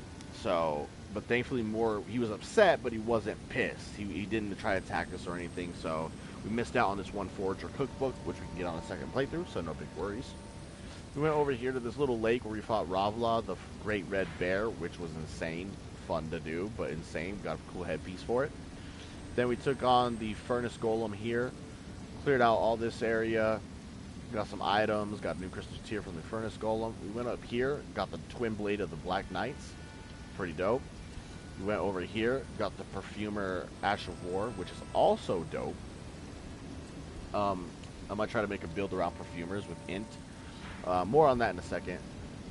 And then after we did that, I'm trying to recall. Sorry, bear with me. We ended up going down to Boney Village. Now, what we did in Boney Village is we cleared out the village, did all this, fought some greater potentates, which was crazy. Got some Revered Spirit Ash here. Then we went here, got a new whip with teeth that causes poison. Disgusting. We got this grace, but then we stopped here for a minute. Went down here, got creeped out by some skellies. We went into this bony jail. And we ended up getting a Curse Blade summon, which is pretty fucking dope. After that, we ended up going up this way, exploring all this, which is a bunch of fucking wolves. Fought a Furnace Golem right here, which wouldn't stop sending out homing fireballs and had leg armor, but we dealt with it by using the Discus again for the face. Worked out pretty well. Then we went up here, fighting more wolves. Went into this Rabbit's Rise, and we got a new ballista weapon. But what I did notice is that there is a even higher part that you can but can't get to. So like when I say that, like you can't get to it from down here with the Spirit Spring, but I feel like once we get up here, we could be able to jump onto it. So that's my thought process. There's still more to be done in this Rise though in the future. Came here, went through here, found another grace for the Shadow Keep, which before we did all that, we did go to the Shadow Keep, like investigated all this. The Great Rune did break, which I'm assuming is Miquella's Great Rune, which he probably cast it off. Got the Grace. We talked to all the NPCs, which are now different. Freya went on her own. Hornsent wants revenge, so we went to Shadow Keep for Mesmer, which continues his quest line, hopefully. Lita wants to hunt down either Tiolier or Hornsent. We picked Hornsent because Tiolier he worships Saint Trina, but he's not a threat. Saint Trina is still Mikola, just the other half. So we sent her after Hornsent, which I'm assuming is the right way to finish his quest and move on with her quest. Freya went on her own, which I'm assuming continues her quest. We talked to Moore. We told him to move on, basically persevere. Don't let the sadness get to you. I felt like that was a better option, which I'm sure continues his quest. Ansbach is scared of Mikola, so I'm pretty sure after talking to him that continues his quest, which I'm sure he's going to want to kill him because he's scared of him. Because when he came to after the Great Room broke, he tried to fight Mikola, but Mikola charmed him. Essentially made him non-hostile towards him and serve him. So I'm assuming that moves on his quest, which will probably help us fighting Mikola, which I hope we don't fight Mikola, but it seems like Mikola's turning evil because he's like casting away his body parts and stuff for godhood. He wants to become a true deity, not just an Empyrean, not a demigod. And like the old saying goes, when you lust for power and go for power, you start to lose a part of yourself, which kind of makes sense considering he's discarding parts of himself. So Mikola could turn out to be evil. We don't know yet. We did just talk to Tiolier. He said he's going south to the fissure right here to see if St. Trina's buried down here, which now the seal is broken because the Great Rune is broken, so which means we will be coming down here again. And then we, after got this side of Grace, we ended up coming up here to this church. We explored everything, grabbed a cookbook, met Count Emir, and met Knight Yolan. Emir gave us a map and a whistle, or a necklace. It looks like a whistle. And then we bought a new sorcery from Miriam, which I already explained the Miriam thing before. Miriam was the girl here at the Carrion Study Hall, which leads to the Divine Tower of Liurnia. She's the one that you fight that throws a lot of spells and then like does a Vanishing Act, which we got her Vanishing Act sorcery. After that, we went down to where his map said, which was down here. We rung the bell. We got a new talisman for it. Went back to him. He sold us 2 new sorceries after that. Gave us a second map, which the second map leads to here, where we will come back and ring this bell as well. But we don't have access to there yet. We talked to Knight Yolan. She respects us a little bit, but we're not friends. We're not anything to her. We're just respected by her. So that kind of ended that there for now until we can get over there to continue that quest line.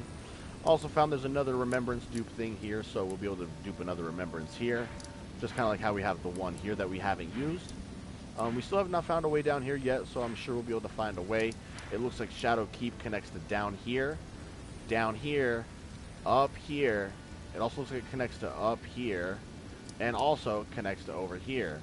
So there might be a teleporter or a coffin or something that could potentially lead us over here, because I've explored everything in this DLC so far, but I have not been able to go here yet. So I'm thinking it's related to Shadow Keep, hopefully, fingers crossed. We did level up a bunch of weapons, been testing out a bunch of weapons. The stuff that we've been testing out is Rolanda's Twin Blades, super good and OP, I love them. The Beast Claws with Savage Claws is insane. We did try some new Astral Wars too, but I'll get to that in a minute. We've been trying the Lightning Perfume bottles, which are absolutely fun to use. We've also used the Death Knight Twin Axes, also fucking fun to use. I plan to try the Sacred Black Steel Twin Blade.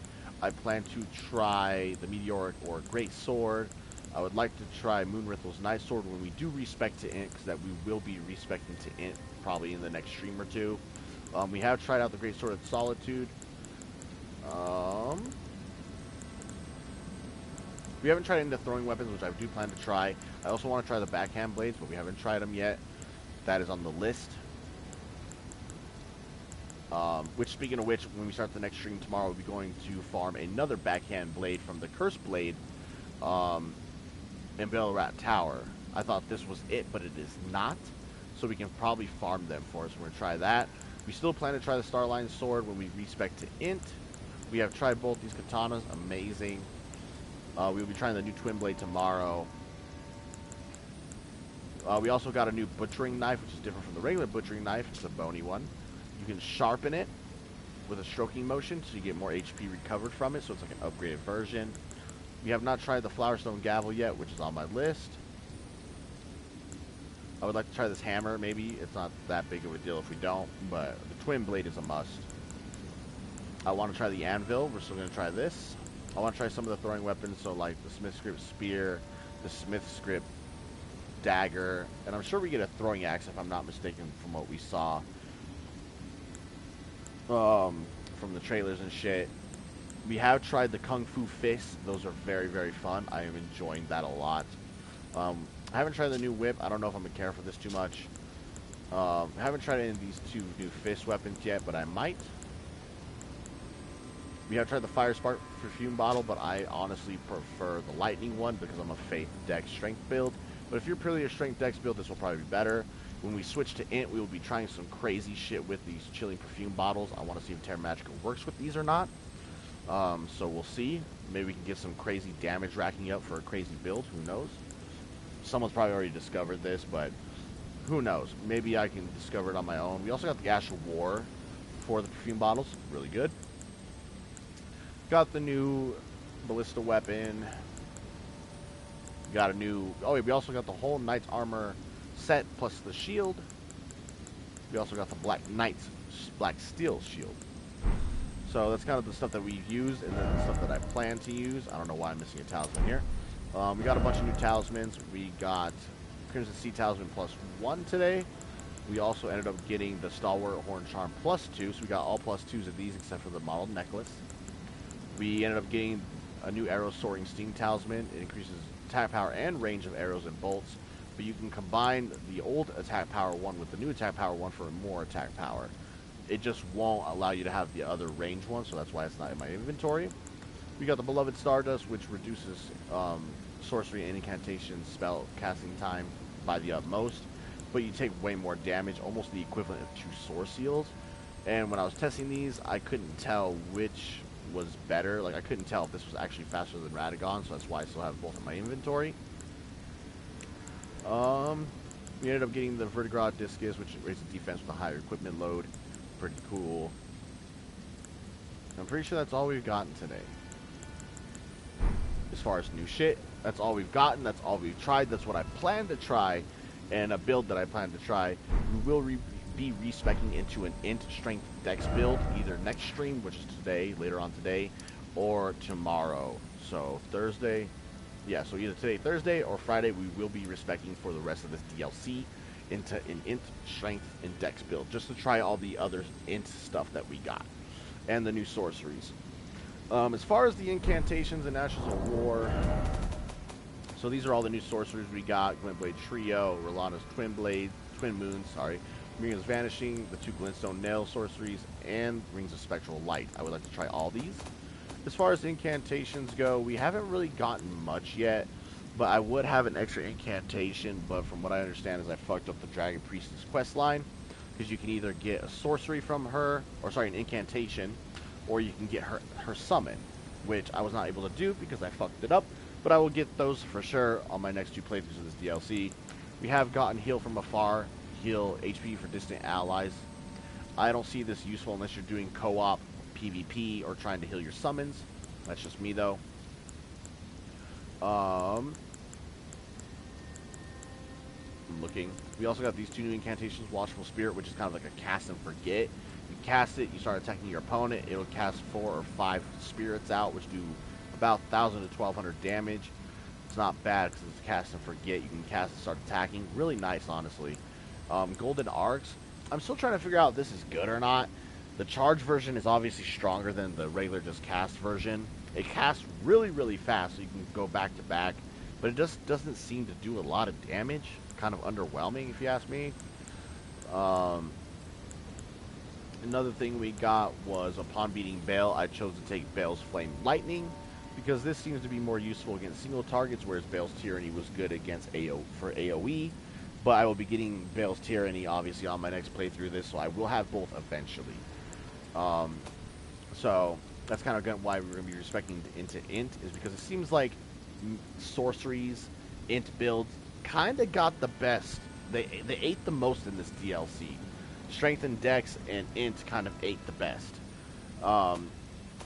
Incantations with Faith doesn't seem to be doing so hot with the DLC shit right now, but you never know, that could change.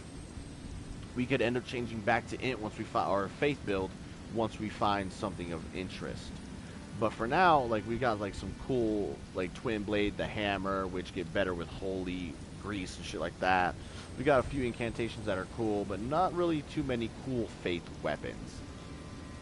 Fire spark bottles are definitely good though. So we're gonna switch to int so we can try all the cool int shit, the new katana, all the new sorceries. Fuck, we got some cool Ashes of War, which I'm about to go over now. As far as Ashes of War go, we got the new Savage Lion's Claw, which I am definitely going to be trying. We got Piercing Throw, which I'm going to put on a throwing weapon. Wing Stance for the Milady Light Greatsword, which I can put on there and try it out. Tonight we ended up getting Carrion Sovereignty. So Carrion Greatsword, Ash of War, is you turn your sword into a Carrion Magic Sword, slam it down. And that's it. Carrion Grandeur, and mind you, Greatsword and Grandeur are both part of base game. Grandeur, it's the same thing as Greatsword, except you can charge it twice for more damage. Same thing, smash down though. Sovereignty is Relana's version of it, which she used in the boss fight. You can charge it up to 3 times, slam down, then you can do an additional input, charge it once, and do a horizontal strike. So that's why it's duped. I've been duping all the new shit, so that's kind of why you see 2 of each. And by duping, I mean using Lost Ashes of War. I'm not glitching or cheating, anything like that. I'm using Lost Ashes of War. We also ended up getting Flame Skewer, which once again we use Lost Ashes of War for this. We got this from being Fire Knight Queeline in the Crusader Church. And it looks different than all the other fire ones. Like, this is just regular fire, magma, that's it. But this looks like Mesmer Fire, so that's kind of why I duped it. We did get Blink Bolt, but the Death Knight Twin Axes have a better version of this. Blink Bolt just teleports you to the opponent, then you can start attacking. But the Death Knight Twin Axes allow you to teleport, and then you could do like a helicopter lightning attack with the Twin Axes, which is fucking good.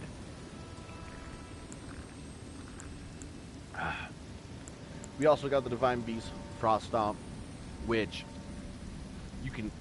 So this is 10 times better than Hoarfrost Stomp. A, it's stronger, has better reach.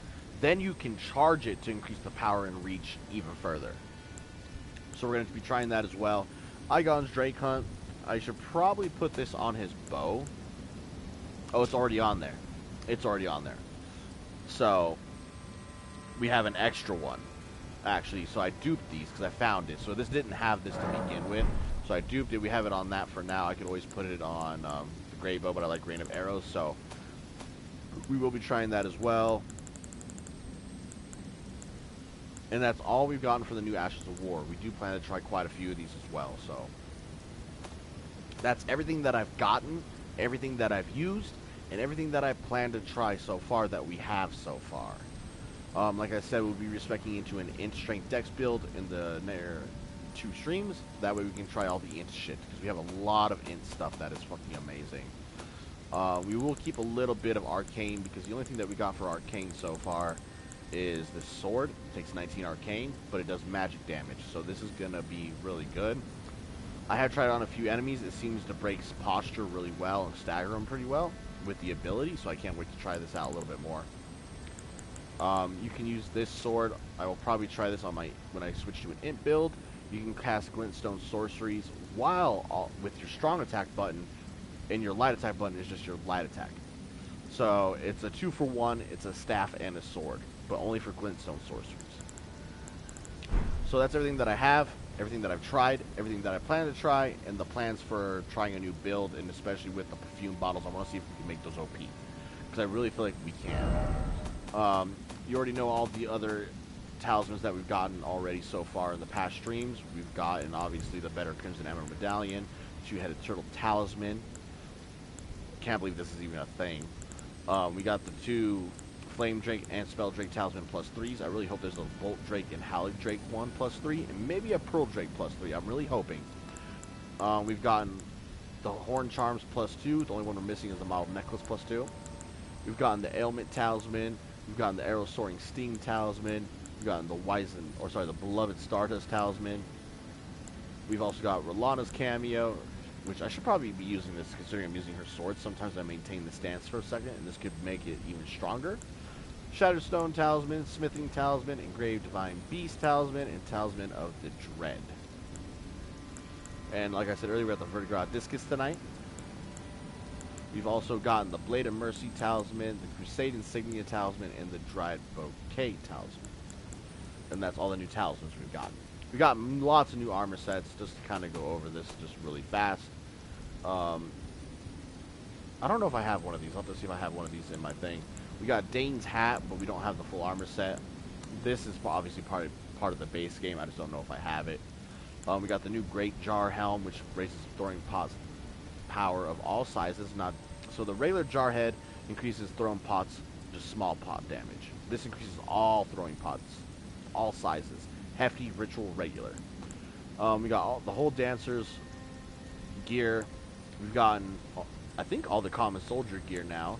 We got all of Igon's gear. We got the Pelta Revolva. We have all of the Mesmer soldier gear. We got the knight armor set, which is pretty dope. We've got the whole Horned Warrior helm set. We've got the whole Black Knight gear set. The whole Oath Seeker set. Rolana's armor set as well, obviously, kind of a must. The Solitude armor set, and the Divine Beast head. As far as torches, we got a new Lamenting Visage torch. We got the Knight shield, small shield. We got the Mesmer soldier shield. We got the Sun Realm shield. We also got the Wolf Crest and Serpent Crest shields, which are all new. And we also got the Black Steel Great Shield, which is the Black Knight's Great Shield. We also got the new Bone Bow, which is a light bow. We got Igon's Great Bow, and obviously the new Ballista, Rabbit's Cannon. We got the Repeating Crossbow, which I really want to try this. And then we got the Spread Crossbow, which fires crossbow bolts, 10 each fire, and a shotgun pattern. No new staffs, no new seals. We got the Throwing Dagger, Stone Sheath Sword, the Milady. I'm just naming stuff that I haven't mentioned that I plan to try or have tried. Obviously, I said about the 2-for-1 sword and staff. We also got the Spirit Sword, and we also have the Spirit Glaive. They have the same exact skill. One's a halberd, though. One's a curved sword. We got the Dancer's Sword. We got 2 of the Horned Warrior's Sword. I would like to farm for a Horned Warrior's Great Sword, but we can never. The only one that I've seen is in Valurat, and there's not a near site of Grace. Actually, there is, but it's kind of difficult to get to. I might farm them in my own time for it. Like I said, though, I plan to also farm the new backblade from the Cursed Blade tomorrow, so we might go and try to get the Horned Great Sword as well. Because I'm sure it's farmable. I have these 2 backhand blades. This one, it can be thrown. I plan to try both of these. This one's stronger, but this one can be thrown. We have the new improved, what I call the new improved Moonveil Starline Sword. This thing is going to be fun to use. Dragon's Hunter Great Katana and the normal Great Katana, which are both fucking amazing. We have the new Sacred Black Steel Twin Blade. I'd also notice I'm missing a Twin Blade here, and I know exactly where it is. I don't know how I've never picked it up, but I know exactly where it is, and I plan to pick it up tomorrow in the base game, in the Dragonburt Ruins. So I need to grab that tomorrow, because I don't know how I don't have that. I swear I had that at some point. I might have sold it. We got 2 of the Mesmer Soldier Axes, because I think these would be dope, dual wielding these. I think it would be fun. I'm not going to try them, but I think it's fun in my own time. Bonnie Butchering Knife. Don't plan to try it, but we have it. Flowerstone Gavel. Plan to try it. We got the new Mace, the Serpent Flail. I do plan to try this as well. Seems pretty fun. The only bad downside is when you use the Ash of War and you do a strong attack, it takes the buff away, so then you have to rebuff it with the Ash of War. It's kind of a downside of it. We got the Black Steel Great Hammer. We got the Blood Fiend's Arm. We got the Anvil Hammer, which is going to be fun to use. We got 2 of the Blood Fiend's Force, because I feel like if I'm going to dual wield 2 spears, why not do 2 Blood Loss spears? That'll be dope. And with a Blood Affinity put on it with an Ash of War, these could be gross.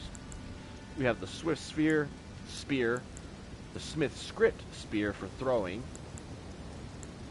which again, we will be trying some of these throwing items. The Spirit Glaive that I was talking about. The new Tooth Whip, the Pata Fist Weapon, the Poison Hand Fist Weapon, the Dry Leaf Arts, which I can't wait to try these. I'm sure we're going to get another like Kung Fu weapon, because this is mainly fist. There are some kick attacks in this moveset, but the one we saw in like the trailer was like a lot of kicks. So I hope we get a foot one, more of a Muay Thai kind of barehanded weapon. We also got the Beast Claws, which I hope there's more Beast Claws about because that would be dope. This one is definitely fun to use. And then we got these 4 perfume bottles: fire, lightning, ice, and poison. And that's everything I've gotten so far. And everything that I've tried, everything that I plan to try, and the new build that I will be trying. So yeah, as far as new crystal tiers, we ended up getting the Crimson Burst Dry tier, which gradually restores the HP of one of your allies over time, as long as you're near them.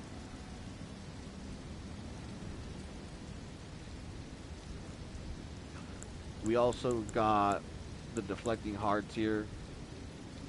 We got the Cerulean Sapping Crack tier.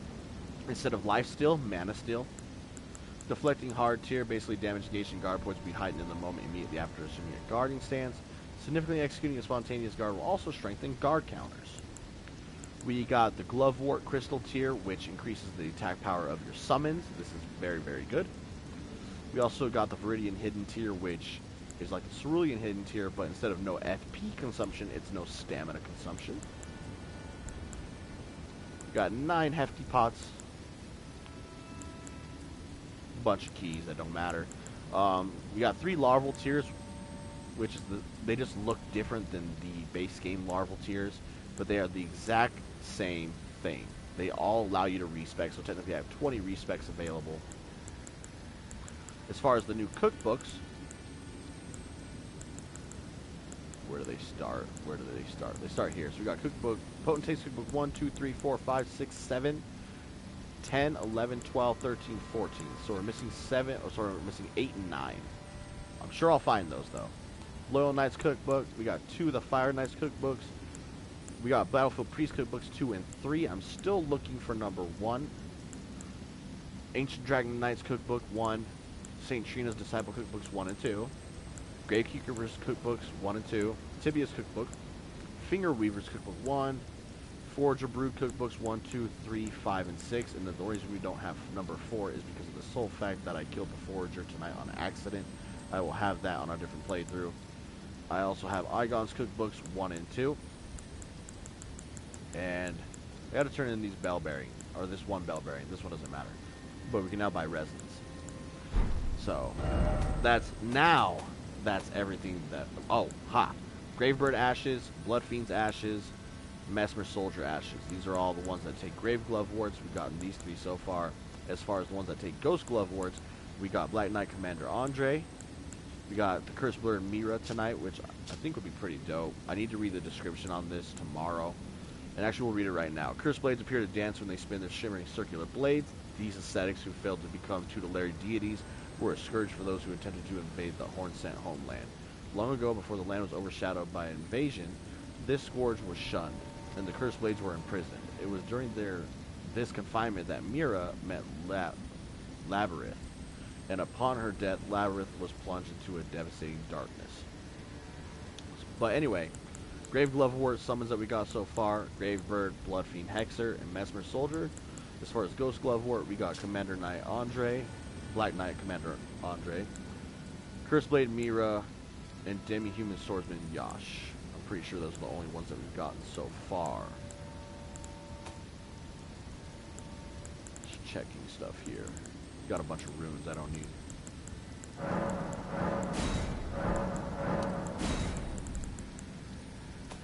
And yeah, so that's everything that I've gotten, everything that I've tried, everything that I plan to try, and the new respect build coming soon.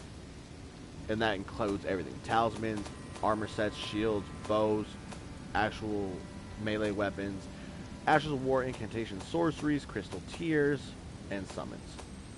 So in case anyone's kind of wondering up to this point, everything that I've gotten, that is everything that I have gotten. So I appreciate everyone watching. I know I kind of took like 30 minutes to explain all that, but I kind of am glad that I did. Tomorrow, for the plan of attack, We'll be going through this fissure for the start of the day. We'll see where this takes us, as now the seal is broken. So we'll be starting here, and then once we're done in there, hopefully there's a remembrance boss in there or some kind of boss in there. It'd be dope to fight.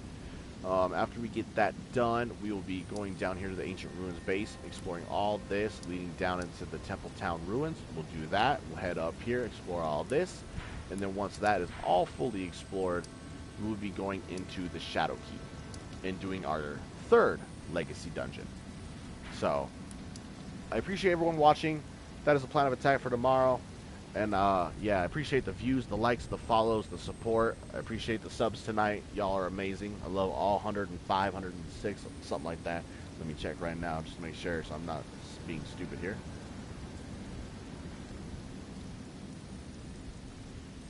I appreciate all 104 of you, without a doubt, from the bottom of my heart.